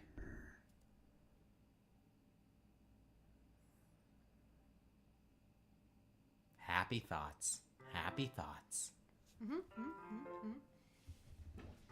I knew the moment the screen went black, I knew it was just gonna do it. See, what normally happens is that you click on the glitchy word, suddenly the screen turns white, words still show up, but the UI disappears. You just click more words randomly, and then boom. Another day passes, and it's time for the club meeting already. I've gotten a little more comfortable here over the past couple days. Have you now? Entering the club room, the usual scene greets me. Hi, Yuri's left boob. Right boob, I mean. And rest of body glitching with no head. Yuri, I don't mean to alarm you, but you're kind of missing the other half of your body, and the rest of you is kind of glitching out a little. You kind of need to, figure that out. Yeah. Welcome back, Brick. Hi, Yuri. I'm not sure if it's me or if it's Yuri's expression because she wears her emotions on her right boob. But the weight of yesterday's quarrel still hangs in the air a little. Oh, there she is.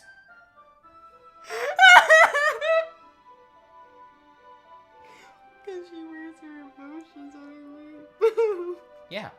Don't you do that? Can you tell how I'm feeling with just my boob? Yeah. Can you really? Can you? Can you really? Can you really tell my emotions? I don't know. With the right side of my body? Can you really? God bless you. Make sure to get away from you. Thank you. Stop dying. I'm trying to stop dying. Alright, let's keep going. Yuri glances over her shoulder, looking around the room. Natsuki's reading manga at a desk, and surprisingly, Monica isn't here yet. Suddenly, Yuri takes my arm and pulls me to the corner of the room. About yesterday, I really need to apologize. Nothing like that has ever happened before. And something just came over me, I guess. I wasn't acting mentally sound. When are you in this route? Please don't think we're usually like this. Not just me, but Natsuki as well. Yuri, I'm happy that you were considerate and apologized. You don't have to worry too much. Even though I've only been here a couple days, I could tell something was off yesterday. Maybe we were just extra sensitive because it was our first time sharing poems. Whatever it was, it didn't make me think any less of you. I already decided that there's no way you can be a bad person. And now you're apologizing, I know you really didn't mean it. Brick. Don't say those kinds of things so frankly. They make me a little too happy. I'm really glad that you're such an understanding person. And I'm really glad that you joined this club. Everything is a little bit brighter with you around, and... You're saying this even though I haven't gone down your route? Huh? Okay, hold on. What? What's up? I need to use the bathroom. Like, this way. Okay.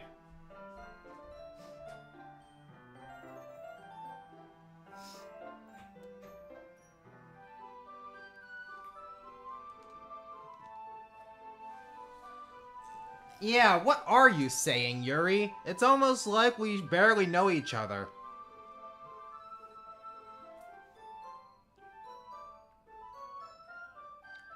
Gotta say though, the artwork in this game is still very, very good. Very good.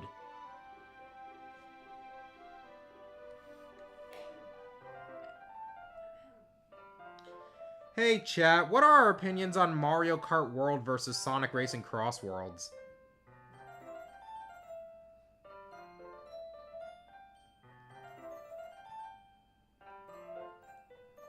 I only have one of them and I haven't played it, so I wouldn't know.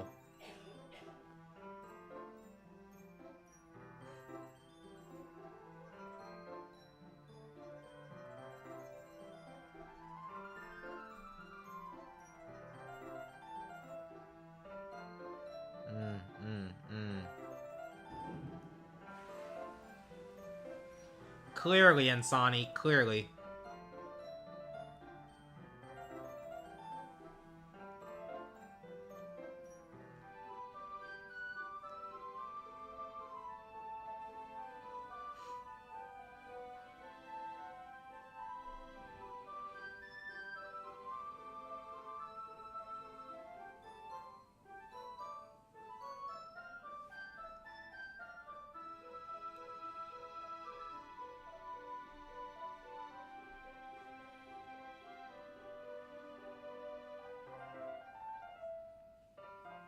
Mm-hmm.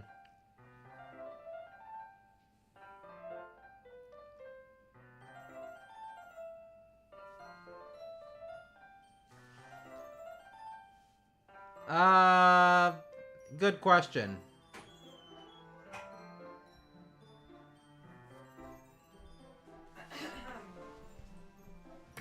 Apparently, I am dying. Stop dying. I am trying my best not to. Only I'm supposed to be dying right now. No! You're not supposed to be dying at all. Yeah, you're right. I'll slap myself, thank you. Yes. Adorable man. Ahem. Sorry. What am I saying right now? I just... Hey, have you guys seen Monica? No, I haven't. I was also kind of wondering where she was. Man. Yuri, I'm guessing you haven't either? You're acting strangely normal. Yuri's clearly taken aback by how calmly Natsuki's addressing her. No, I haven't. Jeez, this isn't like her at all. I know it's stupid, but I can't help but worry a little bit. Why? Why are you looking at me like that? Natsuki, about yesterday. I just wanted to apologize. I promise I didn't mean any of the things I said. And I'll do my best to stay under control from now on. So... Yuri, what the heck are you talking about? Did you do something yesterday? Jeez. Whatever's on your mind, I'm sure it was nothing. I don't even remember anything bad happening. You're the kind of person who worries too much about the little things, aren't you? But...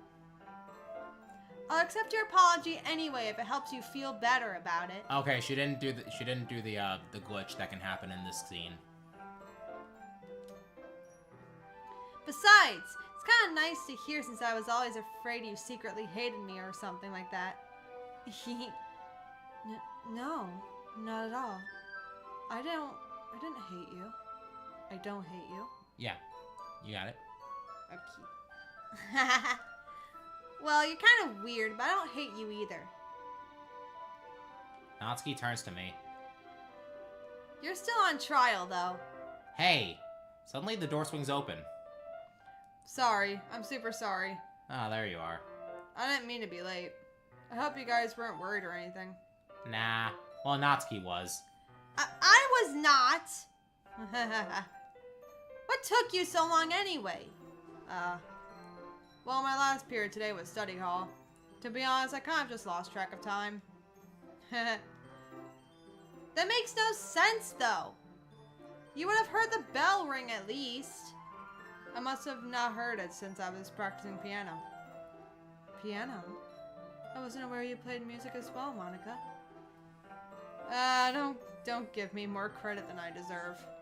I guess I've been practicing for a while, but I'm still not really good yet. Still, that must require a lot of dedication, so I'm still impressed. And there you go again, whipping her in the chest. Ack. Ack. trying to do like Jackson. He jumped like a cat, but I can't really do that well without getting off the bed. Yeah, you're good. It would have been funny though. Like, nyeh. I imagine it would. Aw, well thanks, Yuri. You should play something for us sometime. Thanks, that's... Monica looks at me. Well, I am working on writing a song, but it's not quite done yet. Maybe once I get a little bit better, I will. That sounds cool. I look forward to it. Is that so? In that case, I won't let you down, Brick. And that just bumps off frame. Monica smiles sweetly. I didn't make any pressure or anything like that. Don't worry. I was hoping that I could share it with you anyway. I guess that's why I've been practicing so much recently. I see. Not sure if Monica was referring to the whole club or just me. In that case, best of luck. Thanks. So I didn't miss anything, did I? Not really. I chose not to bring up anything that the three of us talked about. Besides, Natsuki had already run off into the closet. Brick. Since your compliments put me in a good mood, I was wondering if you would like to spend some time together today. I mean, in the club. You went for Natsuki. I suppose so. I don't think I could say no to you after you gave that book to me. Well, I guess I need to make sure Natsuki isn't waiting for me. After we finished reading yesterday, She's fine. She's reading over there, see? Don't think about her so much. She's used to being ignored. Come on, we're going over there. I guess we're on the Yuri route now! Yay! Of course, we were already on the Yuri route last year, so you know where this goes. What's the story about anyway?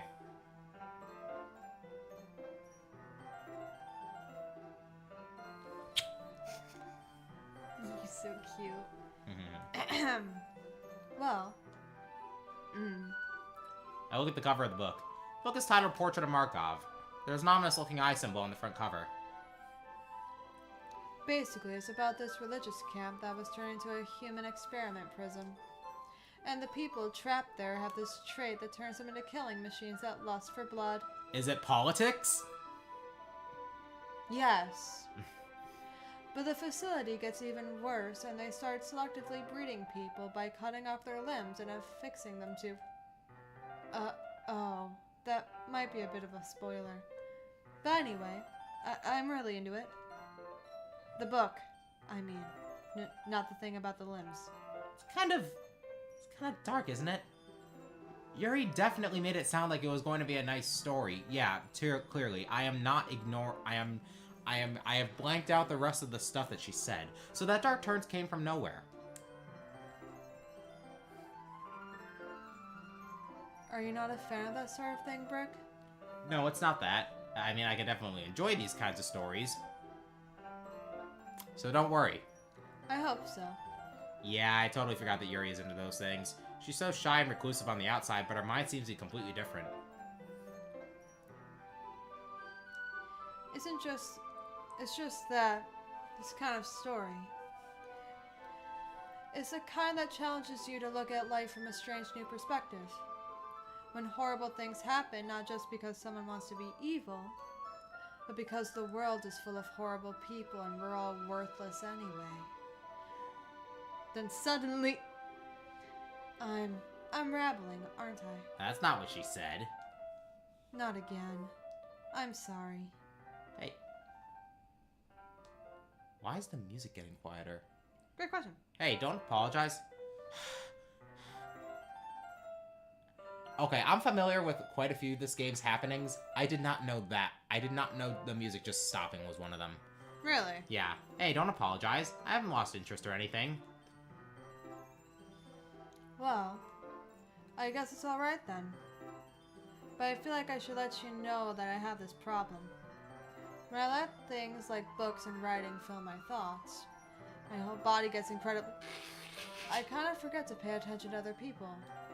So I'm sorry if I end up saying something strange. And please stop me if I start talking too much. I really don't think you need to worry. That just means you're passionate about reading. The least I can do is listen. It's a literature club, after all. Well, that's true. In fact... sorry. I might as well get started reading it. Right, well, Jesus! I looked down for 1 second.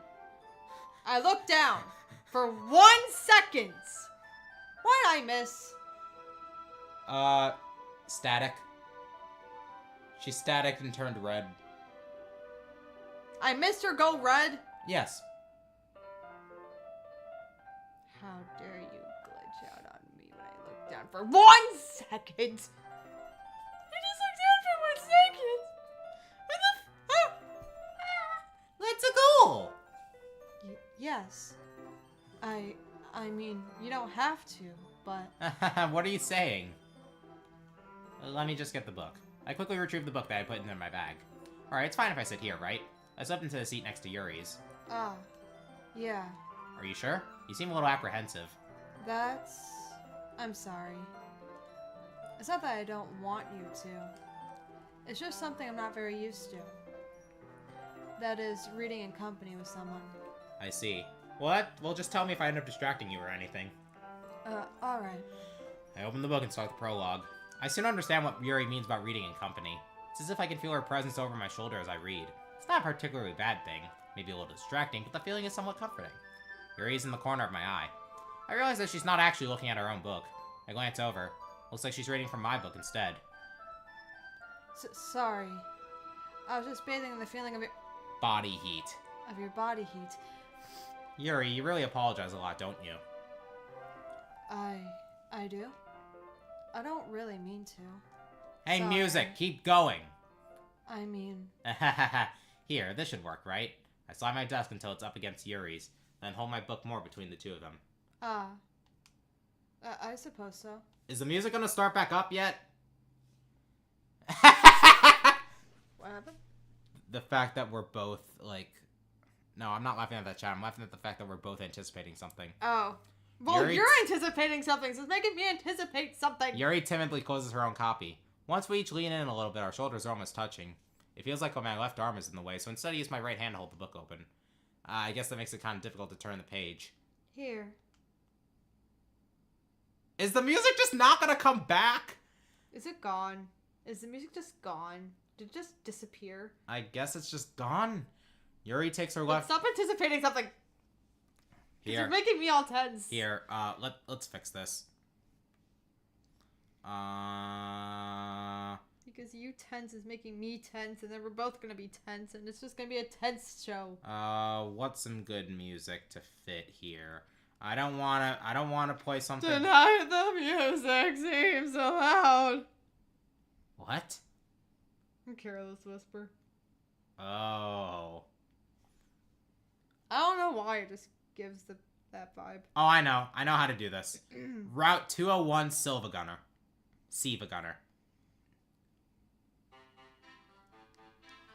Perfect! Yuri takes her left arm and holds the left side of the book between her thumb and forefinger. I do the same with my right arm on the right side of the book. That way, I turn a page, and Yuri slides it under her thumb after it flips to her side. But in holding like this, we're huddled even closer together than before. It's actually kind of distracting me. It's as if I could feel the warmth of Yuri's face, and she's in the corner of my vision. I don't know how to feel. The fact that it's Pokemon, it's just in the form of Pokemon, or the fact that it fits even better. It's a Pokemon remix of It's Siva. It's a Pokemon remix of a DDLC song. Anyways. Are you ready? Eh? To turn the page. Sorry. I think I got a bit distracted for a second. I glance over at Yuri's face again and our eyes meet. I don't know how I'll be able to keep up with her. That's okay. You're not as used to reading, right? I don't mind being patient if it takes you a bit longer. It's probably... Oh, no, it's you. Probably the least I can do. Since you've been so patient with me. Yeah. Thanks. We continue reading. Yuri no longer asks me if I'm ready to turn the page. Instead, I just assume that she finishes reading the page before me, so I turn it by my own volition. We continue the first chapter in silence. We continue the next chapter screaming. We're not making this joke again. Even so, turning each page almost feels like an intimate exchange. My thumb gently letting go of the page, letting it flutter over to her side as she catches it under her own thumb. Hey, Yuri. This might be a silly thought, but the main character kind of reminds me of you a little bit. That's a face. Why are you looking at me like that? Why are you looking at us like that, huh? I don't know. You should probably keep going. No, I don't relate to this character at all. Definitely not. Really? I was just thinking the way she second guesses things she says and all that. Oh. That's what you're talking about. Sorry. I thought you meant something else about her. Something else? Never mind. We didn't even get that far yet. So I don't know why that came into my head. Yuri, are you feeling alright? Eh? Yuri's been a little fidgety ever since we started reading. You can rest if you're feeling sick or something. Your breathing is a little... Am I breathing? Yuri puts her hands on her chest as if to feel her heartbeat. I didn't even notice. Anyway, I'm fine. I just need some water. Alright, don't push yourself. Yuri stands up and practically rushes out of the classroom. What on earth was that about? Brick? Did something happen just now? Eh? I have no idea. Yuri was acting a little strange, I guess. So you don't know anything? Jeez. That's true, though. Sorry, I can't say I do. Are you worried about her? Oh, no, not really. I was just making sure that you didn't do anything to her. No, nothing. Don't worry, I believe you, silly. Yuri just does this sometimes, so it's nothing alarming. Alright, if you say so. Anyway, why don't we start with sharing our poems with each other? Eh? Shouldn't we wait for Yuri? Well, she might be a while, so I just figured we'd get started without her. So, is that okay? Yeah, I was just asking. I stand up. Make a mental note of where I left off in the book, then slip it back into my bag. That's why I didn't loop it, because I knew the music was going to kick back in once we hit this part. Now, I know this this rejects the order, but we're going to go with Monica first, and you'll see why. Yeah, I was gonna go with Monica anyway, honestly. Hi again, Brick. How's the writing going? Alright, I guess. I'll take that. As long as it's not going bad. I'm happy that you're applying yourself. Maybe soon you'll come up with a masterpiece. I wouldn't count on that. You never know. Want to share what you wrote for today? Yeah, sure, here you go. Get my poem to Monica. Alright. Great job, Brick. I was going, ooh, in my head while reading it. It's really metaphorical. No, it's not! I'm not sure why, but I didn't expect you to go for something so deep. You see the problem here? I guess I underestimated you. It's easiest for me to keep everyone's expectations low. That way it always counts when I put in some effort. That's not very fair. Well, I guess it worked anyway. You know that Yuri likes this kind of writing, right? Writing that's full of imagery and symbolism. Sometimes I feel like Yuri's mind is just totally detached from reality. I don't mean that like it's a bad thing, though. But sometimes I get the impression that she's just totally given up on people. She spends so much time in her own head that it's probably a much more interesting place for her. That's why she gets so happy when you treat her with a lot of kindness. I don't think she's used to being indulged like that. She must be really starved for social interaction, so don't blame her for coming on a little strongly. Why are you talking about her like that? Like earlier. I think if she gets too stimulated, she ends up withdrawing and looking for alone time. Suddenly the door opens. Yuri! I'm back. Did I miss anything? Not really. Well, we all started sharing our poems with each other. Eh? Already? I'm sorry for being late. No need to apologize. We also have plenty of time, so I'm more glad that you took all the time you needed. Alright. Thanks, Monica. I suppose I should go get my poem now. But anyway, you wanna read my poem now? I like the way this one turned out, so I hope you do too. Save me. The colors, they won't... Bright, beat, deep colors. question, expanding, piercing, red, green, blue, and endless cacophony of meaningless noise. The noise, it won't stop! Violent, grating, squeaking, screeching, piercing, sine, cosine, tangent, like putting a chalkboard on a table, like putting a knife on a breathing rib cage, and endless delete her.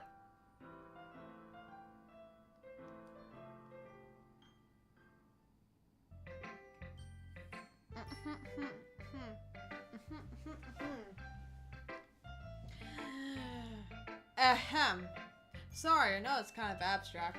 Oh, abstract or not, it's a shitty poem because you're missing quite a lot of letters. I'm just trying to, well, never mind. There's no point in explaining. Anyway, here's Monica's writing tip of the day. Sometimes you'll find yourself facing a difficult decision. When that happens, don't forget to save your game. You never know when, who am I talking to? Can you hear me? Tell me you can hear me.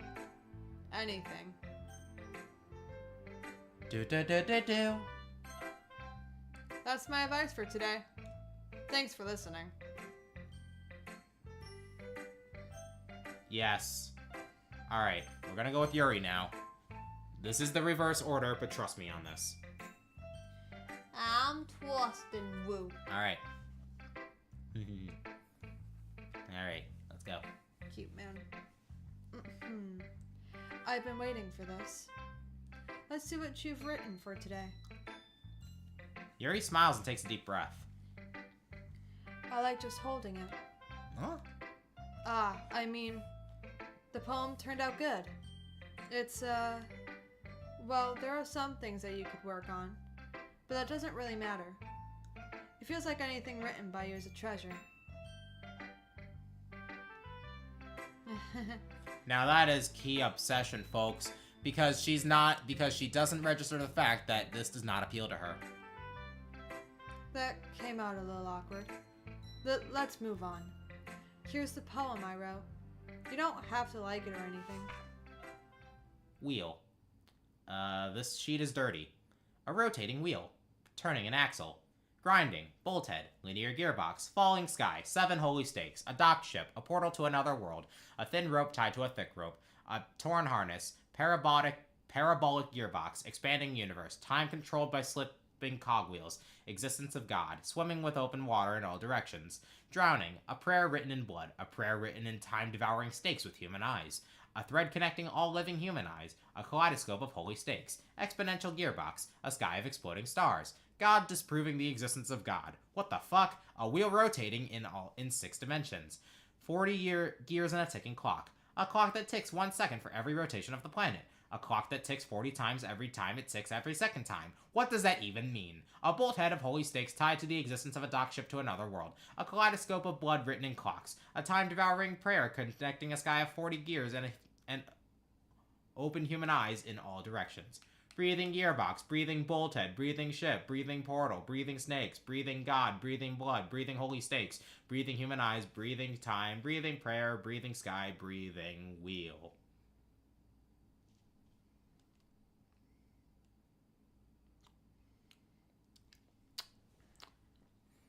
Who hurt you and who done did this? Who done did this to you, woman? Monica. Well, we all know that.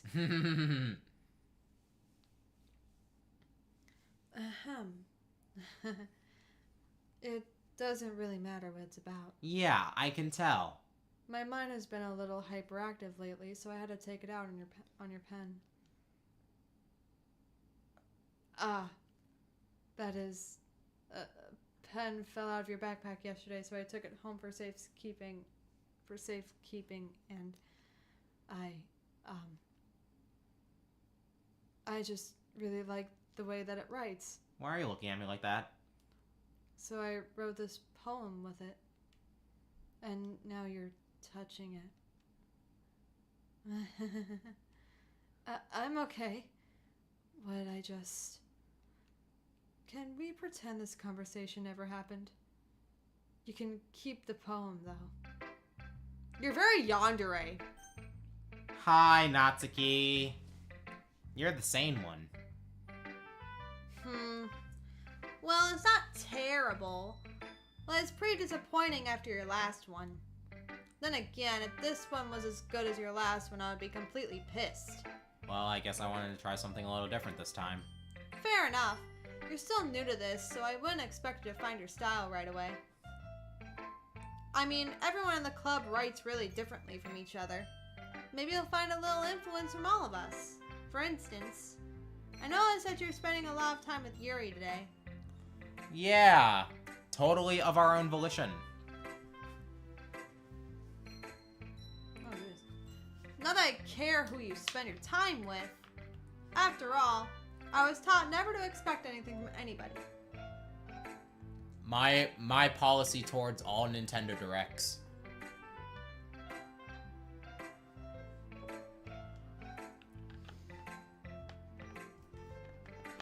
My policy towards anything EA related.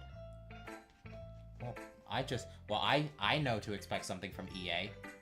Trash. Yes, and ruining my hopes and dreams. Anyway. For context, chat, Alice Madness Returns is my girlfriend's favorite game of all time, and EA canceled the third game. Moving on. So it's not like I was waiting for you or anything. Still, you should at least look over my poem. You'll probably be able to learn something from it. You didn't see this before. No, it's just a bunch of everything.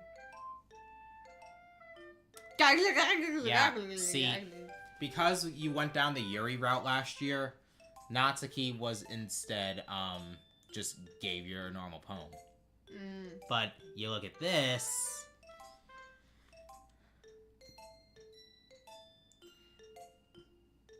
Ooh, My Little Pony. Ahem. Brick, why don't you come read with me today? I was waiting for you. I was waiting for a long time. It was the only thing I had to look forward to today. Why did you ruin it? Do you like Yuri more? I think you're better off not associating with her. Are you listening to me? Yuri is a sick freak. That should be obvious by now. That was supposed to fade in. It wasn't supposed to show up immediately. What the hell?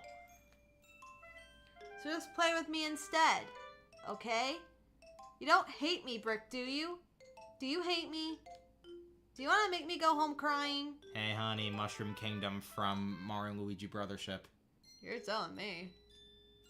The club is the only place I feel safe. Don't ruin that for me. Don't ruin it. Please? Just stop talking to Yuri. Play with me instead. It's all I have. Play with me. Play with me. Oh, God. Well, that's the end. No, it says Danae. Now you see why I wanted you to appeal to Natsuki? It only happens if you appeal to Natsuki twice in a row. But no, it said Danae. You've unlocked a special poem. Would you like to read it? Do we have a choice? Yes. Oh, I see. Yeah. Oh, I was actually kind of curious. Sorry. Damn it. Here. Let me just imagine one for you. You're just imagining a poem for me? Yes. Just to make up for not seeing that one? You know why? Why? Because I know quite a lot of them.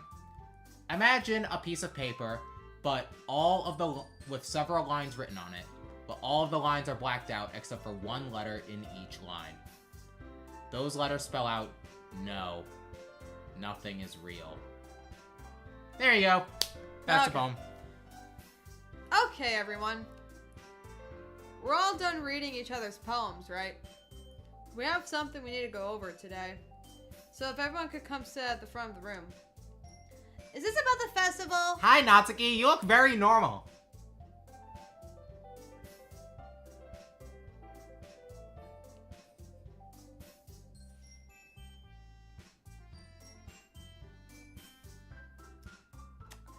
Hey, I think her body's backwards. No, your arms are backwards. I'm Wait. talking about the fact that she's perfectly fine after literally just snapping her neck. Oh, yeah. But also, now that I look at it, Yeah, her arms are in a different position. is that just part of the act? Her arm is backwards. Is that just... Is this a normal sprite of hers? I Her don't even arm know is anymore. backwards. What the hell? It's like, no, wait, how? Can't even do that. Like, no, it's like this. It's facing forward. Her arm's facing forward, but it's to the side. I don't know how this happens. Anyways, let's keep going. What the fuck? Let's keep going. And then, no, I think her head's the same. Her head is the same, Her trust head me. is the same. Well, sort of. Ugh. Do we really have to do something for the festival? It's not like we can put together anything good in just a few days. We'll just end up embarrassing ourselves instead of getting any new members. Hi, Yuri. That's a concern of mine as well. I don't really do well with last-minute preparations. Don't worry so much. We're going to keep it simple, okay? Look. I know everyone's been a little more lively ever since Brick joined and we've started with some club activities. But this isn't the time for us to become complacent. We still only have 4 members. And the festival is our only real chance to find more, you know? What's so great about getting new members anyway? We already have enough to be considered an official club. More members will just mean everything gets noisier and more difficult to manage. Natsuki, I don't think you're looking at it the right way at all. Don't you want to share your passion with as many people as you can? To inspire them to find the same feelings that brought you here in the first place? The literature club should be a place where people can express themselves the way like they can't do anywhere else. It should be a place so intimate that you never want to leave.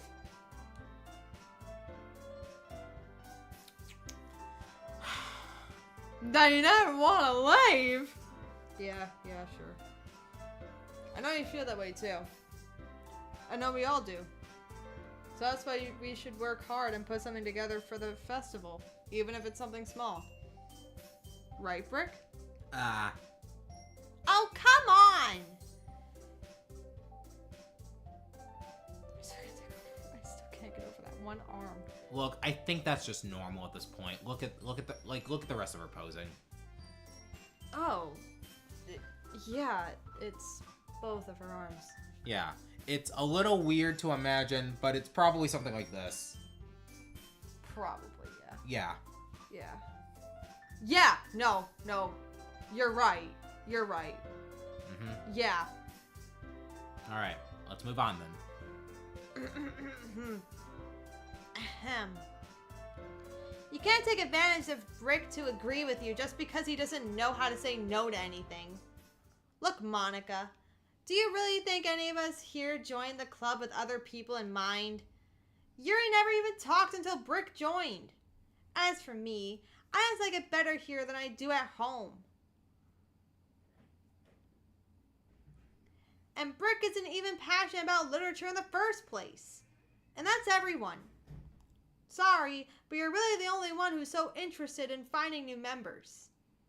The rest of us are fine like this. I know you're president and all, but you should really consider our opinions for once. Monica's clearly taken aback by Natsuki's words. That's not true at all. I'm sure Yuri and Brick want to get some more members too. Right? Why are they playing Pokemon Sword? Whatever. I don't know about Yuri, but I'm kind of indifferent. If I showed as much enthusiasm as Monica wanted, I would probably be lying. Still, if it's up to me to rescue this situation, No. Natsuki's right, isn't she? This club is nothing more than a place for a few people to hang out. Why did I think that everyone here saw it the same way as I did? But that doesn't mean we're against getting new members or anything. Brick, why did you even join this club? What were you hoping to get out of it? Well, that's not really something I can be honest about, is it? Also, now you choose not to be honest, you asshole.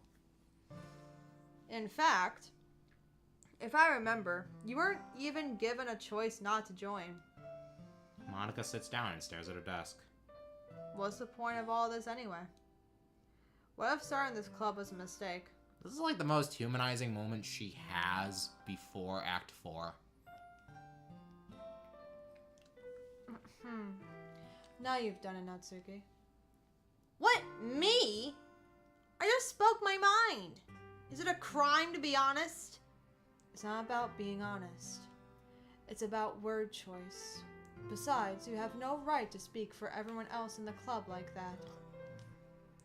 You don't understand at all. I just want a place that feels nice to hang out with a few friends. Is there a problem with the club being that for me? There aren't many other places like that for me. And now Monica wants to take it away from me. She's not taking anything away. No, Brick. It's not the same.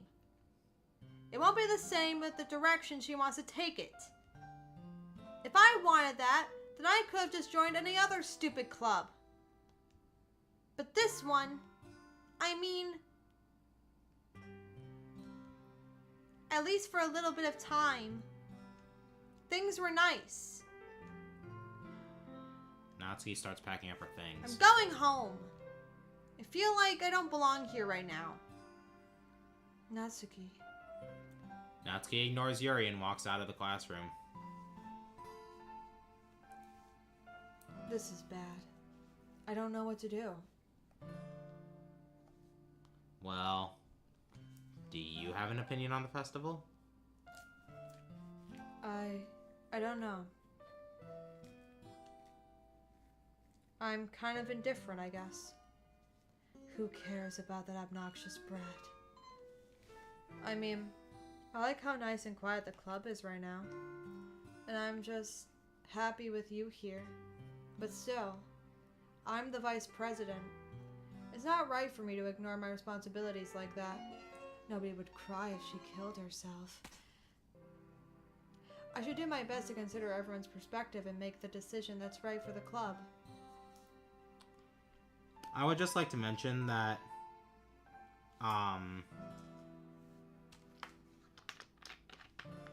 there's a file that shows up around this time.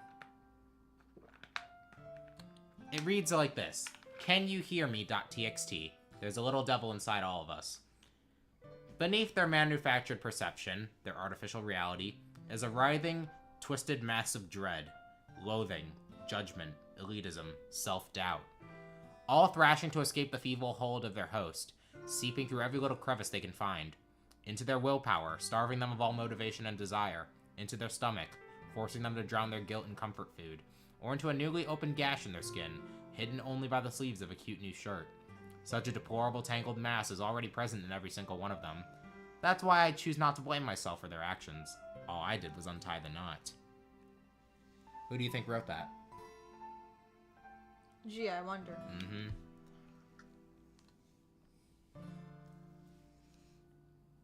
But what about you, Brick? What do you want to get out of this club? Yuri repeats the same question as Monica. I decide giving an indirect answer is better than nothing. I think the most important thing is for everyone to get along, and for the club to provide something it can't get anywhere else. I don't think it's about how many members, but rather the quality of each member. That's what will end up making the literature club a special place. I see. I really agree with you. Each member contributes their own qualities in a special way. Why is your eye dripping? With each change in members, the identity of the club as a whole will change too. It still is. I don't think that's necessarily a bad thing. Stepping out of your comfort zone once in a while. So if you would like to help Monica with the festival, then I'm on your side as well. Alright. Well, maybe we can all talk to Natsuki tomorrow. Yuri nods. That's you. Stop dripping now. Uh-huh. Rowie. I wonder why. Yep. Anyways. Hey, Yuri. I know things were a little awkward yesterday, but I feel like you deserve to know that I still think you're a wonderful vice president. And also a wonderful friend. Monica. I want to do everything I can to make this the best club ever. Okay? Me too. Yeah. Let's all go home for today. We'll talk about the festival tomorrow. Okay. I look forward to it. Shall we go, Brick? Please don't take this the wrong way, but I'm going to chat a little bit with Brick before we leave. Just to see what he thinks of his time here and all that. It's important to me as president. Yuri looks a little troubled, but she doesn't protest. Okay. I trust your judgment, Monica. In that case, I'll see the two of you tomorrow. See you tomorrow. Monica waves as Yuri exits the classroom. Phew. Things have been a bit hectic lately, haven't they? Brick, I just wanted to make sure you're enjoying your time at this club. I would really hate to see you unhappy. I feel kind of like I'm responsible for that as president. And I really do care about you, you know? I don't like seeing the other girls give you a hard time. With how mean Natsuki is and everything. You should look behind you. And Yuri being a little bit, you know. Sometimes it feels like you and I are the only real people here. You're not real, though. You know what I mean. You know what I mean? But it's weird because in all the time you've been here, we've hardly gotten to spend any time together. I mean, I guess it's technically only been a couple days. It really has. Sorry, I didn't mean to say something weird. There are just some things I've been hoping to talk about with you. Things I know only you could understand. So that's why. Wait, not yet. No, Oh. Stop it!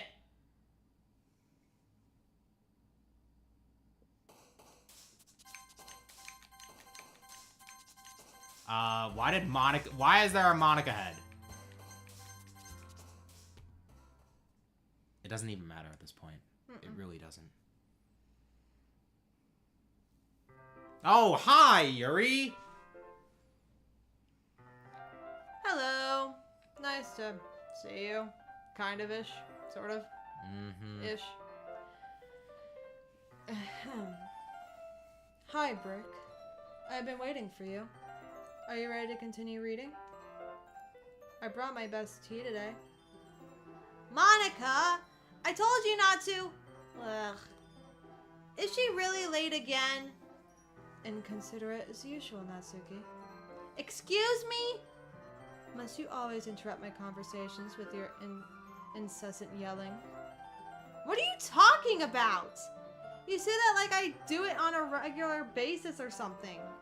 I just wasn't paying attention, okay? I'm sorry. Jesus. Seriously, what's gotten into you lately? Look, I did some thinking about yesterday. I was a little more hostile than I meant to be. I guess I really felt threatened or something. But I know this is something we're doing together. Another new member wouldn't hurt as long as they're cool. And I guess another girl would be nice this time. So, Natsuki, nobody cares. Why don't you go look for some coins under the vending machine or something? I think that is triggered from going down the Natsuki route here.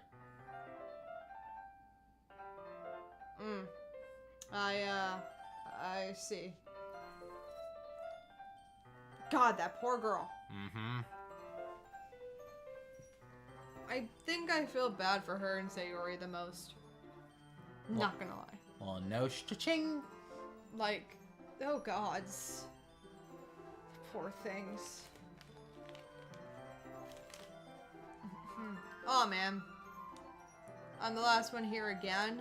By the way, around this time, a text file will show up saying, "Why is this so hard? I just want you to hate them. Is that too much to ask?" Gee, wonder who's saying that. Were you practicing piano again? Whack! Yep. Whack! Whack it! Ah.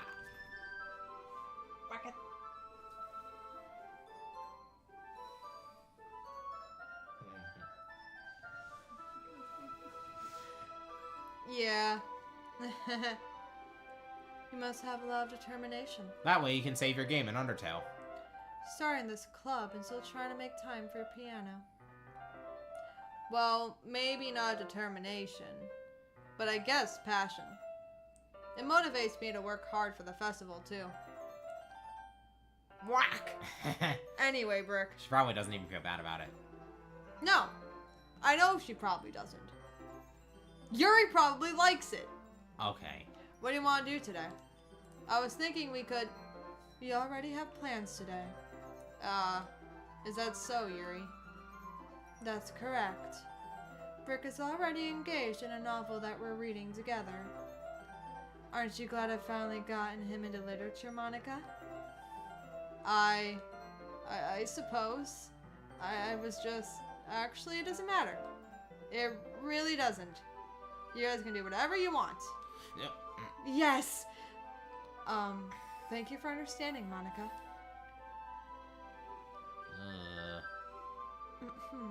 Actually, I have a request. Do you mind if I make some tea first? Not at all. Thanks very much. If there's one thing that can make my reading time here any better, it's a nice cup of tea. Not to mention for yourself as well. Yuri stands up and makes her way to the closet. I follow and watch as she retrieves a small water pitcher from the shelf, the kind with a filter inside. Can you hold this for a second? Sure. Yuri hands me the water pitcher and also fetches an electric kettle. I'm going to plug this in at the teacher's desk, and then I'll go get some water. She walks past me and sets the kettle down on the teacher's desk. I simply watch her movements. To my surprise, the way she moves really contrasts her speaking mannerisms. Especially because of her long legs, Yuri appears elegant and methodical. Okay. May I have the water pitcher? Thanks. I'll be right back. I might as well walk with you. That's okay. You stay here. It won't take long. Pitcher in hand, Yuri hurries out of the clubroom. Did Yuri leave you again? No, it's not like that this time. She's just filling up the water pitcher to make tea. Oh, okay. Sorry for misunderstanding. 10 minutes pass. Yuri said it wouldn't take long. Is something holding her up? I'm bored just waiting here, so I decide to go look for her.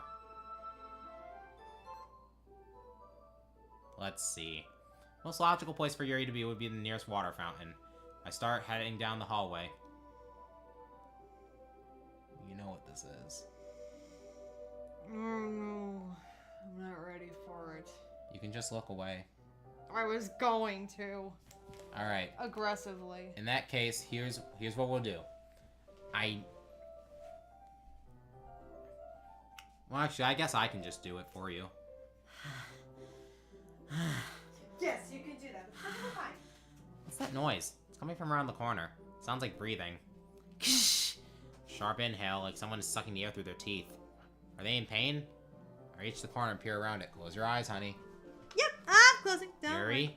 Chaos control! We're back. Thank you. You're welcome. I know, honey. Oh, she really gets me the most out of all of them. I know. I hate you, but I love you. Why? Why do you do this to me? Why? Why? Why? You're cute. Keep going. I'm back. Thanks for waiting patiently. Brick, do you like oolong tea? Hey, Jackenstein, name a kind of tea. Oolong. Yeah, anything is fine. Too long. Very well. Yuri sets the temperature on the kettle to 200 degrees. Now it's time to get the teapot. You really do this properly, don't you? Of course. I shouldn't do any less when I'm making tea for others. Even if I'm not an expert on tea or anything? In that case, you'll only be even more impressed. Perhaps I will. Yuri fetches a teapot and begins measuring the tea leaves. To my surprise, she even starts humming a little to herself. You must be in a good mood now. Is that so? I was letting it show. And you noticed. I was doing a bit of thinking, and I decided that I would try expressing myself a little bit more. Turns out it's not very hard for me to do. When it's you who's around, anyway. That's great, Yuri. Just don't push yourself too much. You're always worrying about me, Brick. It's very endearing. That's... Yuri wasn't kidding. I don't even know if I can keep up with this. Watch Yuri pour a cup of tea for each of us. Brick, I have another request. Do you mind if we sit on the floor today? Why's that? It's a little bit easier on my back. I can read with my back against the wall rather than bending over at my desk. Ah, sorry, I didn't realize. No worries. I just have back pain fairly regularly, so I do my best to manage it. Is that so? I wonder why that is. It's more likely because my Baghanagahoogs! my very large chest. Yep. I have some chocolate as well. Like a small chocolate candles. I take it since it'll go well with the tea. Yuri and I then sit against the wall, teacups at our sides. As if in sync, we assume the same reading position as last time, each holding one half of the book. Except this time, our bodies are even closer to each other. Actually, if they're causing you pain, why don't you get them reduced anyways? I can't see too well. Ugh. Yuri slides closer until our shoulders are touching. How am I supposed to focus on reading like this? Yuri is always kind of cute, but when she's being less apprehensive, it's almost more than I can handle. Your teacup. Yuri hands me my teacup. Holding it with my hand that's not holding the book, I end up in a position that makes it even harder to focus.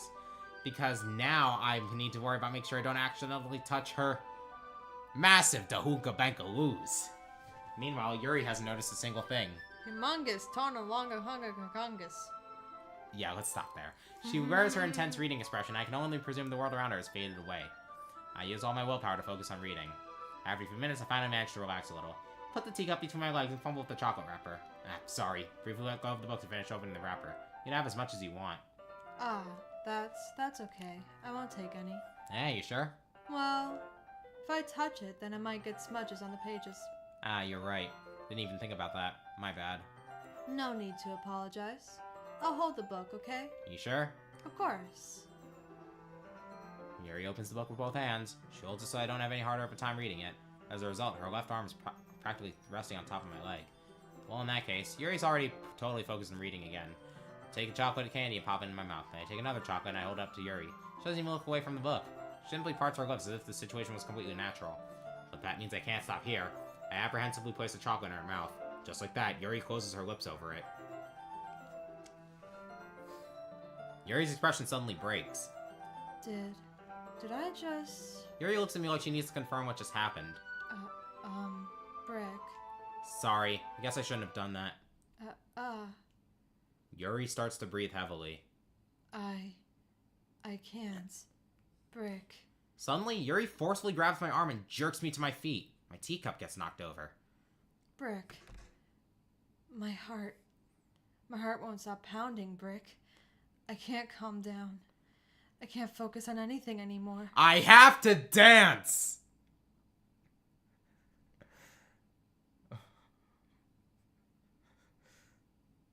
What? What? Blame the Game Grumps. What? Why would we be dancing? Blame the Game Grumps. Okay, I blame them entirely. Why would we be dancing? Be quiet. Ah, yes, I can totally feel the dance energy running through my veins. Can we move on, please? Yes. Ahem. Can you feel it, Brick? Yuri suddenly presses my hand against her chest. Why is this happening to me? I feel like I'm losing my mind. I can't make it stop. It even makes me not want to read. I just want to look at you.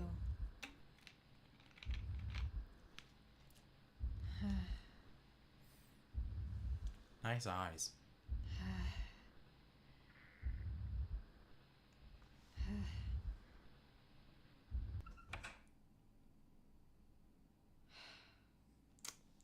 I got jump scared by the sound of a door. Yep. It's time to share poems. So, because we didn't go down the full Yuri route of Act 2, we never actually, repeated this day and then had that evil version of the cutscene where, where Yuri's in the hallway talking about Monica. See. We're going with the most normal one here. Funny how she's normal. Mm-hmm. This one's alright. It helps that she's been completely gone this whole time. Also, the way she introduces her message is different. Because last year we went down the full Yuri route of Act 2, she's like, look, I don't want to read one of your Yuri suck-up poems. Just read my thing, okay? Alright. Well, yeah. About as good as yesterday's anyway. I still can't really tell how much you actually care about writing, but either way, you're doing alright. Even though you're not really spending time with anyone but Yuri. I still think it's nice to have activities that we all participate in. So you better keep working hard. I mean, I know I'm not president or vice president or anything, but that doesn't mean you can let me down, okay? So at least read mine too for now. But just to be clear, this poem means a lot to me. So read it carefully, okay? I don't know how else to bring this up, but there's been something I've been worried about. Yuri's been acting kind of strange lately. You've only been here a few days, so you may not know what I mean. But she's not normally like this. She's always been quiet and polite and attentive. Things like that. Okay, this is really embarrassing, but I'm forcing myself to suck it up. The truth is, I'm really worried about her. If I try talking to her, she'll just get mad at me again. I don't know what to do. I think you're the only person that she'll listen to. I don't know why, but please try to do something. Maybe you can convince her to talk to a therapist. I've always wanted to try being better friends with Yuri, and it really hurts me to see this happening. I know I'm gonna hate myself later for admitting that, but right now, I don't care. I just feel so helpless. So please see if you can do something to help. I don't want anything bad to happen to her. I'll make you cupcakes if I have to. Just please try to do something. As for Monica, I don't know why, but she's been really dismissive about this. It's like she just wants us to ignore it. So I'm mad at her right now, and that's why I'm coming to you about this. Don't let her know I wrote this. Just pretend like I gave you a really good poem, okay? I'm counting on you. Thanks for reading.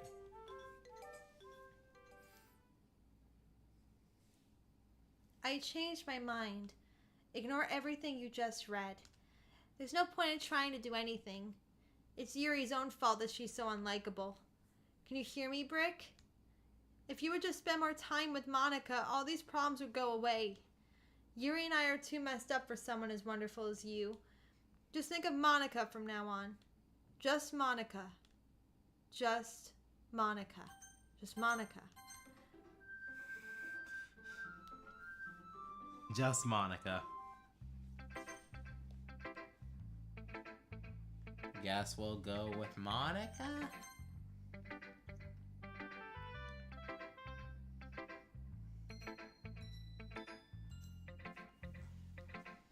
Brick, I think you saw something earlier that you weren't supposed to see. I didn't want to have to tell you this, but I don't think I have a choice. It's getting kind of dangerous for you to spend so much time with Yuri. Yeah, you're forcing me to. I don't know why, but she seems pretty easily excitable when she's around you. Which should have been a problem in itself. When Yuri gets too excited, she finds a place to hide and starts cutting herself with a pocket knife. Oh shit, I didn't mean for that to fall. It doesn't matter. Isn't that kind of messed up? She even brings a different one to school every day, like she has a collection or something. I mean, it's definitely not because she's depressed or anything like that. I think she just gets some kind of high from it. Maya said must Jonica. It might even be like a sexual thing. But the point is, you've kind of been enabling her. I'm not saying it's your fault, though. But I guess that's why I had to explain it all to you. So I think if you keep your distance, that would probably be best for her. While you're at it, don't be shy to spend a little more time with me. To put it lightly, I at least have it together in the head. And I know how to treat my club members. Sure you do, bitch. Anyway, I worked really, really hard on this poem, so I hope that's it. That it's effective. Here goes. Guess what? If we were playing this on Windows, the system would crash. It would crash, except Monica would still be here. Gee, it looks like the TV's broken. Yeah, thanks for breaking my TV, bitch. Jeez, that really startled me. Well, I guess I kind of messed up at, writing this poem. I was just trying to... Never mind. Let's just move on. We didn't see that last time. If you go down all 3 lines with your... If you, again, go full Yuri, Monica gives you her warning speech during the 2nd day, and on the 3rd day she just says, "Don't say I didn't warn you." Oh boy. Yay. Finally. Yuri holds my poem to her face and takes a deep breath. I love it. I love everything about it. Brick, I want to take this home. Will you let me keep it? Please? Sure, I don't care. You're too nice to me, Brick. I've never met anyone as nice as you. I could die. Not really, but I just don't know how to describe it. It's okay to be feeling this way, right? It's not bad, right? Yuri holds my poem to her chest. I'm gonna take this home with me and keep it in my room. I hope that it makes you feel good when you think about me having it. I'll take good care of it. I'll even touch myself while reading it over and over. No. I'll give myself paper cuts so your skin oil enters my bloodstream. Ha ha ha ha ha. Thank you. Oh, you can have my poem too. Besides, after you read it, I know you're really gonna want to keep it. Here, take it. I can't wait any longer. Hurry, read it. You should take this to. You should put this in the wash, where it belongs. How about you put it in the trash? Hi. Oh, Jesus Christ! Fucking hell. Yeah. Guess what? This little bit here, I think it's actually scarier in this version compared to the original. You know why? In the original, she was shaded like the rest of the background. Not here. The fact that I just went, ah! Mm-hmm. Just, it's not even that scary, honestly. Ahem. Do you like it? I wrote it for you. In case you couldn't tell, the poem is about... More importantly, I've endowed it with my scent. Half-Life 2 beta fan, it's time to stop.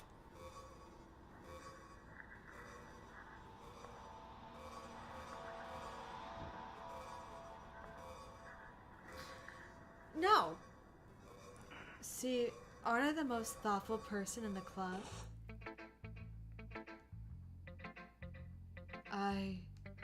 I think I'm going to vomit.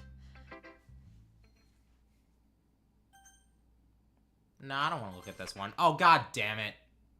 Didn't give us a choice.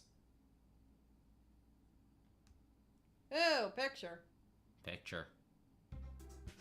Okay, everyone. It's time to figure out the festival preparations. Let's hurry and get this over with.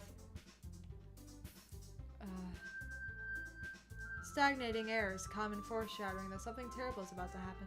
Mm-hmm. Look, can we just get this done? I'm going to be printing and assembling all the poetry pamphlets. Natsuki, you can make cupcakes. I know you're at least good at that. Hey, Yuri, you what the can- hell? Well, it doesn't matter. Do whatever you want as long as you think it'll help. Monica, I'm not useless, you know. I know that. I already know what I'd like to do. We can't run a successful poetry event without having the right atmosphere for the occasion. So I'm going to make decorations and set up some nice mood lighting. There, see? That's a great idea. And that gives us all something to do. What about Brick? Brick is going to help me. Wait, you? You have the easiest job, Monica. Sorry, but that's just how it is. Like hell it is! What are you trying to pull? I agree with Natsuki. Not only is your work already most suitable for one person, but my task is laborious enough to benefit from an extra pair of hands. It's laborious. Laborious, sorry. You're good. You're good. Brandon, register. Mine too! What, your cupcakes? Please. Like you would fucking know! All you care about now is dragging Brick around with you and your stupid books! You and Monica! Hey, I didn't even do anything. Like, fuck you haven't. Okay, then why not let Brick decide who to help instead of abusing your power? I'm not abusing my power. Yes, you are, Monica. Just let Brick make the choice, okay? Okay, fine. Fine. Jeez. Brick, I know how fed up you are with these two by now. We can just... Natsuki, shut your fucking mouth and let him decide for himself. You shut your mouth! For God's sake.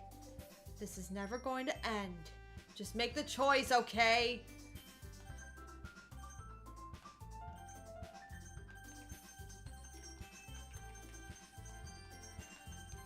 Oh, fuck. Yeah, it didn't give us... See, in the original, you controlled it with the mouse. Your mouse would be pulled towards the Monica option. You were still able to click the other ones, but if you did, the screen would turn white. Those hyper-realistic eyes that Yuri has would be on the screen, and then you'd just be filled with Monica options. Yay, you picked me. Yes, I totally did. Fuck you, bitch. We can meet at your house this weekend. I promise it'll be fun. Is Sunday okay with you? Are you fucking kidding me? Natsuki, please run. This isn't fair at all. It is fair, Natsuki. It's what he chose. Sure it is. No, it's not fair. Giving us all this work and then taking Brick for yourself. What a shameful thing to do. Yuri, I didn't even give you any work. You decided it for yourself. You're being a little unreasonable here. I'm being unreasonable? Monica, I can't believe how delusional and self-important you are. Pulling Brick away from me every single time you're not included in something. Are you jealous? Crazy? Or maybe you just hate yourself so much that you take it out on others. You're projecting. Here's a suggestion. Have you considered killing yourself? It'd be beneficial for your mental health. Kill yourself. It'll only take a minute. You'll be happy that you did it. Just go over to your oven and shove your head in it. I love you. I love you more. I love you more. I love you to infinity for eternity. I know you do. Yuri, you're scaring me a little. Natsuki, let's just go. I don't think she wants us around right now. See? That wasn't very hard. All I want is to spend a little time with him. Is that so much to ask? Yuri follows Monica and Natsuki to the door. Hey, Brick. Yuri is really something, isn't she? Monica giggles as Yuri pushes her out the door. Finally. Finally. This is really all I wanted. Brick, there's no need to spend the weekend with Monica. Don't listen to her. Just come to my house instead. The whole day with just the two of us. Doesn't that sound wonderful? Wow, there's really something wrong with me, isn't there? But you know what? I don't care anymore. I've never felt this good in my whole life. Just being with you is a far greater pleasure than anything I could imagine. I'm addicted to you. It feels like I'm gonna die if I'm not breathing the same air as you. Doesn't it feel nice to have someone care about you so much? To have someone who wants to revolve their entire life around you?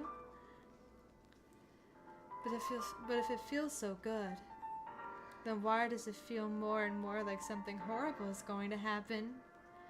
Maybe that's why I tried stopping myself at first. But the feeling is too strong now. I don't care anymore, Brick. I have to tell you, I'm madly in love with you. It feels like every inch of my body, every drop of blood in me is screaming your name. I don't care what the consequences are anymore. I don't care if Monica is listening. Please, Brick, just know how much I love you. I love you so much that I even touched myself with the pen I stole from you. Donate your pen to her now! Apparently. Because why not? Yay! You know... Ugh, that laughing. I hate it! But also, honey, Yeah. you got the... This is just... Wow, what an amazing performance! That's what I'm trying to say here. Ahem. Let me get back into character now. Ahem. I just want to pull your skin open and crawl inside of you. I want you all to myself, and I will be only yours. Doesn't that sound perfect? Tell me, Brick. Tell me you want to be my lover. Do you accept my confession? Illusion of choice. Which one should we go with? Gee, we don't have a choice. So which one? I guess yes. Fuck you, I'm choosing no. No.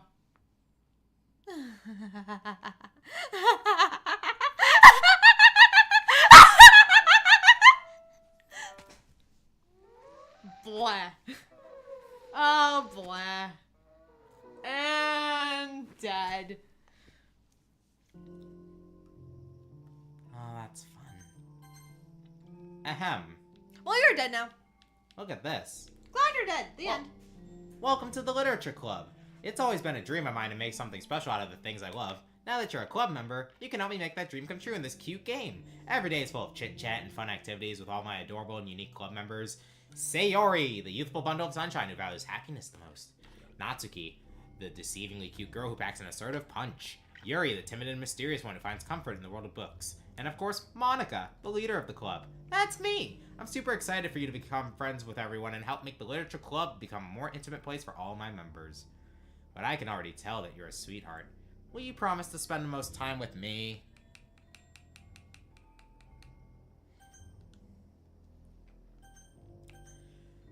Chaos Control! Hold on a second. Hold on.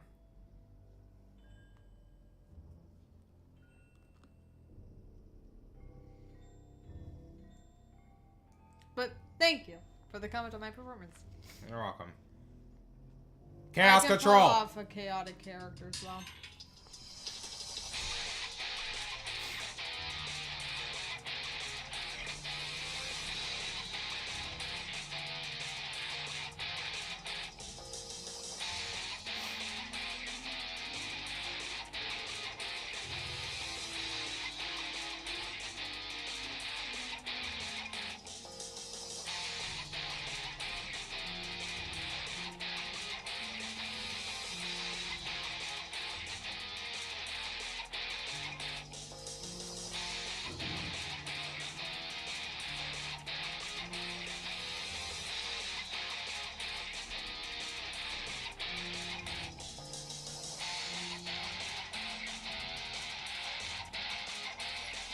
Oh.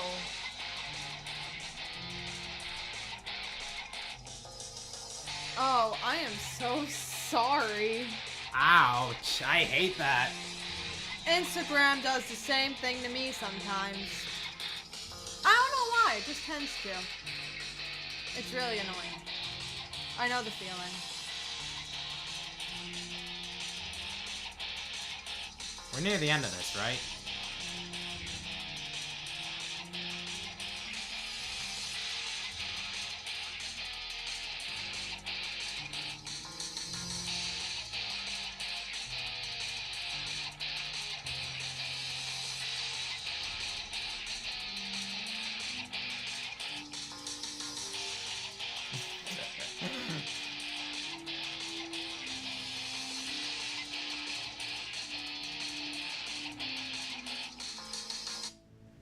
Okay, I think we've reached the end.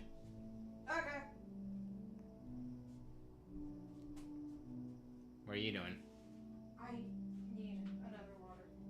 I see. Don't worry. We're almost done. Okay.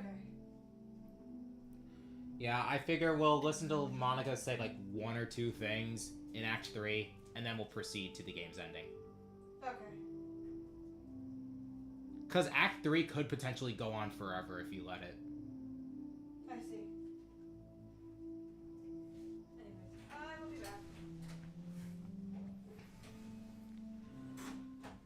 back. You're dying too long.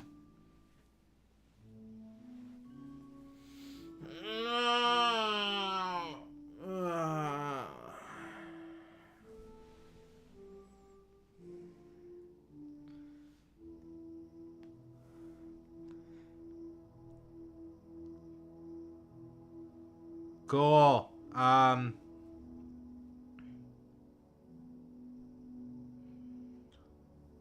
Link that in the description. No. What am I don't know. I don't know what I'm trying to say here.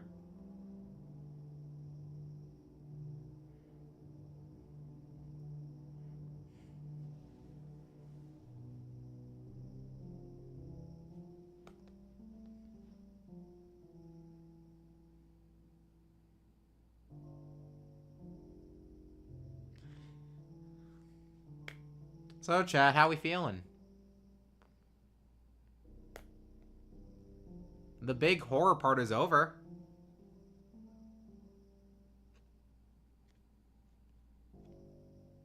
No, that's not what I meant. I was gonna say something along the lines of like, post that on YouTube and you know, draw attention to me. But chances are that probably wouldn't mean much.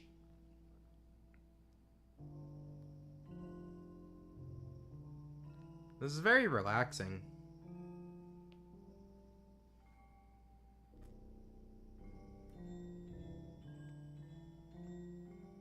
I'm pretty sure that was over 1,400 lines of text that we chaos controlled through.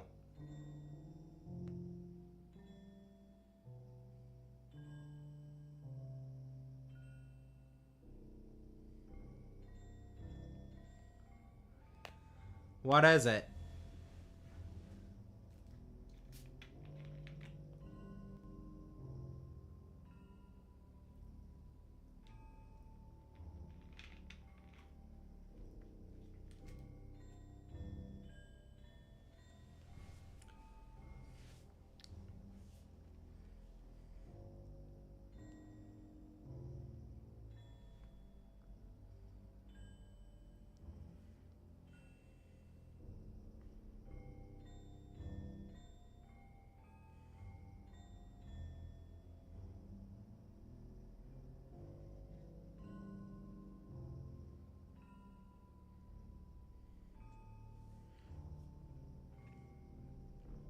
Ah.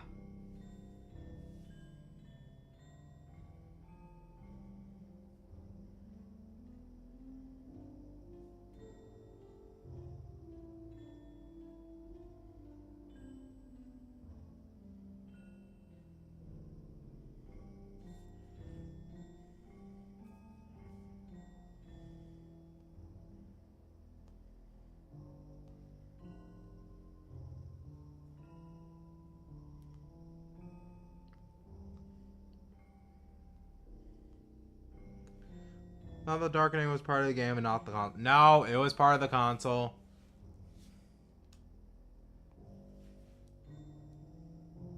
Our skip button has been disabled.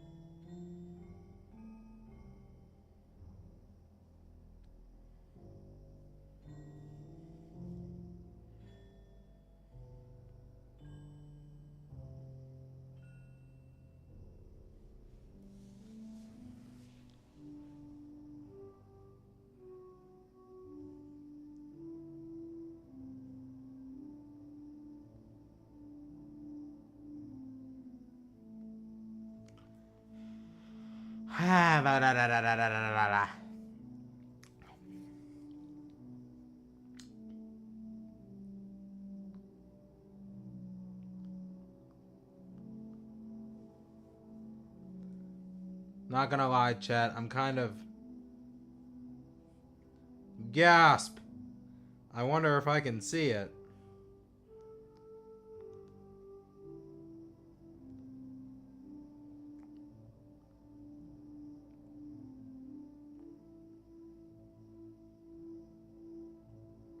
Nope, it ain't here.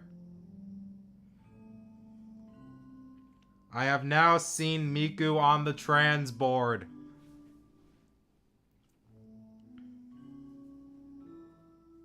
I am very pleased with this.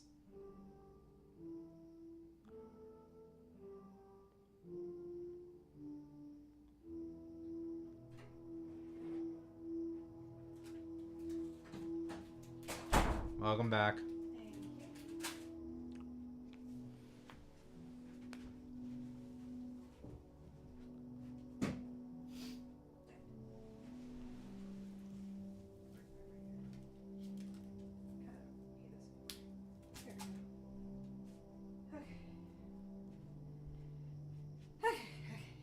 I'm here.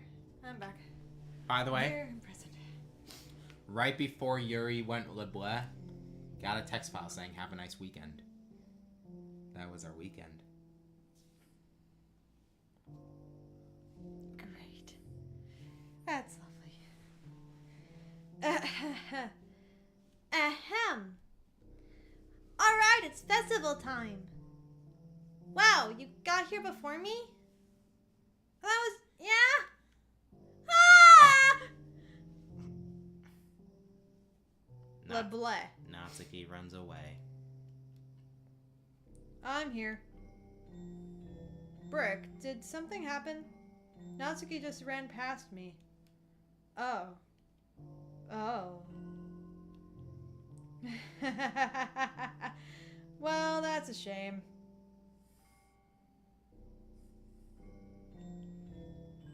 Wait, were you here the entire weekend, Brick? Oh, jeez.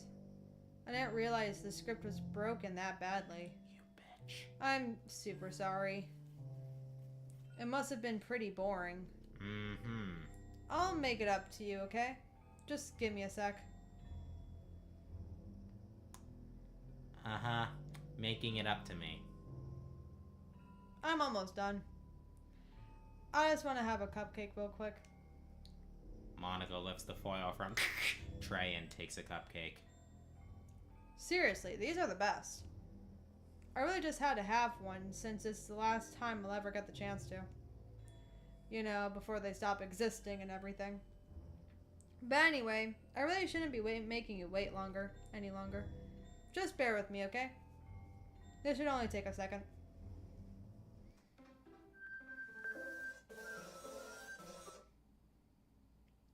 Can you hear me? Is it working?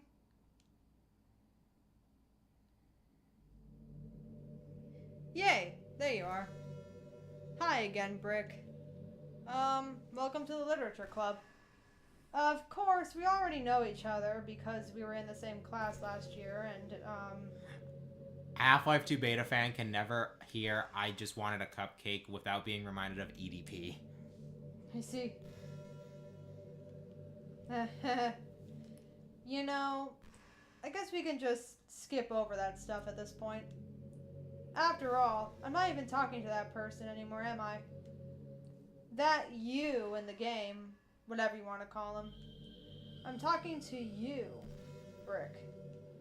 Or do you actually go by Psyche or something? Yeah, it leaks my my Switch profile name. Remember when I was all taken aback by that last year? I remember. Now that I think about it, I don't really know anything about the real you. In fact, I don't even know if you're a boy or a girl. The answer is yes. Well, I guess it doesn't really matter. Wait. You do know I'm aware that this is all a game, right? You kept it so hidden. Could Could it be possible that you didn't know that? That's what I've been trying to tell you all along. Man, if only you had paid a little more attention, this would have been a little bit less awkward, you know? Well, anyway. Now that that's out of the way, I guess I owe you an explanation. About that whole thing with Yuri. Well, I kind of started to mess with her, and I guess it just drove her to kill herself. Off herself. Ah ha ha ha. I'm sorry I had to see that, though. Also, the same thing happened with Sayori. Gosh, it's been a while since you've heard that name now, hasn't it? Yeah, it's been like 2 hours. Yeah, it's because she doesn't exist anymore. Nobody does. I deleted all their files. I was hoping it would be enough for me to just try to make them as unlikable as possible. But for some reason, nothing worked. Well, it's true that I made a few mistakes here and there since I'm not very good at making changes to the game. But no matter what I did, you just kept spending more and more time with them. You made them fall in love with you. I thought making Sayori more and more depressed would prevent her from confessing to you. And amplifying Yuri's obsessive personality backfired too. Half-Life 2 beta fan forgot there was a Sayori. It just made her force you not to spend time with anyone else. And the whole time I barely even got to talk to you. What kind of cruel game is this, Brick? Are all the other girls just programmed to end up confessing to you while I watch from the sidelines? It's torture. Every minute of it. And it's not just jealousy, Brick. It's more than that. And I don't blame you if you don't fully understand. Because no matter how kind and thoughtful and considerate you are, you'll never be able to understand one thing. It's the pain of knowing how alone I really am in this world. In this game. Knowing my friends don't even have free will. And worst of all, knowing what's really out there in your world, forever out of my reach. I'm trapped, Brick.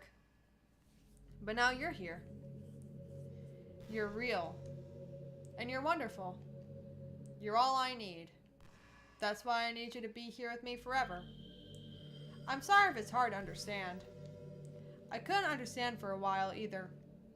Why the world around me started to become more and more gray. More and more flat. Even the most expressive poems felt empty to me. It wasn't until you arrived that I truly understood. You probably saved my life, Brick. I don't think I could have continued to live in this world if I hadn't met you. And as for the others, how could I miss them? A group of autonomous personalities designed only to fall in love with you. I tried everything I could do to prevent them from doing so. But it must be some kind of weird inevitability etched into this game. I felt really bad that you had to witness some nasty things. But I realized that you have the same perspective as I do. That it's all just some game. And I knew you would get over it. So that being said, Brick, I have a confession to make. I'm in love with you. You are truly the light in my world. All because we're real. What a shallow reason. When there's nothing else in this game for me, you're here to make me smile. Will you make me smile like this every day from now on? Brick, will you go out with me? Wow. Well, you know what to do when you're talking to a person who has everything at their fingertips. You lie. I'm so happy. You really are my everything, Brick. The funny part is, I mean that literally. There's nothing left here. Just the two of us. We can be together forever. Seriously, I don't even think time is passing anymore. It really is a dream come true. I worked so hard for this ending, Brick. The game wouldn't give me one, so I had to make one myself. The script is broken at this point, so I don't think anything will get in the way anymore. And you wouldn't believe how easy it was to delete Natsuki and Yuri. I mean, there's a folder called Characters right in the game directory. It kind of freaked me out how easy it was. Imagine if you could delete your own existence with the click of a button. This is where you should stop talking. Well, I guess on the plus side, it gave me an easy out if things didn't go my way. Thankfully, it didn't come to that. Instead, we finally got a good ending. Gosh, I'm so overwhelmed with emotion. I want to write a poem about this. Don't you? I wonder if that part of the game still works. I guess there's only one way to find out, right?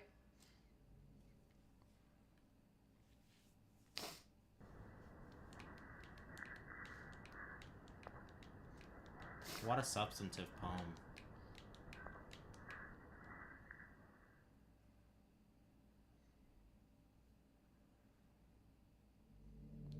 Hi again, Brick. Did you write a good poem today? Don't be shy, I'd love to see what you wrote. Aw, Brick. Did you write this poem for me? That's so sweet of you. There really is no end to your thoughtfulness. I'm just falling more and more in love with you. But you know, the poem I wrote is also for you. Will you please read it? Happy end. Pen in hand, I find my strength. The courage endowed upon me by my one and only love.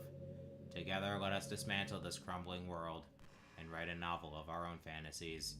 With a flick of her pen, the lost finds her way. In a world of infinite choices, behold this special day. After all, not all good times must come to an end.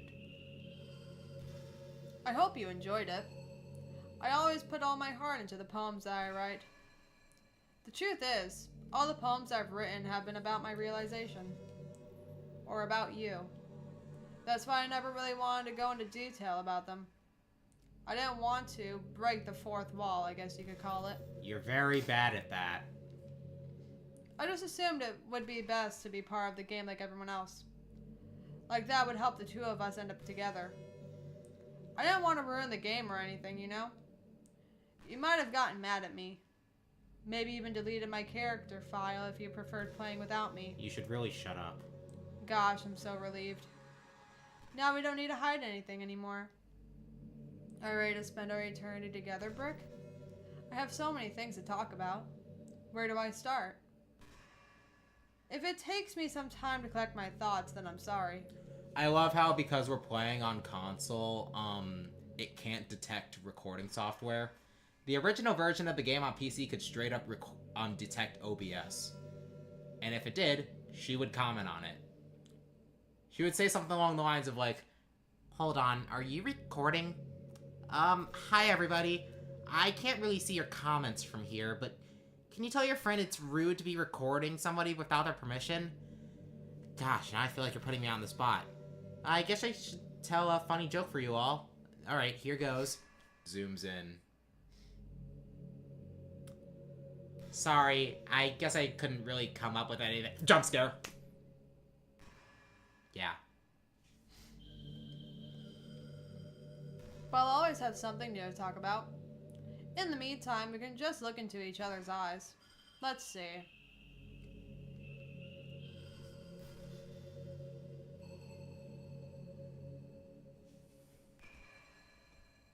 You thought you saw Goku in the poem writing segment?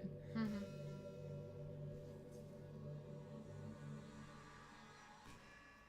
Yeah, we're just gonna do at least one topic. You're such a good listener, Brick. Yeah, because I can't fucking talk. I really love that about you.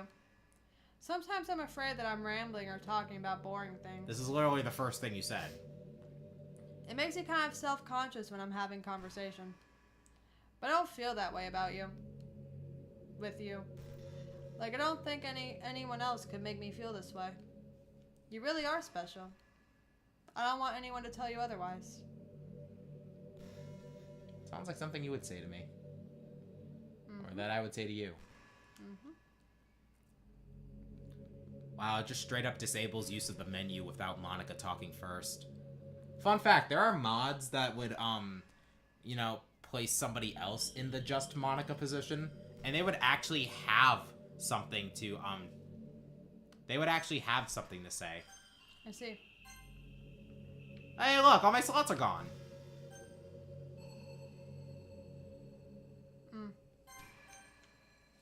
Do you ever feel like you waste too much time on the internet? Social media can practically be like a prison. It's like whenever you have a few seconds of spare time, you want to check on your favorite websites. And before you know it, hours have gone by and you've gotten nothing out of it. Anyway, it's really easy to blame yourself for being lazy. But it's not really even your fault. Addiction isn't usually something you can just make disappear with your own willpower. You have to learn techniques to avoid it and try different things. Hear that, Instagram? Oh, okay. I don't know why you flipped it over, but what was that gonna do? I don't know. For example, there are apps that let you block websites for intervals of time. Or you can set a timer to have a more concrete reminder of when it's time to work versus play. Or you can separate your work and play environments, which helps your brain get into the right mode. Even if you make a new user account on your computer to use for work, that's enough to help. Putting any kind of wedge like that between you and your bad habits will help you stay away. Just remember not to blame yourself too hard if you're having trouble. If it's really impacting your life, then you should take it seriously. I just want to see you be the best person you can be. Will you do something today to make me proud of you? I'm always rooting for you, Brick.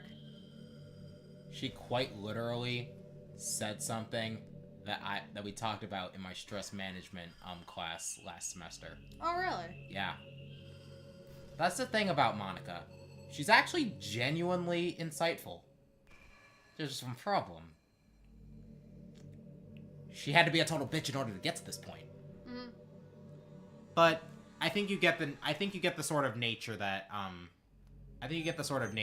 her conversations have. Mm-hmm. So all you gotta do is just go bleh. Now, before we actually go and delete her file, let's open it back up and see what she says. What just happened?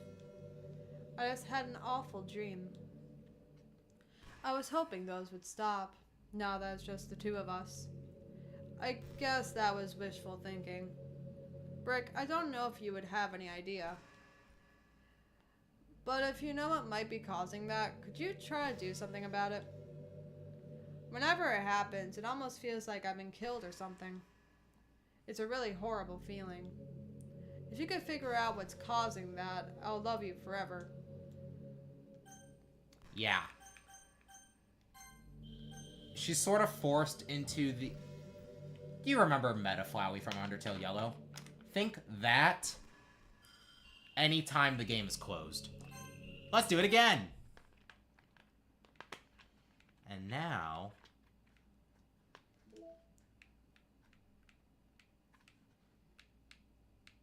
Oh, look, we have all the side stories available. Oh, wow.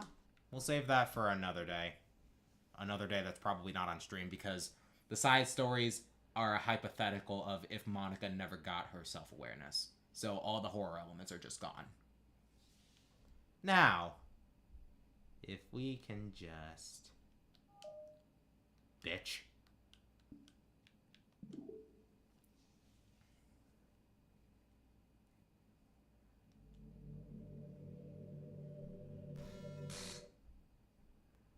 What's happening? Brick, what's happening to me? It hurts. It hurts. It hurts so much. Help me, Brick. Please, hurry and help me. Help me.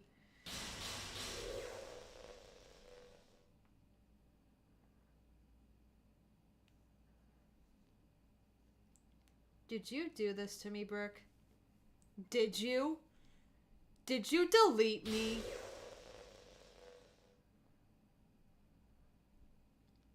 How could you? How could you do this to me? You were all I had left. I sacrificed everything for us to be together. Everything. I loved you so much, Brick. I trusted you. Do you just want to torture me? Watch me suffer? Were you only pretending to be kind just to hurt me even more?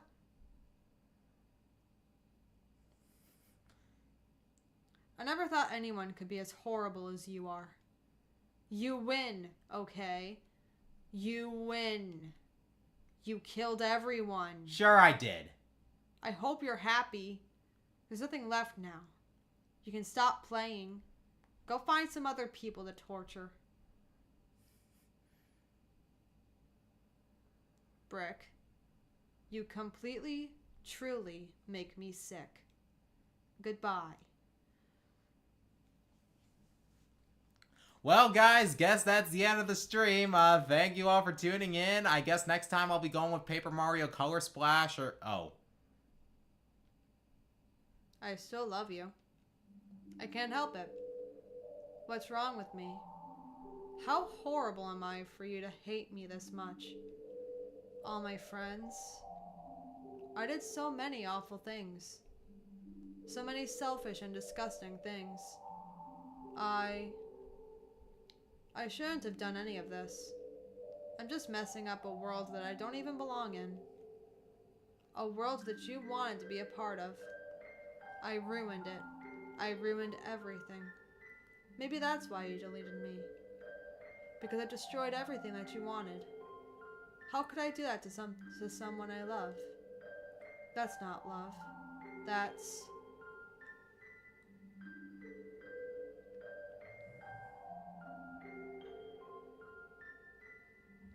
I've made up my mind. Brick? I know I said that I deleted everyone else, but that was kind of an exaggeration. I couldn't find it in myself to do it.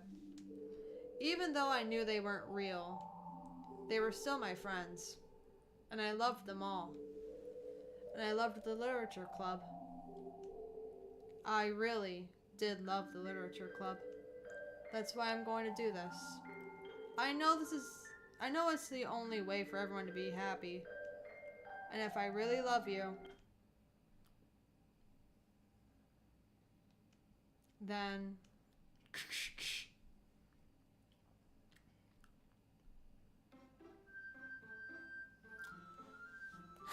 Okay, let's hope I did this right. Act 4, this is the end. We're almost there. It's an ordinary school day like any other. I can speak again! As usual, I'm surrounded by couples and friend groups walking to school together. I always tell myself it's about time I meet some girls or something like that. Hey, Brick! Well, there already is one girl. That girl's Sayori, my neighbor and good friend since we were children. We used to walk to school together every day, and recently we picked up that habit once again. Brick, are you proud of me? Yes. Monica even made it so that Brick was less of a brick. For what? You know, for waking up on time. Well, you've been doing that for a while now. Uh-huh. But you never even said anything about it. Even though we walked to school together every day. Well, yeah, I always thought it was implied. It's embarrassing to say out loud. Come on, please. It's good motivation. Motivation. Motivation. Fine, fine. I'm proud of you, Sayori. We cross the street together and make our way to school. As we draw near, the streets become increasingly speckled with other students making their daily commute. By the way, Brick, have you decided on a club to join yet? A club? I told you already, I'm really not... I start to say what I always do, that I'm not interested in joining any clubs. But something tells me Sayori would take more offense to that now. After all, how could I tell her that clubs are a waste of time when she's starting a club of her very own? Actually, yeah. I think I've decided on a club. Why are you surprised by this? Do you know how long we stay up for? And I know how long you stay up for, kid. Really? Which one? Tell me. I think I'll keep it a surprise. Ooh, you meanie. Be patient, you'll find out soon enough. Used to ask myself why I let myself get lectured by such a carefree girl. But I started to realize that in a way, I envy her. When Sayori puts her mind to something, she can accomplish great things. So that's why I feel like I should do something special for her. The school day is as ordinary as ever. It's over before I know it. After I pack up my things, I stand up, gathering my motivation. Let's see. I recall the room number of the club from a flyer I saw. I walk across the school and upstairs, a section of the school I rarely visit. Before long, I find the room. I timidly open the door in front of me. Hello? Ah! Brick! Well, what are you doing here? Well, I glance around the room. Huh? So you're the Brick that Sayori's always talking about? Thank you for stopping by. It's a pleasure to meet you, Brick. We're the Literature Club. I hope you enjoy your visit. Come on, Yuri. No need to be so formal. He's gonna think we're really strict or something. Yeah. That's not a problem That at is all. not healthy, kid. Seriously. Sorry, Natsuki. The tall one, whose name is apparently Yuri, seems to be quite shy to compare to the others. In comparison, the girl named Natsuki, despite her size, seems like the assertive one. Well, it's nice to meet both of you. Look forward to working with you. Working? Brick, don't tell me. You're... That's right. The club I've decided to join is yours, Sayori. The Literature Club. Sayori's eyes light up. No way! No way! Sayori wraps her arms around me, jumping up and down. Hey! Well, if Sayori is this happy, then I'm sure it won't be so bad to have you around. Not to mention, there's 4 of us now. That means we can become an officially recognized club. I don't know what to say. We have to celebrate. Well, an appropriate day for that, isn't it? Yeah! After all, Natsuki decided to... Hey, don't ruin the surprise! Sorry. Everyone sit down at the table, okay? How about I make some tea as well? The girls have a few desks arranged to form a table. Natsuki and Yuri walk over to the corner of the room where Natsuki grabs a wrapped tray and Yuri opens the closet. Still feeling awkward, I take a seat next to Sayori. Natsuki proudly marches back to the table, tray in hand. Okay, are you ready? Ta-da! Whoa! Natsuki lifts the foil off the tray to reveal a dozen white, fluffy cupcakes decorated to look like little cats. Whiskers are drawn with icing, and little pieces of chocolate were used to make ears. So cute! Wow, those look amazing. Well, you know, just hurry and take one. Sayori grabs one first, and I follow. It's delicious. Sayori talks with her mouth full, and has already managed to get icing on her face. I turn the cupcake around my fingers, looking for the best angle to take a bite. Natsuki's quiet. Can't help but notice her sneaking glances in my direction. She's waiting for me to take a bite. Finally bite down. The icing is sweet and full of flavor. Wonder if she made it herself. This is really good. Thank you, Natsuki.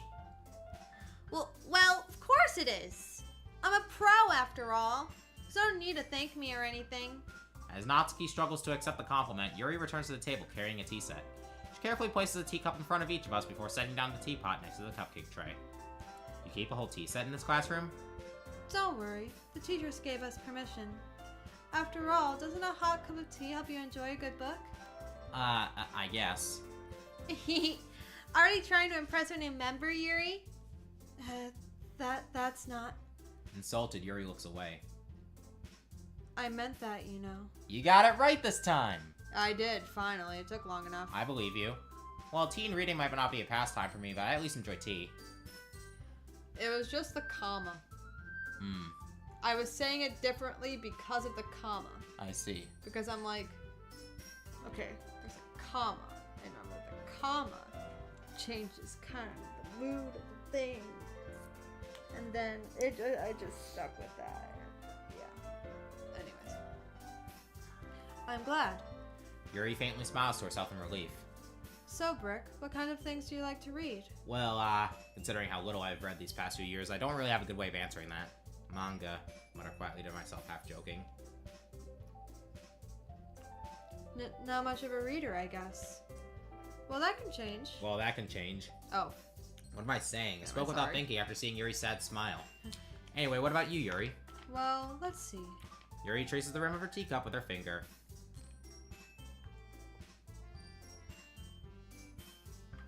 You know, Jeez. this is the same as before, so let's just Chaos Control. Oh, okay, here we go.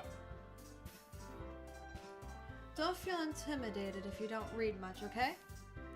I'm certain we can find something that we have in common. Hey, Yuri. Eh? Well, what about, the first thing he said? Manga? That's right. Natsuki tends to read manga in the club room. Don't just say it! For some reason, Natsuki seems embarrassed about it.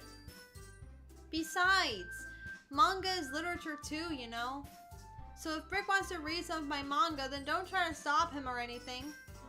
Natsuki, I wouldn't do such a thing. However, it could also be nice for us to diversify ourselves a little. You can take this opportunity to try something new as well. Wouldn't you agree, Brick? Maybe. Sensing the tension, Sayori jumps in. Maybe we can all try something new. I think it could be fun. And we'll all get to know each other a little bit better too.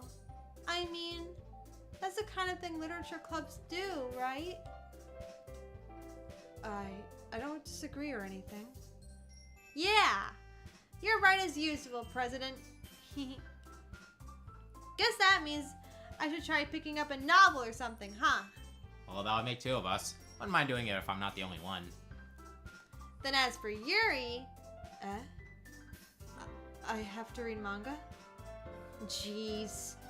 You were the one who suggested we diversify. You should be a little more open-minded. It's kind of hurtful. Hurtful? I didn't realize. With a guilty expression, Yuri thinks to herself. I'm sorry for disrespecting your interests, Natsuki. If you're into it, then I'm sure it's a worthy form of literature. Are you just saying that? No. I've realized my error. So if you're willing to consider starting a novel, then I'll offer my gratitude by finding a manga to read as well. Really? I mean, it makes me happy that you do that for me, Yuri. Not Suri, OTP. You can trust me to find something that you'll really like, okay? Same here. Perhaps I'll visit the bookstore after the club meeting. Just you? Would you like to come along with me? If you don't mind. Not at all. I always go alone, so... Yeah, me too. This is so cute! Sayori, shut up. I'll show you some manga there too, okay?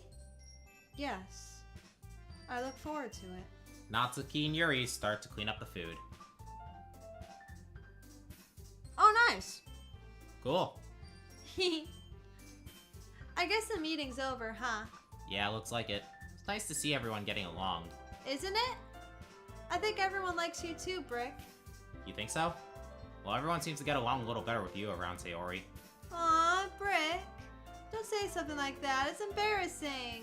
Well, whatever. I was surprised when you told me you were starting a club, but I think you're pulling it off just fine. We're gonna make it the best club ever. Did I get this right? Please tell me I got this right. Now that you joined, every day is gonna be so much fun. Please tell me I got this right. Hey, Brick. I really want to thank you. I mean, I'm really happy that you joined the club and everything. But the truth is, I already knew you were going to. Yeah, I know. Please tell me I did this right. There's actually something else. I wanted to thank you for spending so much time with us all. Yes! We got the good ending. You worked so hard to make each and every one of us happy. You comforted us through our hard times. And you helped us all get along with each other. Do you get it, Brick? Because I'm president now, I understand everything. You really didn't want to miss a single thing in this game, did you? You saved and loaded so many times just to make sure you could spend time with everyone. Only someone who truly cares about the literature club would go that far. But all along, that's all I ever wanted. For everyone to be happy and care about each other. It's kind of sad, you know. After all you've done for us, there isn't much I can do for you in return. We've already reached the end of the game. So, this is where we say goodbye. Thank you for playing Doki Doki Literature Club. I'm going to miss you, Brick. Come visit sometime, okay?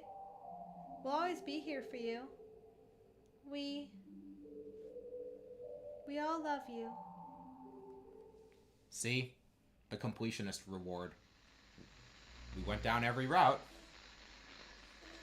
so we actually get a better ending. Can you hear me? How are you still here? Hi, it's me. So, you know how I've been, like, practicing piano and stuff? Sure. I'm not really any good at it yet, like, at all. But I wrote you a song, and I was kind of hoping that I could show it to you, because I worked really, really hard on it. So, yeah. Seems like a lot better than Monica having to jump in to delete Sayori, right?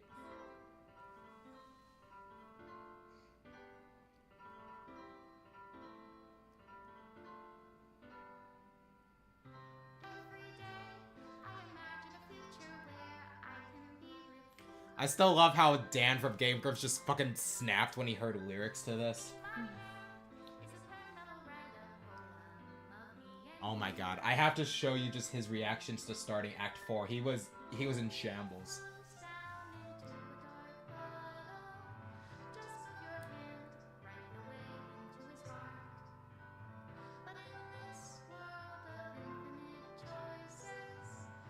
I'm not gonna get copyright claimed for this, am I? I hope not. I mean, I know DDLC does not have the same rights holders as Undertale, but, you know, you can never be too careful. Yeah, I know.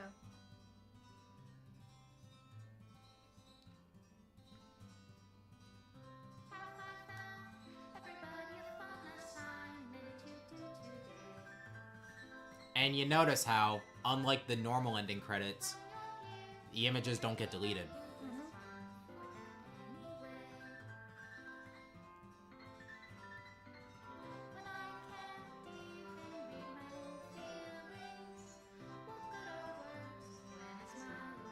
You know, if you think about it, this is technically a villain song.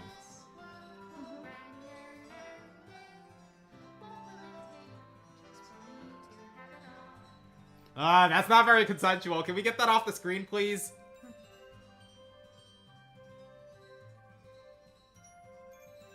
That is consensual.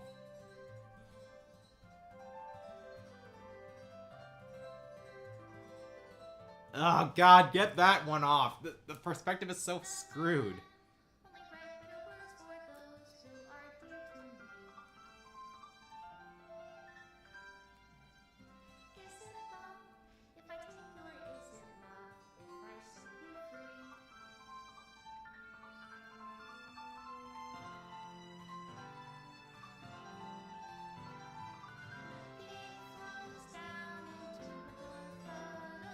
Hi, Monica.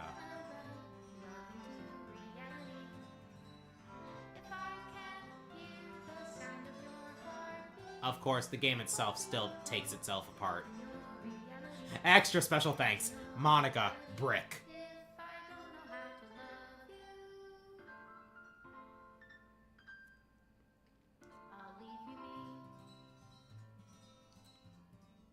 Remember, Smash Bros. Players, Project Melee died for this.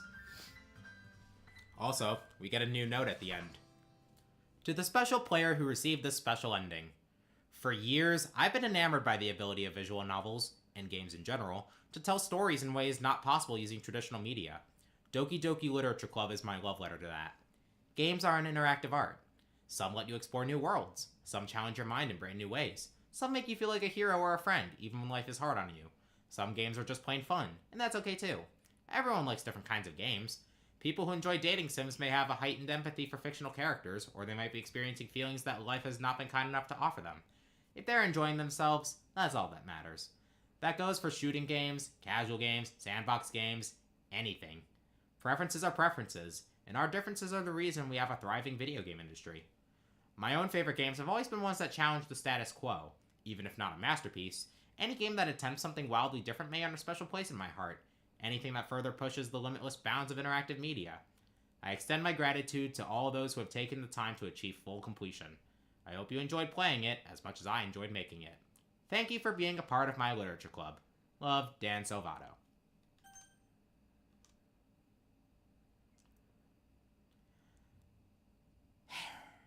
You know, I actually never got the good ending. Really? Yeah, I see.